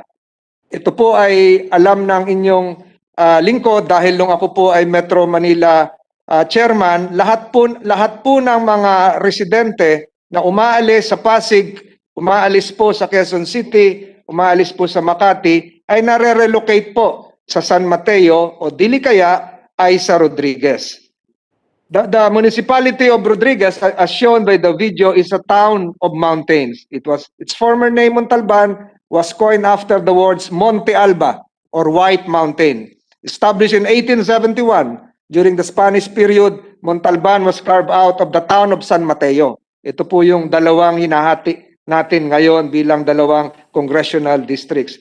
Though later consolidated with San Mateo by virtue of Philippine Commission Act 942, 5 years later, Montalban became an independent municipality under Executive Order number 20. Located at the slope of Sierra Madre mountain range, the municipality has the largest land area in the province and has served as the new home, kagaya po ng sinabi ko kanina, for thousands of informal settlers relocated by the National Housing Authority from the National Capital Region since the 1990s. Between 2007 and beyond, the NHA has resettled 9,000 households from the riversides of Pasig, Santa Ana, and the various parts of Quezon City. With the mountainous terrain, the municipality of Rodriguez boasts of several tourist destinations, as you saw during that brief video presentation. Avilion Zoo, Stampang Bato, Panas Falls, among others, are the tourist destinations. Its economic activities include agriculture and commerce.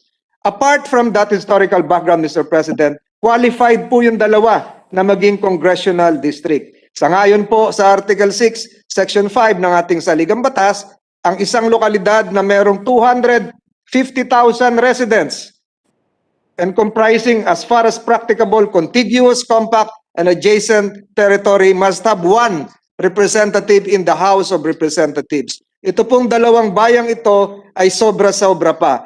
As for the population requirement, as early as 2010, data from the Philippine Statistics Authority Office would show that the 2nd District of Rizal has a population of 854,019. Is the second most, which is the second most underrepresented legislative district in the country. Its population has exponentially increased as outlined in the 2015 census. Nandyan po sa screen, Mr. President, which placed the 2nd District of Rizal as the top 2 most populous legislative district in the country with a population of 1,070,852. Sobra-sobra pa ho talaga, kaya kailangan ng hatiin. For San Mateo, the proposed 3rd district has a population of 252,527. Katatapos lang po yung census no nakaraang linggo, Mr. President. For Rodriguez, the 4th district has a population of 369,222. The 2nd district, yung po mga naiwan, will have a remaining population of 449,103. These numbers are only expected to surge in the latest survey currently being conducted by the PSA, which only affirms the pressing need for additional representation in the province of Rizal. May kasabihan po tayo, Mr. President, and this has been a tenet in several jurisdictions, that there is such a thing as vote dilution. Ang ibig sabihin po ng vote dilution, dapat po equal ang halaga ng boto ng bawat mamamayan kung saan man siya nakatira o bumoboto. As for the territory requirement, the 7 areas of Baras, Cardona, Halahala, Morong, Pililla, Tanay, and Teresa comprise as far as practicable contiguous, compact, and adjacent territory and are non-contiguous to the municipalities of San Mateo and Rodriguez. Ibig sabihin po, Mr. President, wala pong gerrymandering dito. I would like to emphasize that the province of Rizal supports the initiative. In fact, last year, the Sangguniang Panlalawigan approved a resolution number 332, series of 2019, requesting the House and the Senate to initiate the filing of the appropriate resolution or bill redistricting the present 2nd District of Rizal. It is my firm belief, Mr. President, that with this redistricting, the citizens of Rizal would improve the delivery, would acquire basic services, and would have an accelerated infrastructure and socio-economic development. Lastly, the redistricting of San Mateo and Rodriguez, whose people were once migrants. Alam niyo po, Mr. President, ito po yung galing sa iba't ibang lugar sa Visayas and Mindanao na pumunta ng Metro Manila na naging migrants naman po sa Rizal. They were once migrants from different parts of the country in pursuit of a better life is a recognition of their historical struggle. It is only fit that we provide equal representation to these citizens. Lastly, I would like to recognize Senator Amy Marcos, who manifested her intention to become a co-author of this measure. I request your support for the prompt passage of this bill into law. Thank you, Mr. President. Thank you, Mr. President. Majority Leader. Thank you, Mr. Mr. President. Mr. President. Senator Pangilinan, Mr. President, would like to speak. Yes, Leader, recognized. yes, with the permission of the sponsor and the majority leader, thank you, Mr. Senate President. May we know if the good sponsor would be willing to allow us to likewise sponsor the measure and co-author the same? Willingly, Because, Mr. President, willingly. Yes, thank you, Willingly, because Mr. President. just for the record, I grew up in Rizal from 1968 until today. We have property in Antipolo. It used to be Marikina. My brother-in-law, Gary, and my sister, Angeli, still live there. Diyan po kami lumaki. Yung area ng Masinag ay puro talahib pa ho yan at palayan. Ngayon ay masyado ng commercialized. So lumaki tayo sa Rizal, umuwi tayo dyan sa Antipolo for many years. And yung San Mateo, dyan po kinasal si Anthony at si Maricel, ang aking sister-in-law, at dyan ko nakilala si Sharon sa kasal ni Anthony at ni Maricel. Kaya pagka hindi ko sinuportahan itong redistricting na ito, makikinabang ang San Mateo, ay outside ako lang buko ako. So thank you, good sponsor, for allowing us to likewise co-sponsor the measure. We will submit a written co-sponsorship speech. And thank you for allowing us to be co-author of the same. Thank you, Mr. Senate President. Thank you, Majority Leader. Thank you, distinguished sponsor. Thank you, Mr. President. Mr. President, we'd like to recognize Senator Risa, Senator Dick Gordon, hopefully for short manifestation. Senator Tiveros is recognized. Salamat po, Mr. President. And yes, good majority leader, just a brief manifestation for less romantic reasons than Senator Kiko, but also for personal reasons. Hilingin ko po sa good sponsor kung maaaring tanggapin din nila ako bilang co-author at co-sponsor nito. Dahil po, Senator Francis, yung unang-una ko pong trabaho ay sa Punta Halahala, Rizal. Naging community organizer po ako doon kasama ng isang farmer at fisher folk organization nung napaka-underdeveloped na munisipyo pa ang bayan ng Halahala. Hanggang ngayon na nasaksihan ko, umunlad talaga po sila at ang isang nakakatuwang bahagi ng kwentong iyon, yung pamilya nung isa sa mga samahan ng magsasaka na katrabaho ko noon ay nakapagbigay na recently ng isang mayor sa bayan ng Halahala. So bahagi po sila ng political at economic development ng Halahala sa buong lalawigan ng Rizal. So kung maaari po, good sponsor, ipagpapasalamat ko po iyon sa inyo. Salamat po, Mr. President. Mr. President, willingly, Mr. President, to have a Senator Tiveros be a co-sponsor of this measure. And before the majority leader, allow me, nahiya lang po ang majority leader, he learned his martial arts in Rizal. The majority leader. The rudiments of Arnis. Hindi po. Actually, si Meliton Jeronimo was the former mayor of, if I'm not mistaken, Baras ba yun? Is the leader of the Sikaran martial arts. It's also a very popular martial arts of Rizal. So we also support being Arnis, also a fellow martial arts organization. Kaya sabi ko, malapit sa aming puso ang Rizal, Mr. President. So we fully support this measure as well, together with Senator Joel, Senator Ping. Sabi niya, when he was training in Rizal as a very young PNP officer. Mr. President, unlike the majority leader, this representation and Senator Win has been a co-author and co-sponsor of this measure. So already, Mr. President, in fact, we actively participated in the hearing, not only because we have also a lot of friends in Rizal province, and we would just like to put on record, insert for the record, our sponsorship speech together with Senator Gatchalian. Thank you, Mr. President. Thank you, Mr. President. At di ba sinabi mo kanina, nakabisita ka sa Avilon Zoo. Maganda po yung zoo dun, Avilon Zoo sa Rizal. So, Mr. Right. President, may recognize Senator Gordon. Senator Gordon is recognized. I'd like to be part, if I will be allowed by the sponsor to be a co-sponsor. I've been in Rizal many, many times in terms especially of disasters. I just don't go there for elections, Mr. President. But you can see in some of the pictures here in Rodriguez and San Mateo, along with other municipalities as a part of the Red Cross, Mr. President. We have done an awful lot of things there that I always worry because there would be in a bind out there. For example, we have cleared buried roads there, Mr. President, with payloaders of the Red Cross, Mr. President. There's a picture, Your Honor, of the picture of the Red Cross payloaders that performed in Rodriguez and San Mateo.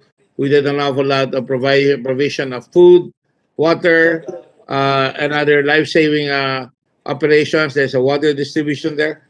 I am one with the people, as pointed out by the sponsor, that these are hardy people who came from Visayas and Mindanao, and along with the original residents of Rizal, they all work hard to try and make it happen, make ends meet, and that is why the Red Cross will always try to bring our payloaders there because kung di natin naalisin kagad yung putik dyan, magkakaroon pa ng leptospirosis yung mga tao dyan sa lugar na yan. Kaya pagpatawad niyo po kung pagmamalaki ko lang yung mga ginagawa ng mga volunteers and staff ng Red Cross.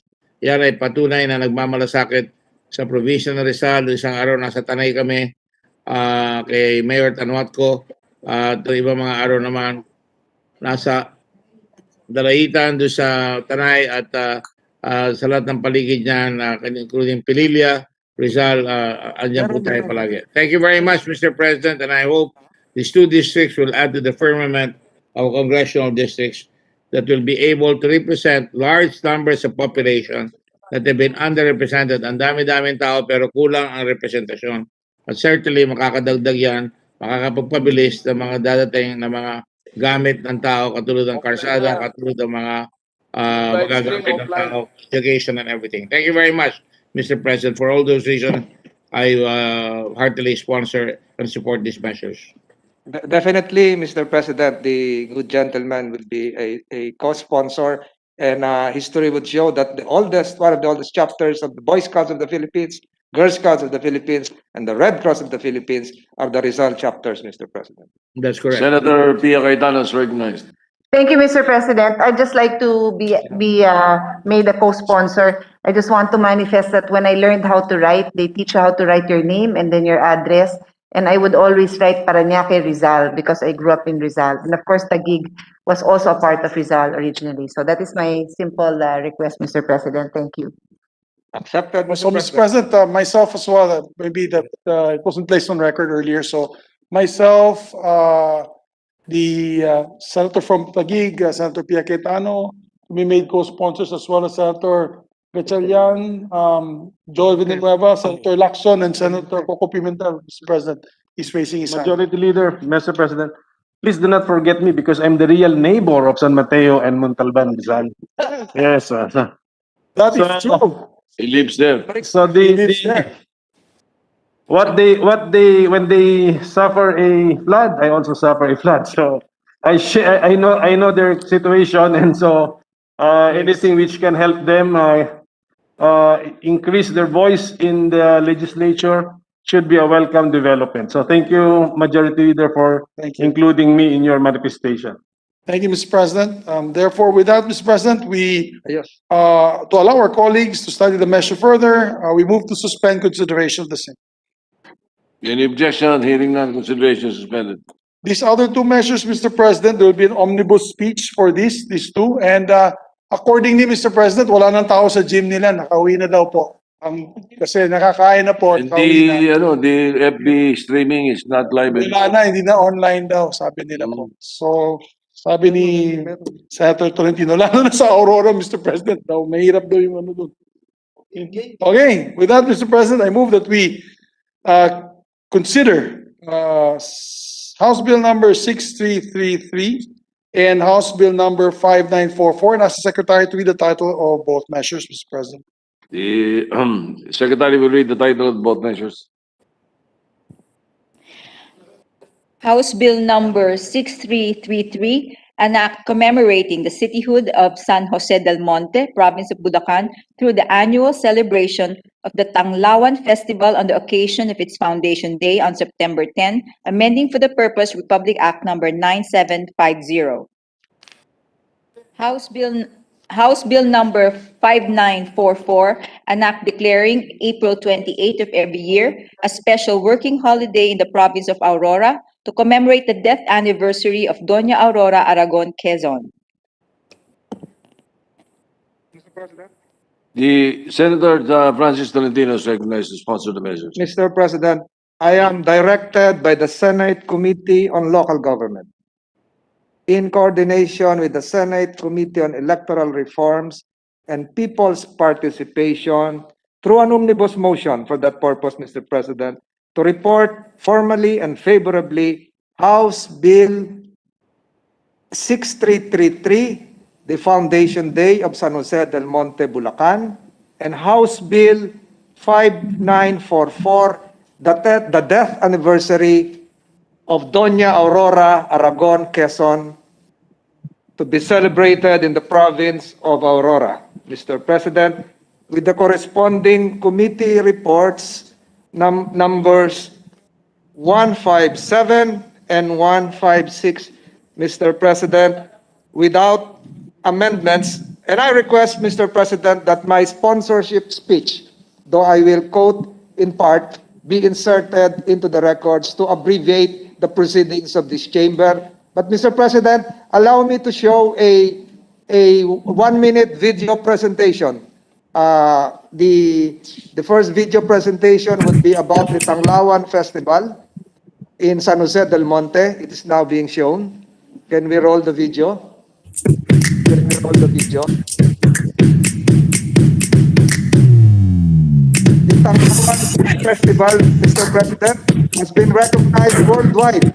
In 2017, the largest lantern parade was held, gathering 14,173 participants, raising Tanglawan lanterns to win the Guinness Book World of Records. In 2019, the city of San Jose bagged the record for the most living figurines in a nativity scene this past season. Ito po yung video ng Tanglawan, Mr. President. Nanonood po, Mr. President, ang mga tiga San Jose del Monte hanggang ngayon sa kanilang city gymnasium.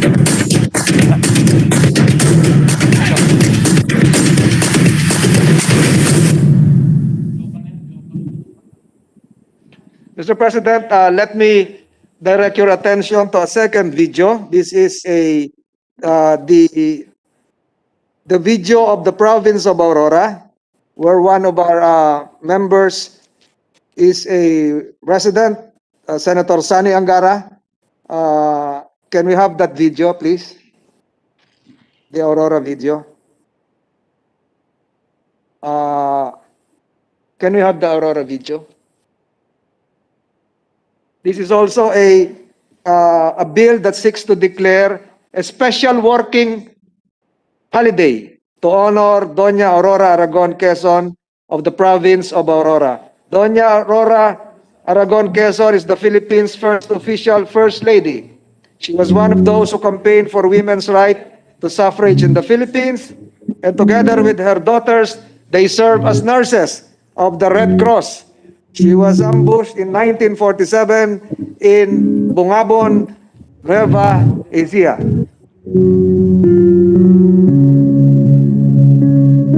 This is the flag of the Red Cross, Mr. President.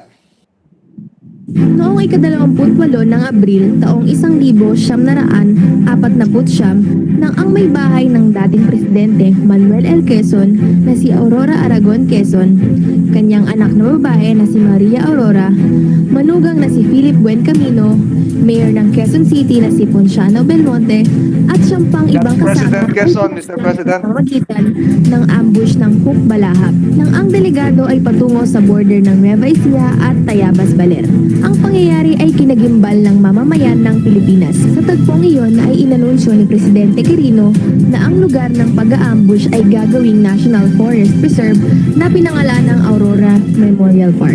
Ang National Historical Commission ang nagpasinaya ng historical marker sa Bungabon, Nueva Ecija kung saan naganap ang pamamaslang. The landscape of Aurora will change. Mr. President, Yung Boracay the of Senate Aurora. President is there. Senate President Soto is seated. Be not afraid, Aurora. Ganyan po yung kaunlaran.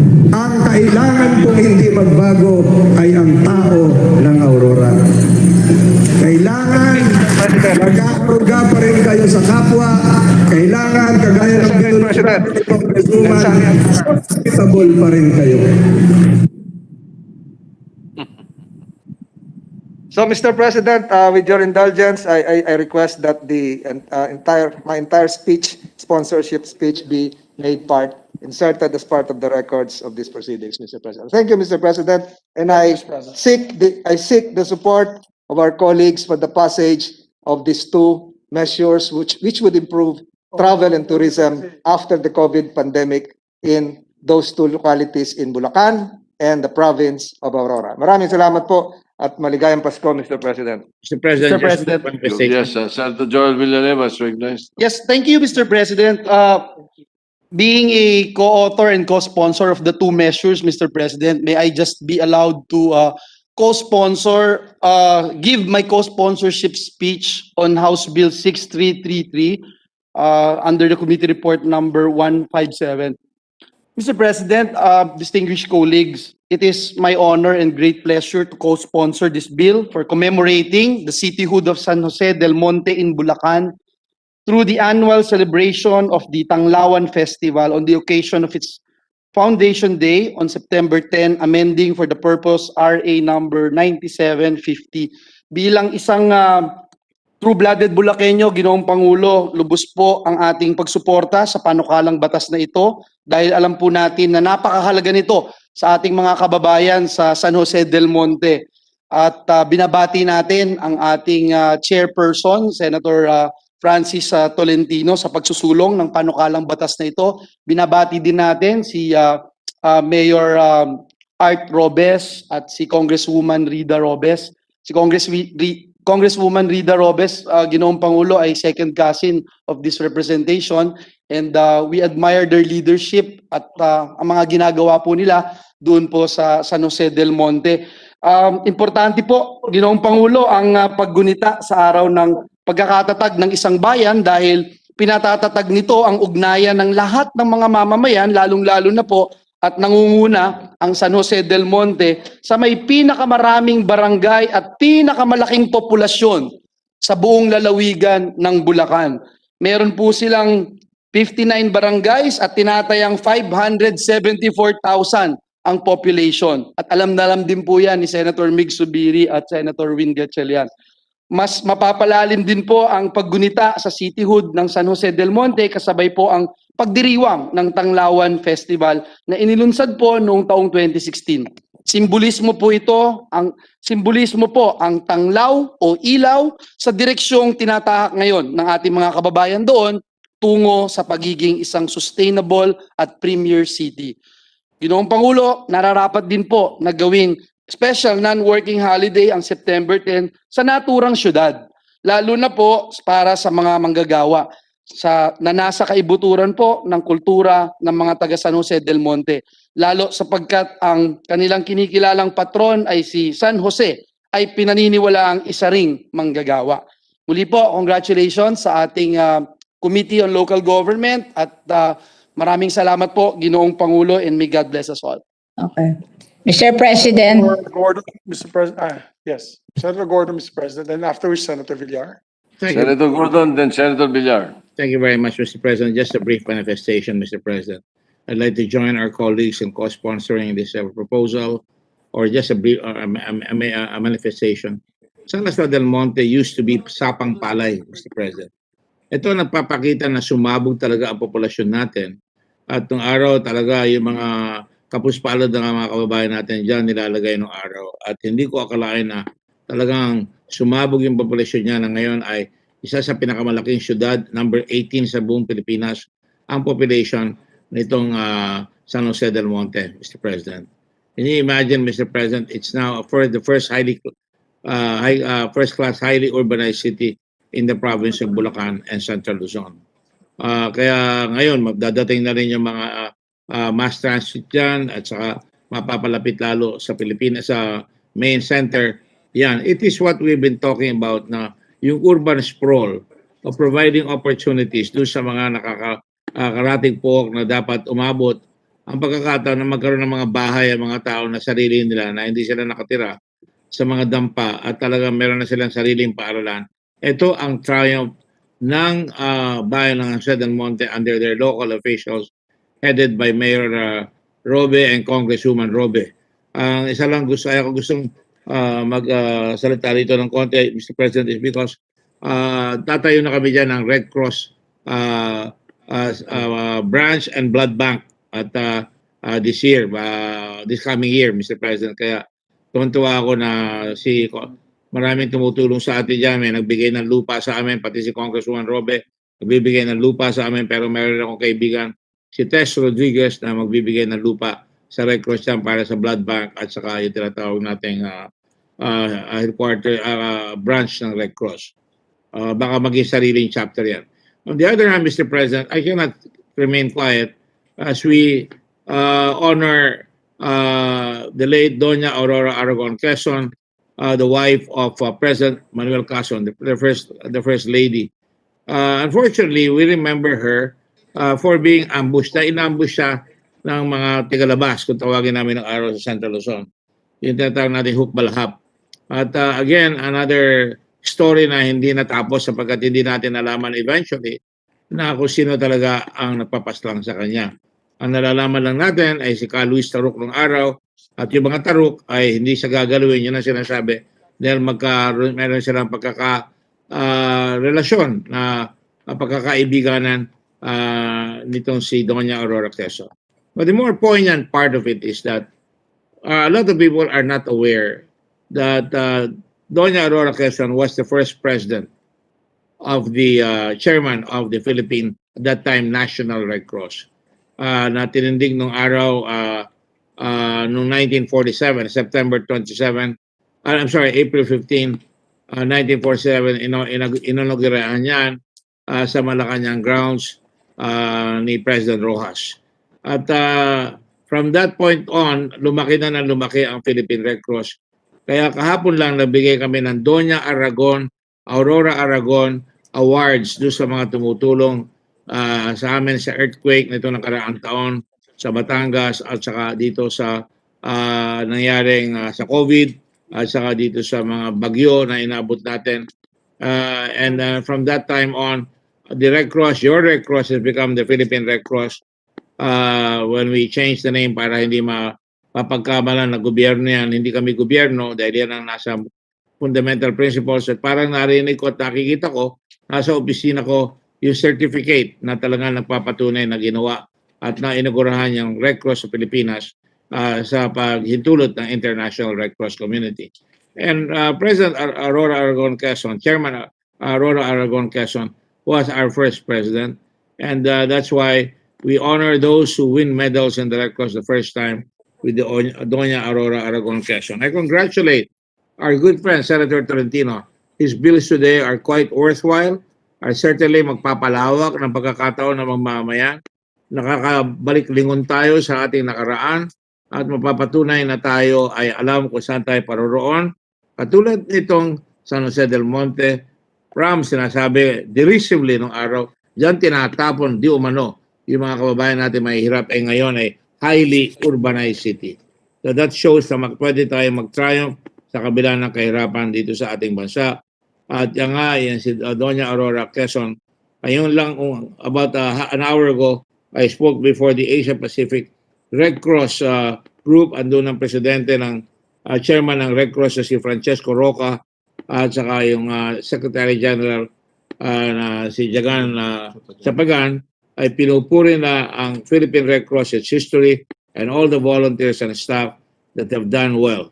Just want to point out also, Mr. President, extra na lang ito, nasa island of Panay, nagkaroon na ngayon tayo ng tinatawag na bukod sa warehouse and logistics complex, nagkaroon na po ngayon ng molecular laboratory, nasa gitna ng Panayan, at saka yung sa Surigao ay nagkaroon na rin po ng molecular laboratory doon. Hinihintay ko na lang ilabas ng Department of Health yung ating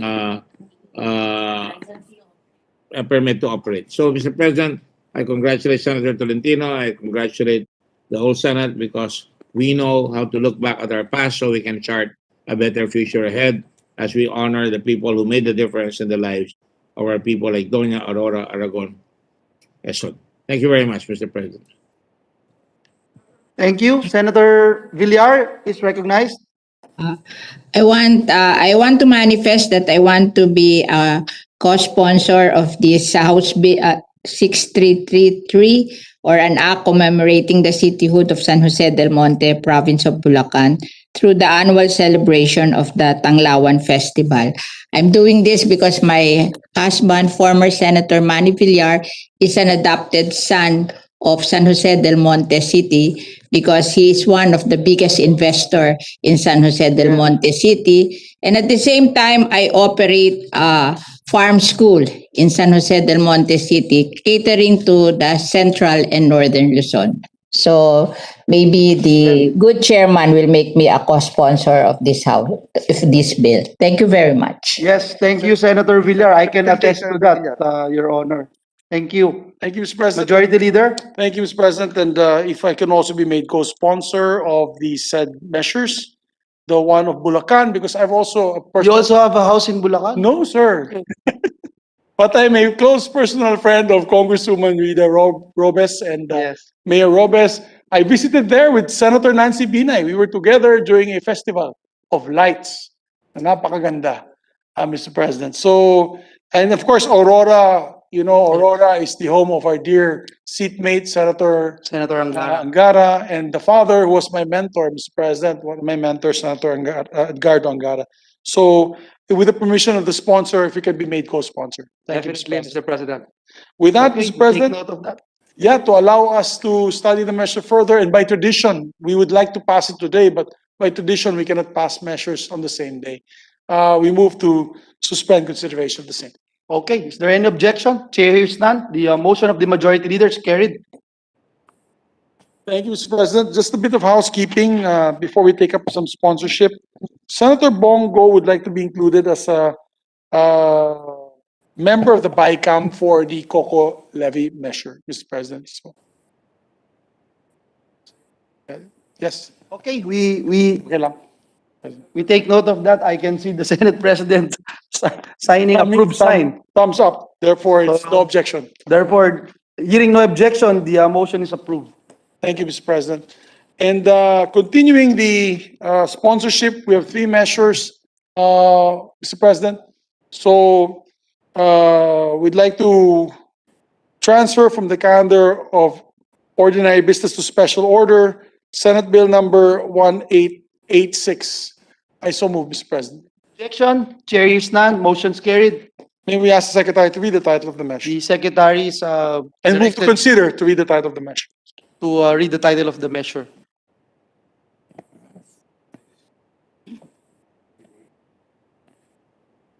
Senate Bill 1886.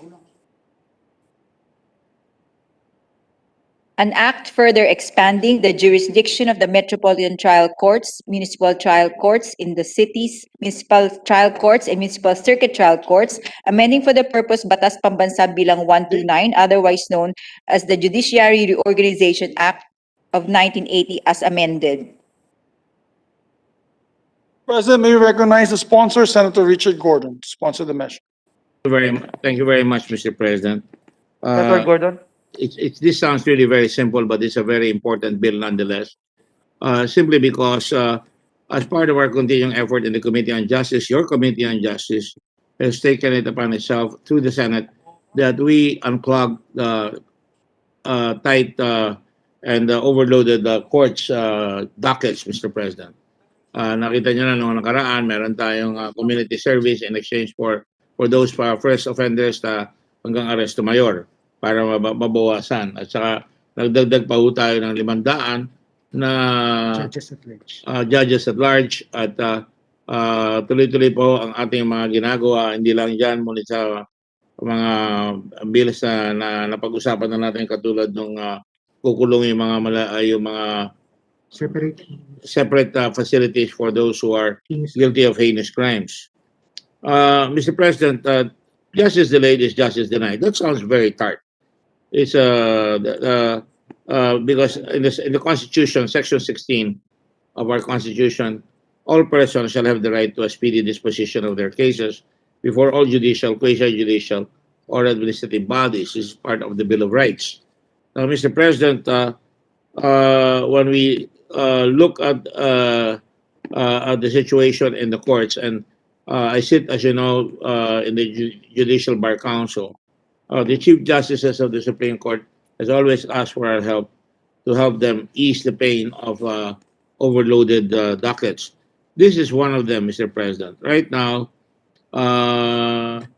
there are the court administrator, the COCA, reported that in December 2017, the first level courts, in a matter of civil cases, they had about 19,832 cases. In the year 2018, there was an inflow of 47,442 civil cases and an outflow of 45,457 civil cases. By the end of 2018, the number of civil cases pending with the first level courts was pegged at 21,169. With regard to the second level courts, in December 2017, there were 117,785 civil cases pending. Napakalawak po at napakalaki.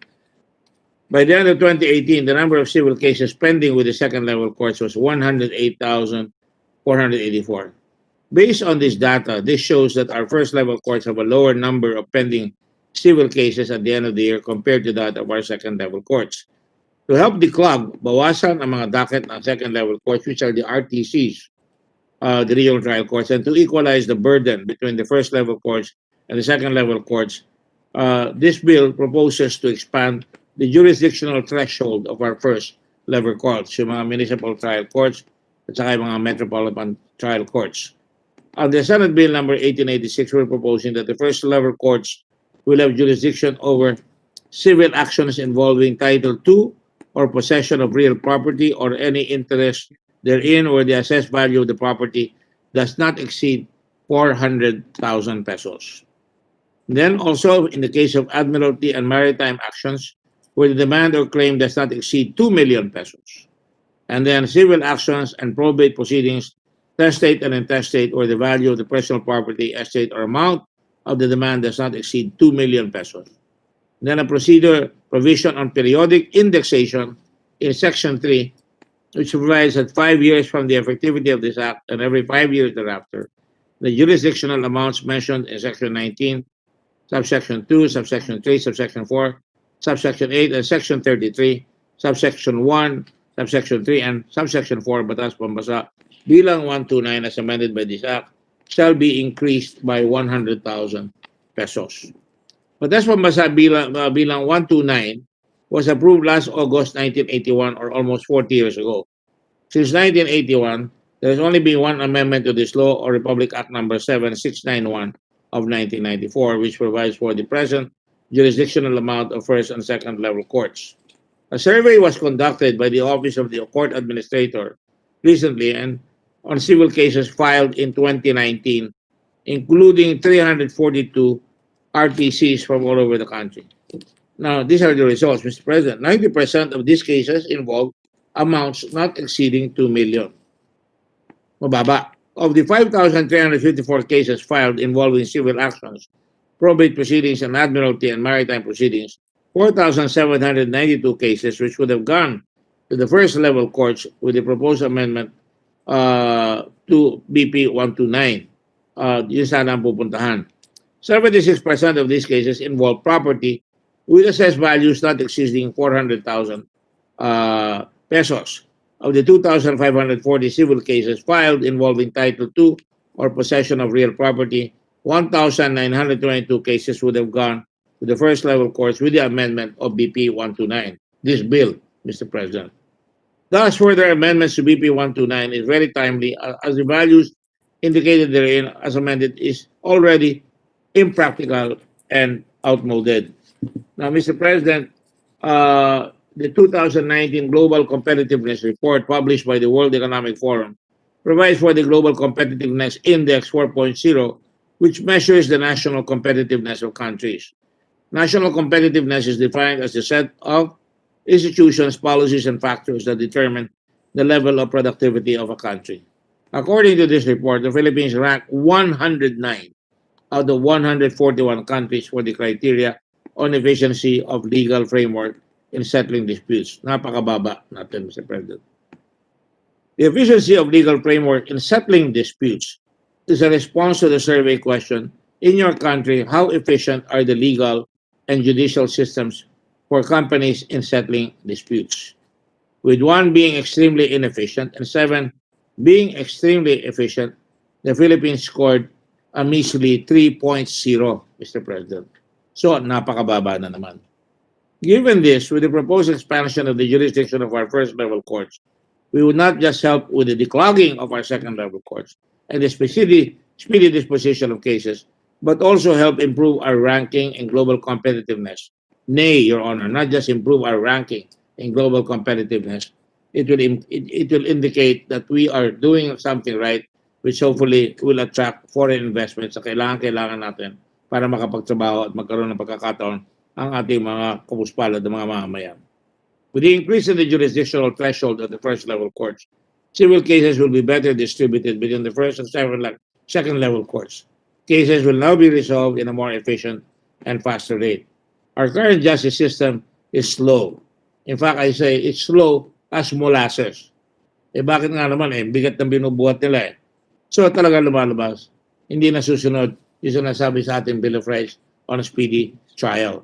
With the introduction of the proposed amendments, we hope that we shall not just help with the speediness of the resolution of cases, but also will help our judges to declog their courts. Thank you very much, Mr. President, and I pray for the support of the colleagues in this Senate. Thank you. Thank you, Mr. President. Mr. President, to allow our colleagues to study the measure further, move to suspend consideration of the same. Any objection? Hearing none, motion is carried. Thank you, Mr. President. Mr. President, there are two measures for sponsorship, and I'd requested Senator Coco Pimentel if we can do ladies first. And therefore, Mr. President, I move that we transfer from the calendar of ordinary business to special order Senate Bill number 1934, Mr. President. Is there any objection? Hearing none, motion is carried. Thank you, Mr. President. Mr. President, I move that we consider Senate Bill number 1934. Any objection? Hearing none, motion is carried. We ask the Secretary to read the title of the measure. Okay. Senate Bill 1934, an act prohibiting discrimination, marginalization, and violence committed on the basis of sexual orientation, gender identity, gender expression, and sex characteristics, and providing sanctions therefor. May we recognize, Mr. President, our dear colleague, distinguished colleague, Chairperson of the Committee on Women and Children, no other than Senator Risa Ontiveros. We recognize Senator Risa Ontiveros.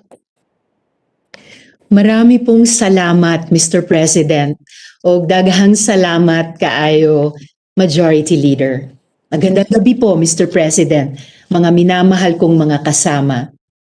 As we are about to close this challenging year, I'm honored to present again to the plenary a piece of legislation so dear to my heart. A bill which has become a battle cry of our younger generation, searching for validation and acceptance. A long-standing plea of advocates and allies who have been begging these halls to listen and take a stand. A beacon of hope for Filipino parents who just want to see their children grow up without fear of stigma and discrimination. A bill that echoes the words of Pope Francis, quote, "If someone is gay and searches for the Lord and has goodwill, who am I to judge?" Close quote. Mahaba na ang pinagdaanan ng anti-discrimination based on SOGI-esque bill. Mula pa 11th Congress ang panukalang batas na ito. At nasagot na Nang higit 2 dekada, ang pakikibaka ang halos lahat ng agam-agam natin tungkol dito. Humihingi ba ito ng special rights? Lahat ng tao ay may sexual orientation at gender identity or expression. Lahat tayo ay kasamang mapoprotektahan ng batas na ito. Ang sinasabi lang natin, straight ka mang lalaki o babae, bakla, lesbiana, bisexual, transgender o queer, lahat tayo ay may ambag sa lipunan. Lahat tayo ay pantay-pantay. Matatapakan ba nito ang karapatan nating magulang sa pagpapalaki ng ating mga anak? Mr. President, my dear colleagues, mga magulang rin tayo. Hindi ba't mas nais natin makita ang ating mga anak sa isang lipunang hindi mapanghusga? Na kung anuman ang nais nilang pasuking propesyon o trabaho ay walang magsasabing hindi kami tumatanggap ng bakla. Na kung anuman ang nais nilang serbisyo sa kahit saang establishmento ay walang magsasabing hindi ka pwede dito. Na kaya nilang makamit ang ating mga anak ng kanilang mga pangarap at anumang hangarin na walang magsasabing, anak, hanggang dito ka lang. Lalabagin ba ng batas na ito ang prinsipyo ng religious freedom? Hindi dapat mangamba tayong mga relihiyoso because this proposed legislation will govern matters of the state. Hindi nito babaguhin ang paniniwala ng simbahan o ang mga turo ng Biblia. Kagaya na rin ng sabi ni Pope Francis, quote, LGBTQ people are children of God, close quote.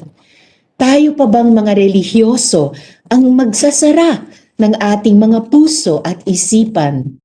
Hindi ba't compassion at kindness ang mga pangunahing tinuturo ng mga simbahan? Isn't passing the SOGI Equality Bill a Christian thing to do?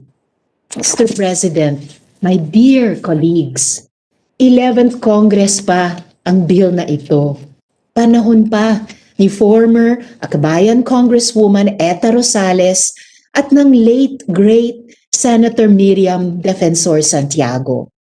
Pagkatapos ng 20 taon, maaari na nating isantabi ang ating mga pangamba. This 18th Congress, our challenge, Mr. President, my dear colleagues, is to be an ally. As allies, we should be giving spaces and opportunities for the members of the LGBTIQA community, making sure they are represented in all aspects of civic life. As allies, we should be lifting up their voices, making sure they are heard loud and clear. As allies, we should stand up alongside them in the fight for their basic rights. As allies, we should listen, understand, and accept. Thank you to my colleagues who signed the committee report for this bill.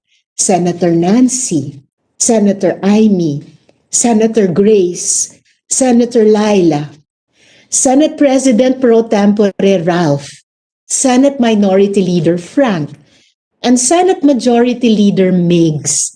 Thank you for expressing your support for this bill. Thank you for choosing to be allies. Mr. President, my dear colleagues, let us rise up to the challenge. May the 18th Congress be the Congress that will finally put this bill to a vote. May we be known as the legislator allies who stood up against discrimination and fought for equality. Today, ang unang araw ng Simbang Gabi, this Christmas season, as we celebrate the Holy Family and the birth of the little Lord Jesus, let us take time to remember all those who were told there is no place at the inn.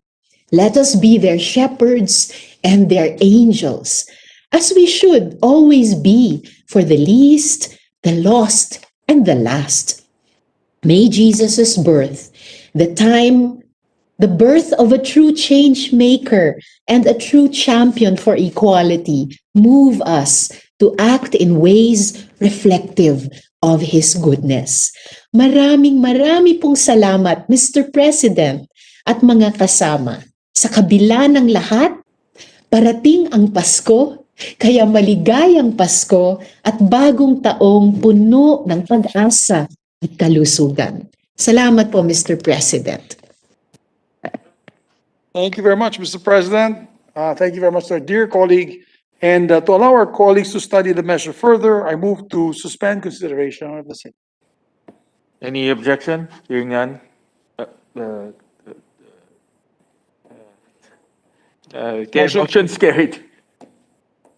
Gutom na po ang ating presiding officer. So that's the last but not the least measure, Mr. President. But before we take this up, Senator Dito Lapid wants to be made a co-sponsor of Senate Bill number 1886, Mr. President. He'll submit his co-sponsorship speech to the Secretariat and insert it to the records. Yes, Thank you. Yes. For the record. So inserted. Mr. President, I move to transfer from the calendar of ordinary business to special order, Senate Bill number 1840. I so move. Any objection? Hearing none. Motion's carried. Mr. President, I move that we consider Senate Bill number 1840 and ask the Secretary to read the title of the measure. Senate Bill 1840, an act amending Republic Act number 8762, otherwise known as the Retail Trade Liberalization Act of 2000, by lowering the required paid-up capital for foreign retail enterprises and for other purposes. Mr. President, may I recognize the sponsor, the distinguished chair of the Committee on Trade and Commerce, no other than Senator Aquilino Coco Pimentel III. Senator Pimentel is recognized. Thank you, Mr. President. Mr. President and my esteemed colleagues, our guests, ladies and gentlemen, magandang gabi po sa inyong lahat. Retailing is truly a catalyst in our quest for economic growth. It accounts for about 23% of the Philippines' total services industry and has been a major growth driver in the services sector for years, having a total gross value added amount of 1.22 trillion pesos in 2018 from only 686.3 billion pesos in 2009.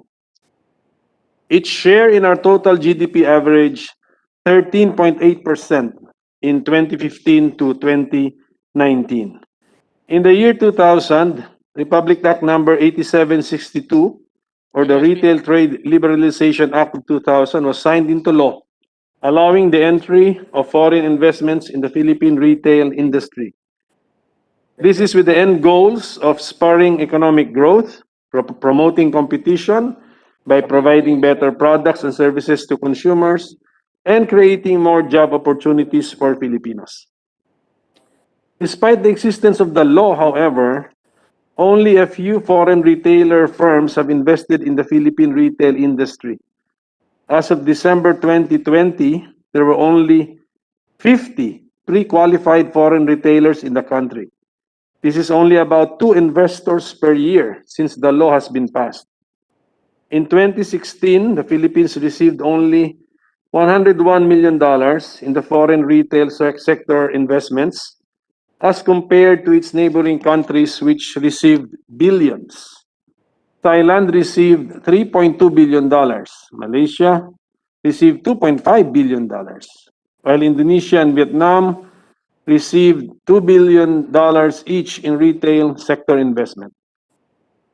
Singapore, despite being a geographically small country, received over $8 billion in foreign retail sector investments, almost more than all other ASEAN economies combined. It is clear, therefore, that the original intent of our law has not been met over the years. At present, as we are faced with the pandemic, the government must find ways to stimulate the economy and help the hardest hit sectors to recover. A recent survey made by the Asian Development Bank on the impact of COVID-19 on businesses found that wholesale and retail trade was one of the most affected sectors by the implementation of the enhanced community quarantine, with 21.8% temporary closures and 25.9% permanent closures. Sales in this sector fell by about 80.8% since March 2020. Hence, there is a need for more investments that can hopefully boost and rebuild our retail industry. Since the Philippines is still lagging behind retail investments, the existing law should be amended to further open up the economy, but at the same time protect the Filipino retailers. Your committee took extra effort to consult our sari-sari store owners through their national association. To further liberalize the retail trade industry, the Committee on Trade, Commerce and Entrepreneurship proposes Committee Report number 115, or an act amending Republic Act number 8762, otherwise known as the Retail Trade Liberalization Act of 2000, by lowering the required paid-up capital for foreign retail enterprises and for other purposes. This bill seeks to encourage foreign investments by removing the classifications which set the paid-up capital requirement to as high as $2,500,000, bringing down required paid-up capital of foreign-owned partnerships, corporations, and single proprietorships to a standard amount of $300,000. Foreign investors are required to maintain in the Philippines at all times the full amount of the prescribed minimum capital to protect the industry from fly-by-night foreign retailers. Furthermore, foreign retailers doing business online within the Philippines are also explicitly covered under this act to address the issues of foreigners illegally doing business through different online platforms without registration and payment of taxes. For ease of doing business, the brainchild of our majority leader, the pre-qualification requirements that a foreign retailer should have been engaged in retailing for the past 5 years and should have at least 5 retailing branches anywhere in the world, embodied in the current implementing rules and regulations, were also removed. Despite this, we retain the reciprocity requirement mandating that the foreign retailer's country of origin must also allow the entry of Filipino retailers before we can accept them in our country. Lastly, to protect our MSMEs, we provided for a per-store capital requirement of $150,000 for foreign retailers who wish to open more than one branch or store, to make sure that foreign retailers will not compete with our micro and small enterprises. It is the policy of the state to promote consumer welfare by attracting productive investments that will bring down the costs of products for Filipino consumers and will create a competitive retail environment that encourages innovation. It is with such commitment that approval of this bill is earnestly sought. Mr. President and my distinguished colleagues, I would like to seek your full support for the immediate passage of this bill. Consumer spending, which accounts for 66% of the GDP, is a key economic driver for growth. I believe that through this initiative, additional capital will be infused into our economy and jobs will be created, helping us recover from the effects of the COVID-19 pandemic. Maraming salamat po. Thank you very much, Mr. President. May I recognize Senator Gatchalian. Mr. President, upon the prodding of former Senate President Coco Pimentel, I will just deliver my co-sponsorship speech when we resume this next year, January. Thank you. We thank the good gentleman from Valenzuela for that, Mr. President. Mr. President, with that, I move to suspend consideration of the measure to allow our colleagues to study the measure further. Okay, any objection? Hearing none, consideration is suspended. Thank you, Mr. President. There are no other items on the agenda, just a few housekeeping measures. Mr. President. Oh, my apologies, Senator Pia Cayetano, Mr. President. Senator Pia Cayetano is recognized. Thank you, Mr. President. Mr. President, this is just a manifestation and an update for our colleagues and the members of the business sector who have reached out to me on the status of CREATE. Dear colleagues, you will recall that the Senate tackled CREATE on a daily basis with the support of the Senate President. The Majority Floor Leader, Senator Zubiri, cleared the schedule on the floor for roughly 3 weeks for daily tackling of the CREATE bill. But because we had to go into the national budget, we had to suspend deliberations on every subject, on every bill, and so we resumed immediately after the national budget was on the floor. And again, we did this on a daily basis. So on 26th of November 2020, the Senate passed the CREATE bill on second and third and final reading. And on the same day, the Senate received word that the Senate version would be adopted by the House of Representatives.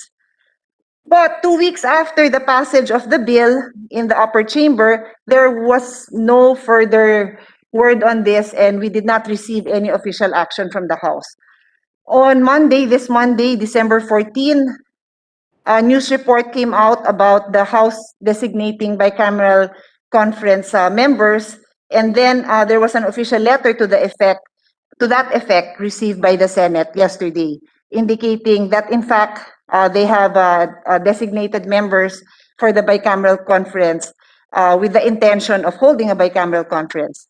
Mr. President, as your chair of the Senate Committee on Ways and Means, I would like to put on record that this delay in the passage of CREATE this year is a huge setback, precisely why we had daily deliberations to the extent of setting aside other very important bills, is because we recognize the importance of this bill, particularly for the MSMEs and the business sector. It will be noted that the CREATE version of the Senate immediately lowers the corporate income tax from 30 to 25%. Immediately, Mr. President.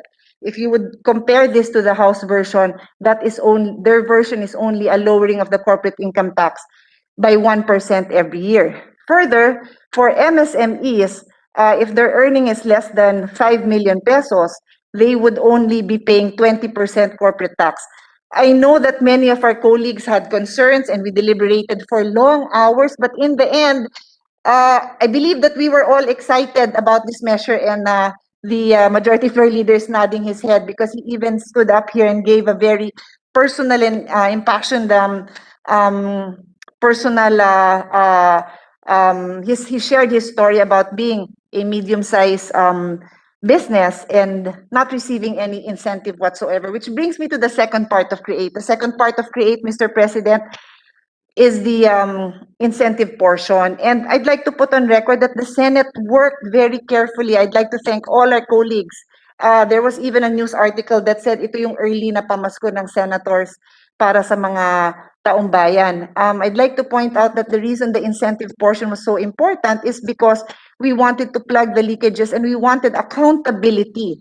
There is roughly 400 billion pesos last recorded, I believe that was 2017, unaccounted for incentives that are being given away. So I just want to say that the importance of this measure was simply for accountability and transparency. These are incentives that otherwise would have been tax collections by the government. And that's why I mentioned MSMEs, kasi wala silang incentive. They pay taxes. So if we will incentivize a business and say you are entitled not to pay taxes, you will get incentives.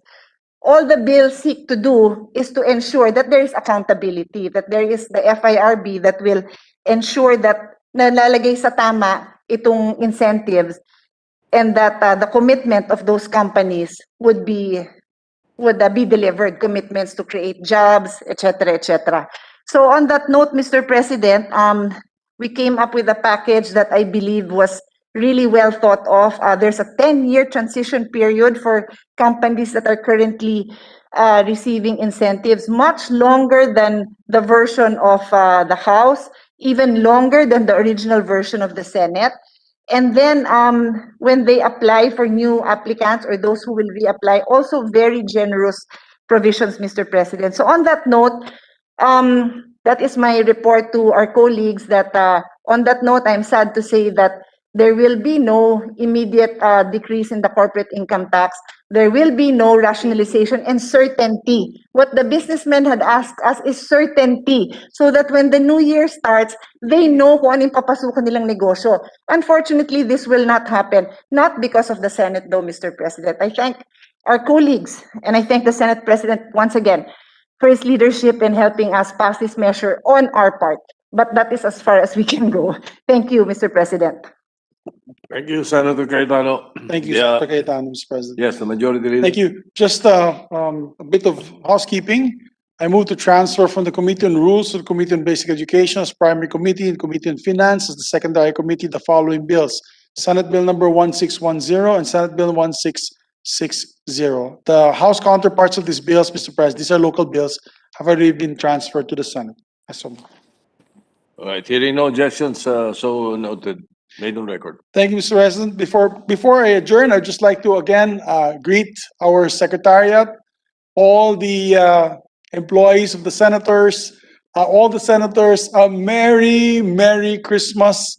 I know it's a bleak Christmas, Mr. President, because of the pandemic. Please stay safe and healthy. We'd like to appeal to our staff, our members, to be very careful. Still going out. I know there's coronavirus fatigue, but like in the United States and in Europe where they're surging now, I hope we do not surge as well in the infections of coronavirus, Mr. President. But you know what saddens me most, my dear colleagues, is that we will not be able to spend, for the first time in a long time, our Christmas party together face to face. Last year we had a costume party and it was so much fun. This year, unfortunately, because of the coronavirus, it will be virtual. But I hope that one day the pandemic is over, Mr. President, and we can once again celebrate with us the very people that day in, day out make our work so much easier for us, Mr. President. I always say I'm only as good as my team, and we'd like to thank all of them and greet everyone. And my dear colleagues, especially the Minority Floor Leader, because he always remembers me, a Merry Christmas and a Happy New Year, and to all our colleagues, Merry Christmas, sir. To the Senate President, Merry Christmas. Mr. President, I'd just like to remind our colleagues that before we adjourn, we have a continuing Senate resolution, resolution number 15, entitled Resolution Authorizing All Regular Standing Committees and Special Committees of the Senate to conduct hearings, meetings, and consultations during the recess of the Senate for continuity in the process of passing pending proposed legislation. With that, Just, Mr. President, yes, for the record also, so that, or for the information of everyone, if you noticed, all of you were asked for a video message by the Senate employees, no? And we all made one. They are having some kind of a virtual Christmas party, and they will play all your messages. Yeah. In that occasion that they will do. I think they're doing it tomorrow night, virtually, of course. That's good. That's good. Oh, well, we'll do this virtually, Mr. President, so that everybody's alive, and then next year we celebrate when everyone is vaccinated. Hopefully by Senator Rutherford, because he's the vaccine man in the Senate. So, with that, Mr. President, I am honored to move that we adjourn session until 3 o'clock in the afternoon, Monday, January 18, 2021. Are you not going to remind our colleagues about Senate resolution? I said it na po. Thank you very much. All right.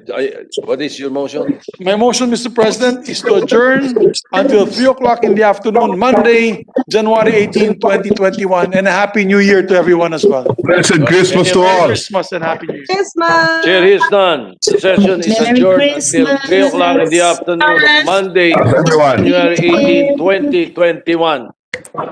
Directo for you. Christmas! Merry Christmas. I will not ask next year the question, where is the